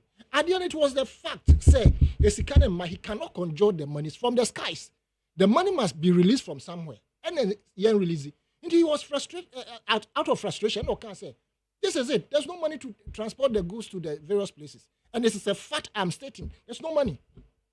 Momo say, because what can about how I kind credit you crucify no. What can be? Me kind. Because so we are DC now to make himself. And 1 month for watching one more. Obia ya mwa a carry no ma de free ha. E de aba begu mpesu aso. Fuala what they kwakwa we say we DC. I just mean who word one should make a word that is a mechanic. Don't go there. Now you DC be catch me say we this car for fool. Don't go there. But always got the tofu Mark. What kind of leadership is this? DC, DC, it's kind of OG. And you come on fan the account. Oh, Sika ya do tofu the relieved items. A whole district. Good DC. This was good DC. Oh yeah. I just said. I'm not ready to say. Innovatively. Jerry, just a phone call. They say just a phone call. Articulated track. Wo nanaya, just a phone call. Wo penwama. Edi akokuma say you relieved items. So me Jerry. Me network me timam afele articulated track. Edi amount. Me DCU. Now who DCU wo tran beka san dance same way. Shallow minded comment we now beka say now. Ma Jerry. Me mbufu no kra. Me kwa wan say the name. Me na obo befu me aso do na. Solomon then comment when I have got here. One requirement me I can connect to get you food. Yeah, program last year can't say. Oh, friend. Do I have them around one friend or friend? Can't say the 1,000. Man, maybe so this is 100% or can occur. Ghana for your pen. Okay. Into what I'm saying is that for you to have changed this DC suddenly, no, will not make this your governance style change at all. Because in Crawford and Kesa fire Omono, they are still in office. In Crawford, one Kasa party, sorry against Omono, they are still in existence. In Crawford, more years Kawa Bemu or ye need the hope pay who say, it's in Crawford, secretary de Omo in Atito. Indeed, this is our son Omono, and on Ebama Wamamuna son. They see ya boo man, we are man, or beer to Samu. After this is now the one in Mark, the changing of DCs will not alter anything in terms of the governance style of this particular party, as far as Nana Danko Kufado is concerned. na ye ka bibi say Ura Mahama ne talk. Mark, you see, we are keenly monitoring the promises of His Excellency John Dramani Mahama. Likewise, His Excellency Dr. Muhammadu Bawumia. And we are going to judge them into election this year. Say, but you see, I'm happy. Say, His Excellency John Dramani Mahama, former president, Obeka, say, he will be measured by his promises because of the economic situation that you find yourself in. But those who are controlling the economy, they haven't come out to say A, B, or A or B. In fact, after His Excellency Dr. Baumia's lecture or his pronouncement tomorrow or whatever it is, we'll come to now compare the two aspirants. Now, you say, one and a vision carry the future of this country. One and a vision is more acceptable by the people of this country. But you see, the promises that are being made, they must be careful. One of them, which I am a bit shaky about it, John Dramani Mahama Maya, the issue of, what's the name of this place? Kumasi Magazine. Also, magazine, every aspirant has promised them of changing the place to something else. Maybe something 30 years now, the place is still as we have. In this now come promise, make sure that when you come, you fulfill it. Indeed, that particular magazine, and can you bet me turning into a modern state of the art institution, a bed training brave, ama a hokropono, a beer cast and can say, you assemble your manufacture, you bet me any of you. But politicians have paid lip services, promises I can see, and nothing has gone on. As we speak, 30 years now. 30 years is too much. But men find itself man paying before buy. Now call ye. Knows Muhammad is at a buy no omokoye. Now his assassin and don't cook so about obeko. Okay, canning in a boom. The yako 23 years. Yen to me dualize Accra to Kumasi. There be a meka. Yen to me dualize Accra to Kumasi. His last his assassin and another don't cook for why a guy, papa. Or buy a no quano ye yada do dualization. Obi bia Rebecca say NDC by 1 year dualization be no because me na me ba they did one more year. Yes, they were doing it.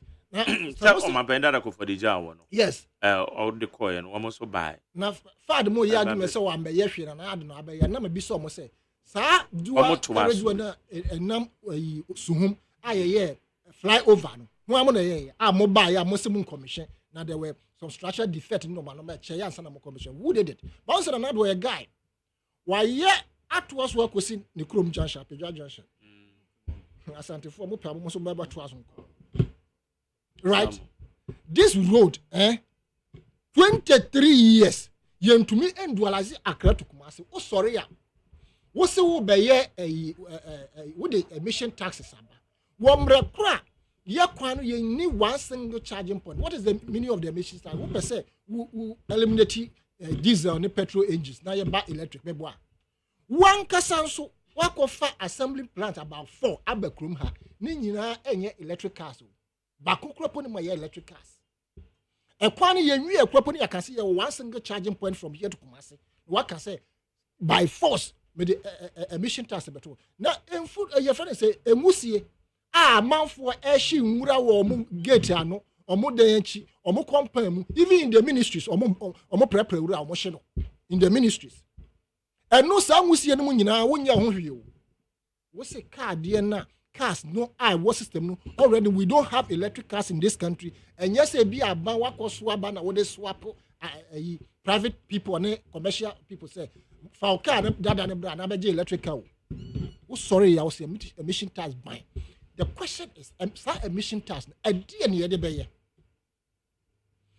Just opposite to a brochure or more emission tax. In fact, even UK, America, other developed country, Germany, they have not gone out completely of this diesel engines and petrol. They haven't. Even though they are developed, no.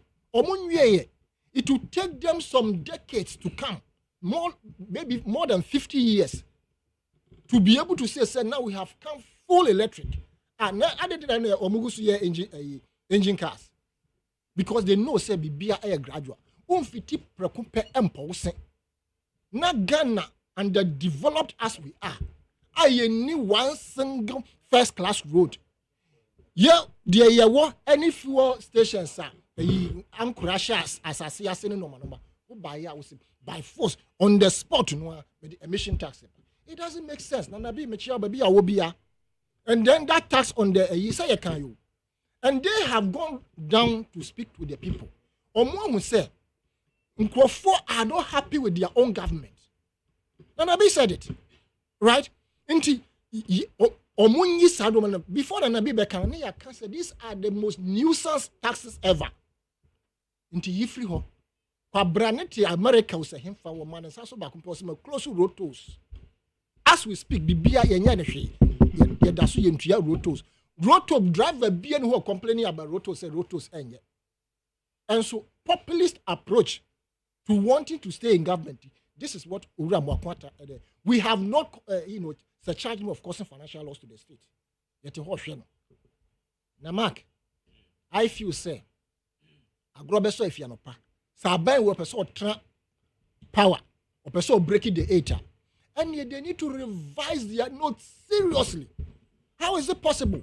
So more than 18 sitting experienced MPs, almost a young Kobe, they are frustrated. Or more advice and do baby. Even when they have masked up to oust a particular minister, no, Papa said that me manim ko. Or more cabinet ministers. Mark, I want to almost no more can be. They speak to their friends MPs. And yes, so you were MP friends. They take cabinet meetings. Who can be Bianco for such time? It is the only reason Dr. Baumia, maybe Mecca say, he is suffering from your friend is saying, I see a paper of the Klopo Masadiano. So, we have Vice President Nabaka Sanayanti. I see a paper of the just said your back can be useless to the point that say, oh, can of reactor and now Ras Antibedu Acropo. And you see, levy at the cabinet level, or reject it. And yeah, no people will reject you. Man. But also a cabinet collective decision. But here is the case where you claim, where you have told the general public and the whole world that you have gone for an experienced economist because of the nature of the previous administration's management of the economy. You know what? Into a being him say yes. And of course, Dr. Baumia is an astute economist. But Mona no redundant. And I must say I will be a embuno. And I call lecture way. His statement of the fact is say he will be his own man is the most profound statement, just like Atamis. And that particular statement, no, and Nunti now implementing certain things. Now at the end of the day, no, Ebiana Kojoto. All right, so that's it. Nano Uswapia, someone Nano Uswapia. New party, no. Oh, there be Nano was up here, MPP, where security analyst in Nano.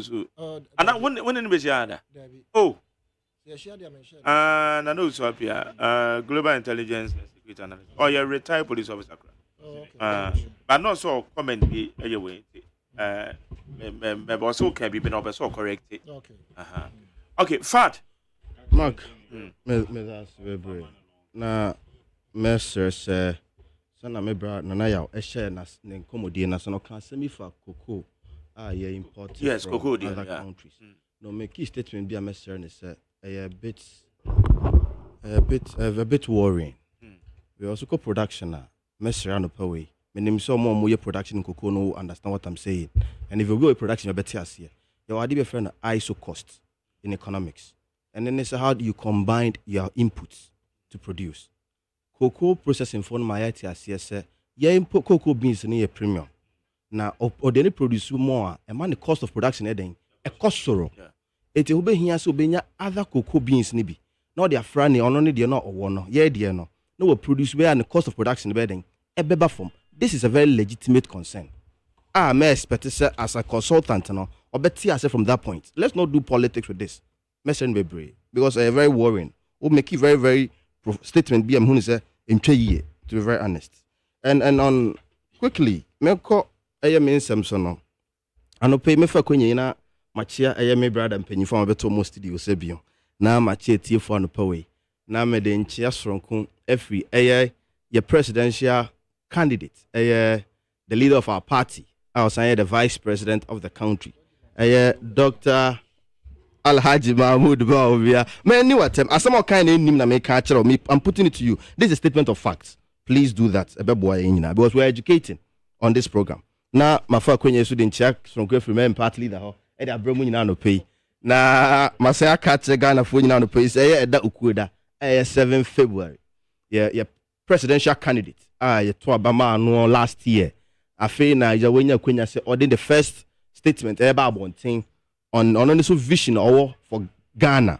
Na I thought that me di yaw kakra ewo ye nipa binum te se eja utie me brana na yaw me nua NDC ne ofie ha utie no ne nsem a woka no pe we ya me di yaw kakra de ntia me di yaw kakra sebio oman mu ayeti ye nya president bia sebio Ghana for eman na kwanya man be president between 2012 to 2016 Ghana for do na sign call 2016 rejected no over 1 million voters rejected no na yenya a vice presidential candidate onya kwenya enye president eda ekwenya wenya wa president de nyina ne se bia ne boss etukwan ne aka kire ne so hwe kire ma o boss na oche ba ko otukwan akwa aba within sa na oche mepacho within sa na oche ba ko no oni ekwenya so be major changes bia o ne boss amamu onumu.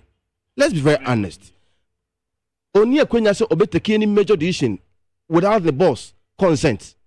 Na say nipa me anyway, utimi ka kire me say, ne ya ma na kwenya amana be president 4 years. I say the president some 4-5 months. Or the late president, Professor Evans Fifi Atamos, tenor no, unya 4 months be free every ho, e kan 4 years no. Ghana for rejected no. Say nipa we, utimi tena radio so no pa. E ka kire me say, oh campaign for say nipa no at the back of the when you kwenya president ano yen reject here no. I find it very difficult to appreciate the kind of thinking yen binum Eddie ba and way into this discussion. But I also ask myself, sir, if not for anything at all, Bramak, me quick one. Me once me kase me de so mu na kasa. Ti me ko na me respond ko na me de mensem no so yeden enam. Na de omu nie. So be kaya 12 October 2022. The former president yao His Excellency John Dramani Mahama. Onya kwenya eko VOA. That is Voice of America. Eko ye interview bi. Na esa interview no no yebusa no se wa ban ne call IMF. E dey enti call IMF. O state 2 conditions enti call IMF. Number 1, o say no internal conditions and external factors. Na internal factors ni bi ni se ye salary structure no. O se mu kakra. It o se mu no the pressure beto government expenditure so. Second factor external factors and say economic slowdown in China. Economic slowdown in China and the fluctuation in commodity prices, cocoa, gold on the world market, and affecting your economy, man, I buy the call IMF somewhere, We justified it for him saying okay. At this same vein, I buy for IMF with different factors, and also when you're into one.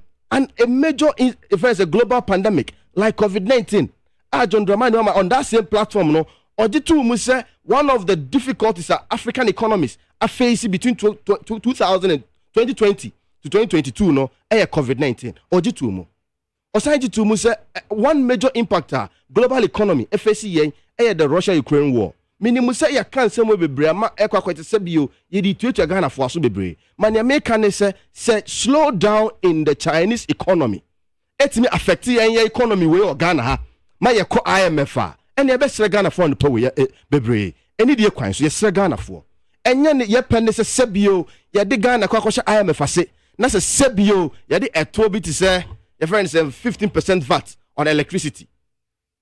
Friends, emission tax and levy and abeya ye kan ho asem last week your national organizer e dey a chopper to president enim ene aban enim e dey no tumu bie say yesre ya ban yesre oh brana na ya wo kasa wo ye panyimu wo kasa mi jama wo kasa because me ye unu ekuma mi ja me mo konya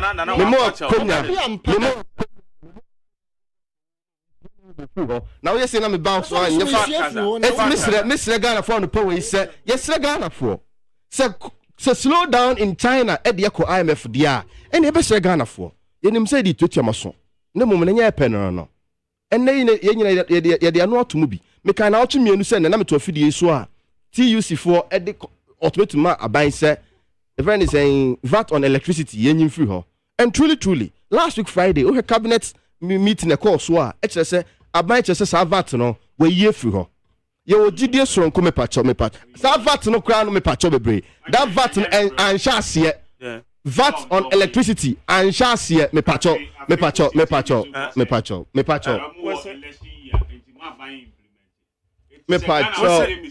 me kasa Obama VAT no VAT no ECD official wo mo de abete enye enti VAT di bia ni ho ye be sere Ghana fo bebre ye ni mu se aban di se ba se abanda that time wo mo gitu mu na aba na mo ba play na aka se di kwa ye wo ba no fofra aba no de aba be se ye se VAT no de ye twam de na ke ye twam VAT 2013 na aban bi gitu mu se ye mfa eto into electricity so. The VAT in the war. And I buy and I say and American is say IMF conditions in the be by say I was saying ensure revenue streams. It's not one of those revenue streams and yes are two we. And I yes e kurase maka.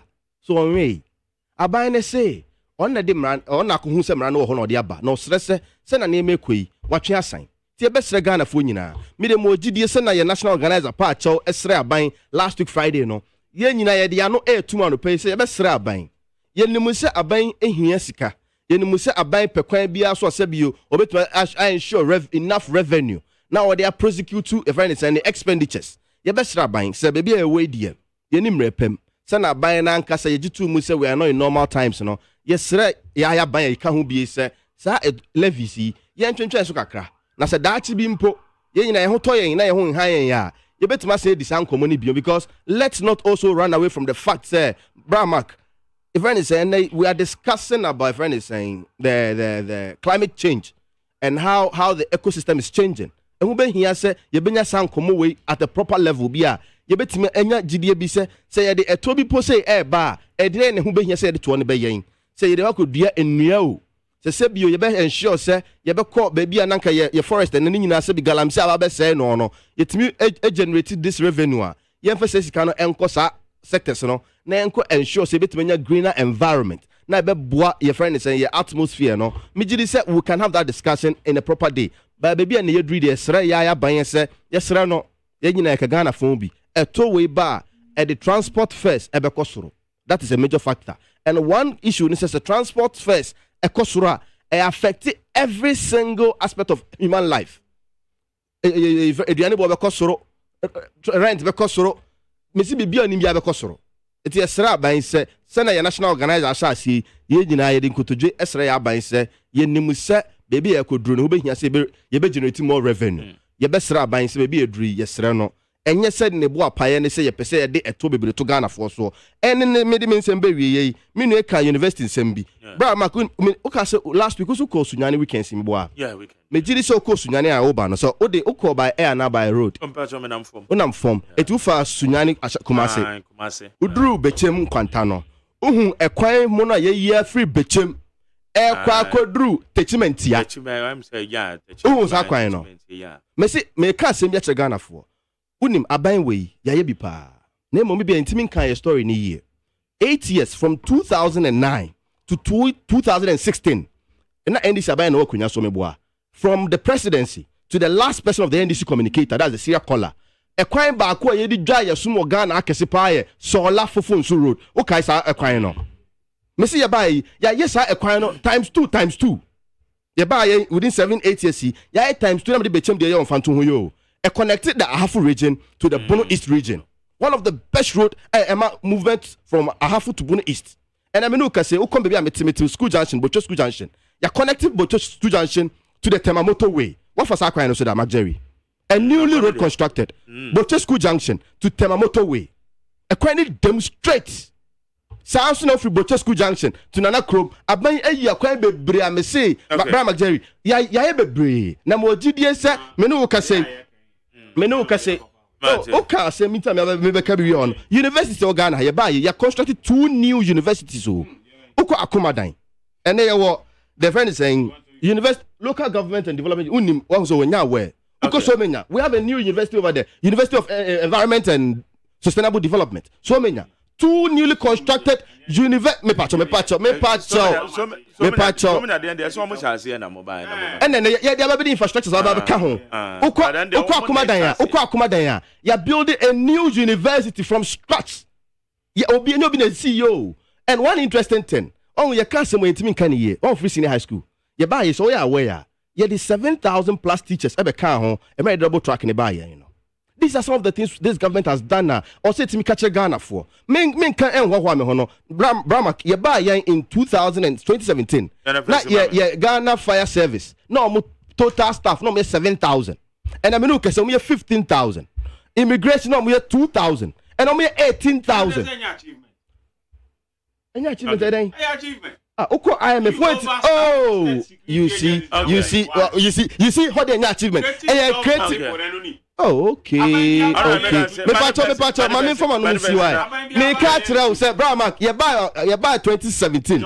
Now only 40 ambulances organ. What's it? Me boy, Madam, how comes in? And then district be our ambulance back.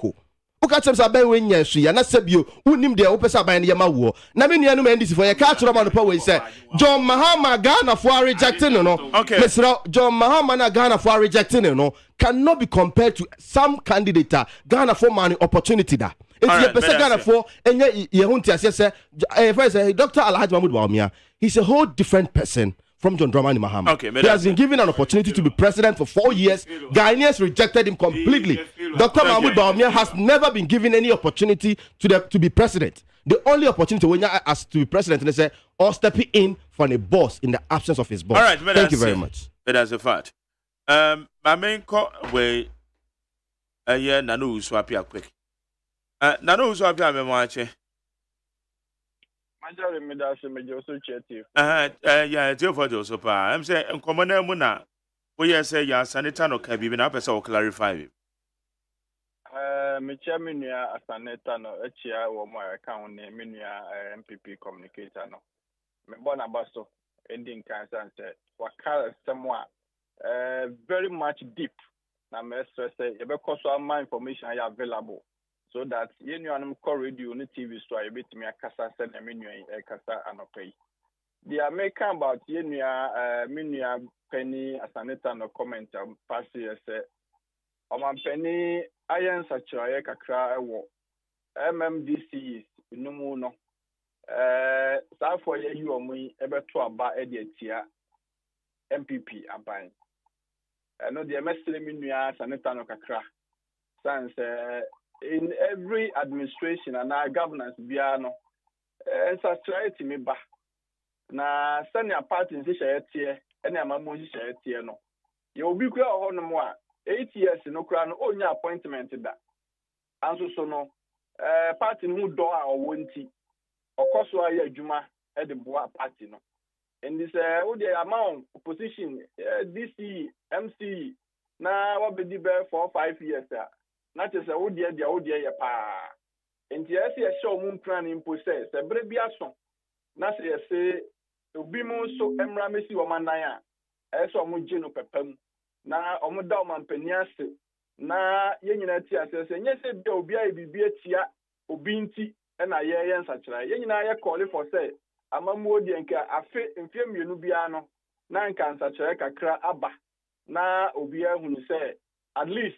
En nimfufro ni moja fufro eni nimdia fufro ba ebeboa emashiseye etimi ya adwumanti dia na America wo ho na manje we de mesre kakra na maka say 2024 abaye ba kotui enro amahu se conversation be started and then say yenua be ma Kofi Bent la ko kase ne preference excellency Dr. Alhaji Mahmoud Bawumia na ni statement or troye no very profoundly or say in all of the troubles, your mind, your woman challenges, it can never be said about Dr. Bawumia or you're corrupt.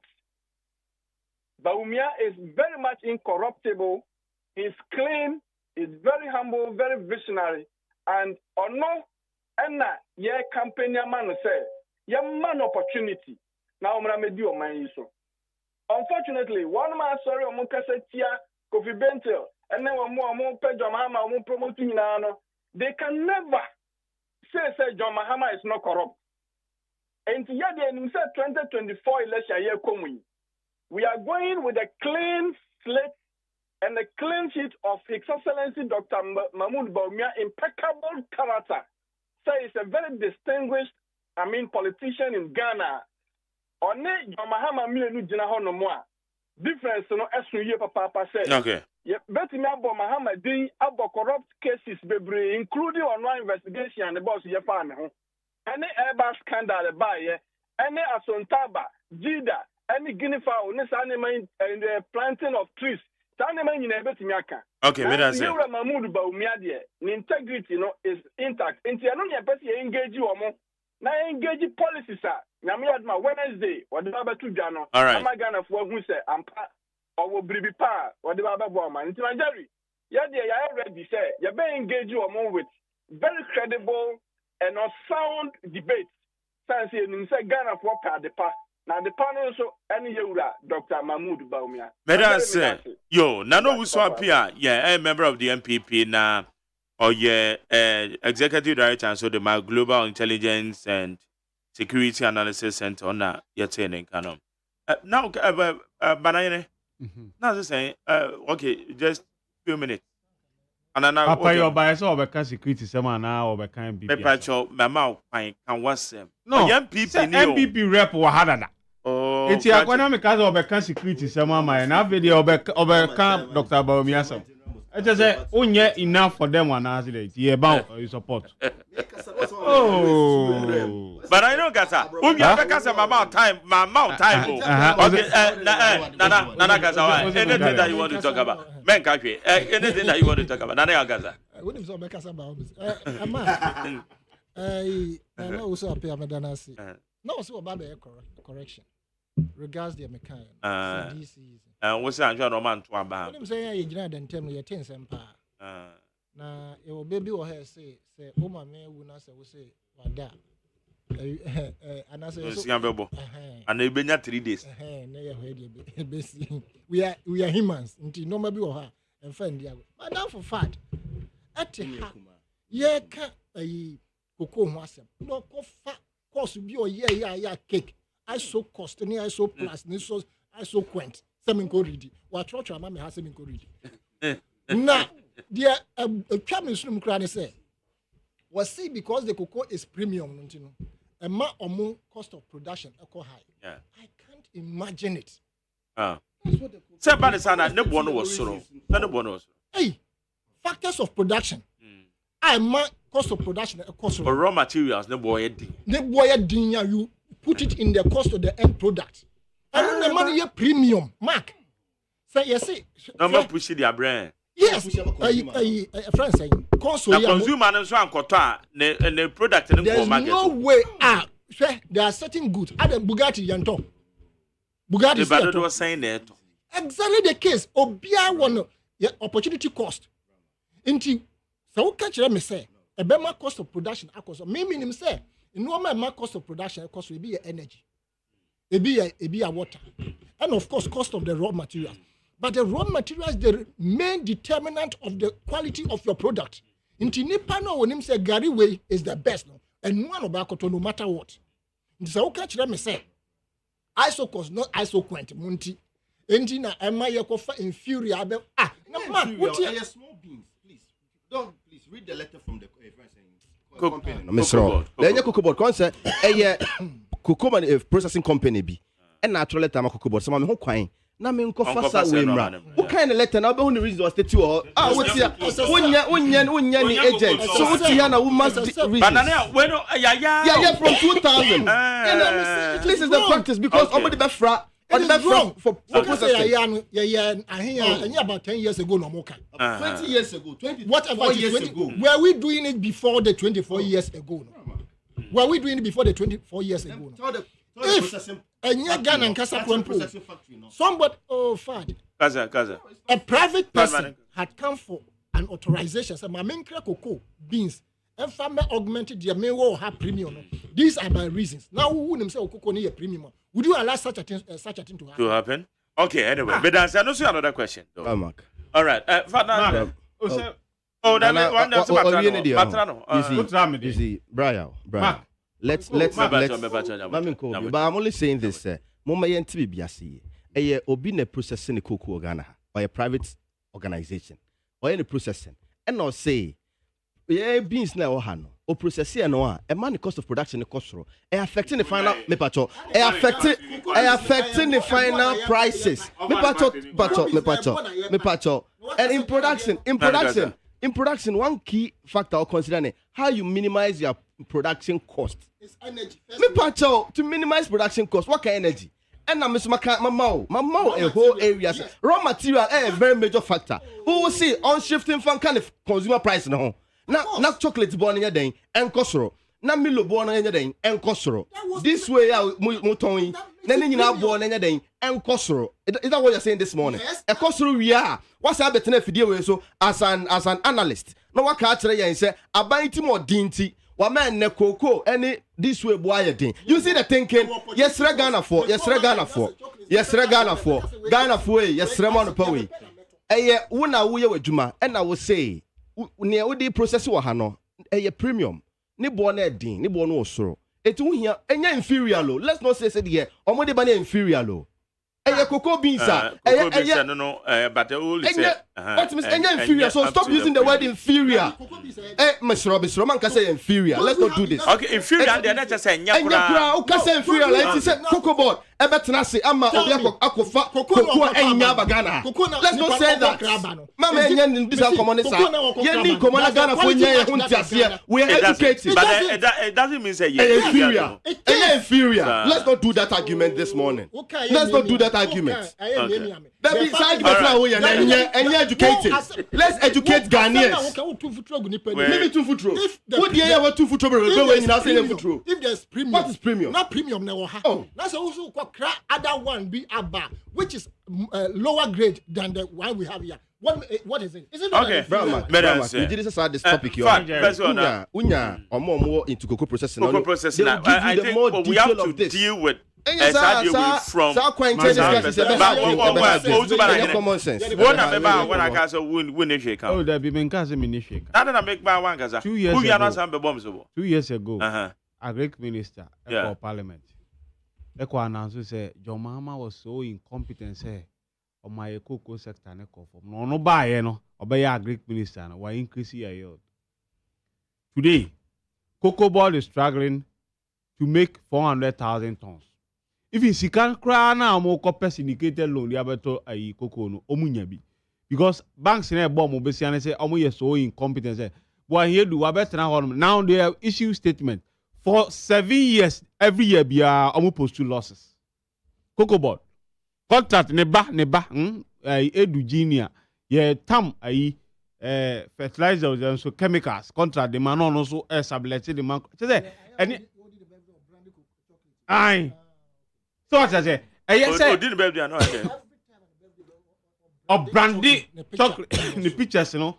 But that's in the picture. That's it. Mark. Then the papa a heady cocoa board. Maybe it was candy. My Jerry. Me say, oh, Quadilo. Eddie Ababa Toko cook. And then I'll post you losses.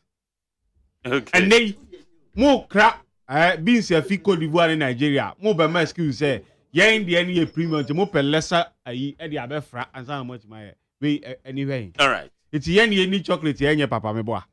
Okay, but I buy monumental failure all sectors. And now I'm okay. Produced by a company. I know Toko Kun. Call to say I'm auction on my property because a car on the company. I mean, say video be a normal exercise on my cousin. Oh, over 8 months workers in Tiomoka. All right. And the PVC cocoa board is on the verge of collapse. Say, answer, sir, buying my mama, ye cocoa board year. Cocoa board be good. But that's it. How you need 100.9. All right, my main far way, quick. 03022435440 030225790. Your time in the class in 2 bar. I just want to meet me for a few calls. 30 seconds. Marty. Yeah, Joe. Kasani uncle. I'm bright. Oh, yeah, bright.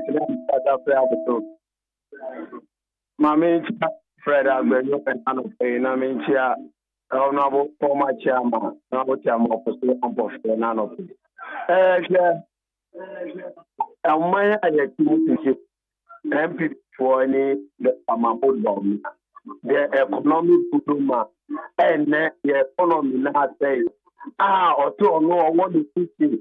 This or no, that to a bamana or the living. I be boo of mine. Ghana for us not because on no or buy our $2 every amount dollar now be today.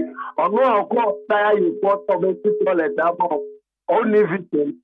Yes, so to say about Yo, Medan say my fa next one. Me yo. Beba cho me fa de odio. Me mo ache. Ye jo yanko. Yeah, nyame adom. Nyame adom. Yo. Within the nokre asa. Mekasa firi kaswa baby a wase etutu container no to amangum na ho. Mama tsa me dry out. Ka che dry out say Onyankopon ma no abotre ani ahode kwatenti no fa nya adwuma nso oman Ghana na che NDC ni mame na me chia inka me MP Honorable Felix na koyo okuno wutu senyai wo hwe mpuntu aboye na bola age aboso emle kwa ye wo MP woje common fan ye wo MC woje common fan o mutimi fa nya adwuma ne tuotu onko no mu to a na wo asiw bi se ya na wo asembode opedi the main MPPT ho communicate no be frabonti no obeboa no a on sini class say wa anye dwuma a eso mani enti ne ebeboa no studio ho no opani kasie omampani na nakufuado ye beda na say watie mahama asema wo kan ye because excellency John Dramani Mahama adwiri Ghana fonti ogina kumasi abonti eketire oman wiase nyinara say that bat to na ye de to electricity so when you flow no when you mahama tem no what me jaya tuma no ye better na see no krasa better same ma me fa aduodi o me ba cho ma che ye ti o yanko Ideli akapi apobia me kasa free cantaman all right odododo bia nyela tema ya bo amabo efe usuna wa na mijina Mike dedi kama me mo ni antitini no abaso and this is for me, you know, and I am like my papa, Yamisrao. Namifakunya Sonsia, Robert Lamti, Okumo Medina, Majin Hana Baron, Timonto, Abanman, come on. And I'm going to free a bit more now. Maybe I told me time in the cool, bro, Penny. Mike, that's a swim on the time. I'm in call. Other money come up. Lawa Saritani, and your papa on to my boy NDC farm. Na ye de obeye ye ya kasa ye be de Dr. Mahmoud Bawumia aduma pa na na do aye anything ya ko etina mo ho ko si mo de tell am amfa to say the media ni kai the Ghana for mo team ni say amere so a ye ya do say the abale ye betro we ya high opa ko so ko profit ye see ye be break no etimo de me mama sama wa we ni nyame aduma that's it last one match yes, sir, it's you.